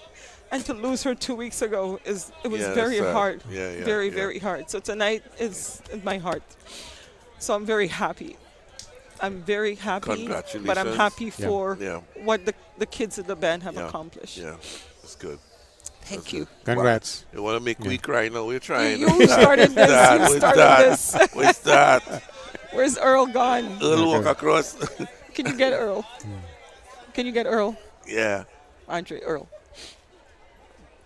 Earl. He's right there. So, we have to interview. I know you got to wrap up because quickly, they're going to but pull thank the plug. you, thank you. Pull the plug. I want to get him on, and this is I'm very happy. I'm very happy. And condolences, service. But you know, we keep the culture alive. Today I did an interview on CBC, and they said what drives it's part of the driving force of what we do every summer, our accomplishments. But for me, we all give up our sleepless nights, our time, our energy, and this is the piece that says, okay, come again. Yeah. And come again better. Do your best. Well, you guys kept the winning streak going. So again. we're on 9. 9. I'm going for 10 and that's it. I'm done after that. No, I'm serious. We're done after that. We won't compete. Wow. Yeah. No, we'll stop. I think it's better for other people. Yeah. Hard luck. Anyway, He will say you caused that. I know. I was waiting for him to come and he walked off. And okay. Hard luck. Thank you so much, guys. Big up. Thank you so much. Congratulations. Thank you. Yeah. Thank you. I want to thank my arranger, Al Foster. Yes. For doing a great Winning job. arranger. Yes. Yes. Good job. Doing all this job. So we have to wrap. So let's get Mr. Andre. Andre. Oh, bless you. And it's Andre Crouch. I'm already pushing some big leagues there, you know. Are you guys going to interview me now? No, not really. We hear you enough for the night. Were you surprised by the results? Yes. Okay. I was. You thought? I thought that I thought that Fanatics placed higher. They should have placed higher, you say. I wouldn't say should, but I thought that they did. Remember that was the first band? First band. Yes. Yeah. The mic check band. Yeah. Yeah. And that's Right? exactly what happened. It was a mic check. You know, but it's, you know, once you are done, it is up to the judges. Yeah. But I was surprised. So, the big move is Pan Masters. Huge move. Yes. Yes. I think that I think these judges. Being a judge yourself. But because now they have elevated this band within the top 4 in Toronto. The thing is, I'm not sure. I'm not sure. I don't know these judges. I'm not sure if they're a repeat, but I think that they definitely came into the competition unbiased, if you will. Yeah. Right? And so I would have to just agree with the placings that they did for whatever reason. I think sometimes what is good to do is to get that score sheet. And listen back. Absolutely, because especially if you consider that the judges may be a repeat next year, you can consider what they said, and you have a year Right. to start implementing certain things and practicing certain things depending on what area in which you can improve on. Right. But the 1, 2, 3, it was really close. So I would, you know, I would like to see what did each band do differently or better to place them where they were. Yeah. That's what I find interesting. Okay. All right. Very well said. It was nice working with you guys. I even though I was warned about my company, I sacrificed my good name anyhow, and and it was really nice. It was very interesting. Kenneth, always humble. Nowhere. Always humble. Nowhere. Capital H. Nope. Yes. This was a new experience for me, and I look forward to doing it in any capacity again. Right. It was an honor to work alongside both of you two mountains. As I said, I'm just in the valley. You two are two mountains, obviously, in this industry, and it was for all the curtain pullers who got me to get here, the people who would remain nameless. I can name a couple. My mother, for one, Miss Rouse, Ian Jones, and anybody else that may have been a curtain puller to get me to this opportunity. I really appreciate. So thank you, gentlemen, for listening to all the things. It was that I a had to pleasure. say. It was a actually pleasure. working. Yeah, man. And we Thank enjoyed you. it. And very much. Very much. indeed. We go home to sleep to get bikini and beats tomorrow. Yes. Hello, two piece and a fry. 2 pieces of fries. That's what they wearing now on the parade route. What time? So we are no one is 8 a.m. in the morning. Oh, Gid. Yeah. It's already tomorrow, you know. It's Yes. 8 to 8. It's 8 to 8. Well, good morning. Yeah, yeah. So look out for us. Look out for us tomorrow, people. We still have a good few people online. Yes. Hope you all had a good time, and come through tomorrow, and it'll be capsuled on WAC Radio. We're going straight on YouTube and blah blah blah blah blah. But the DJs will be cutting in, Right. showing, talking, and cutting out. you know, Okay. because it's gonna be whole day. You know what I mean?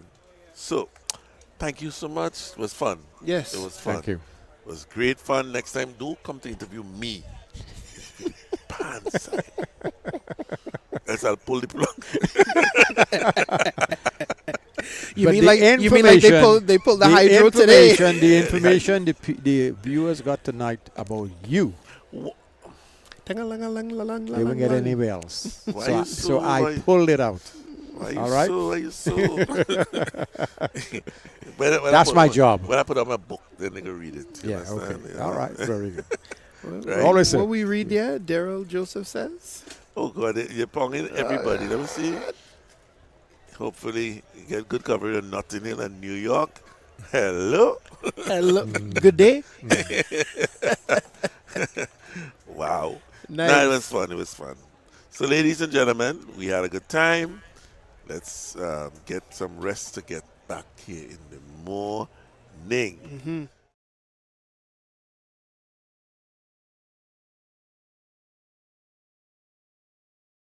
Yes. The battery in my watch is gone. You're here so long. Yeah. So, it was lovely. Look out for us in the morning. Try be early. Okay. All right. I see you then priming up there to come later watching you. I'm watching you. And I'm looking out for the man in here. And you come bribing me with corn. You understand? So, ladies and gentlemen, we are out. Let me turn back on the people master control and get the act together. Good night and good morning. Night and Good morning. Good morning. Oh, yes, boss.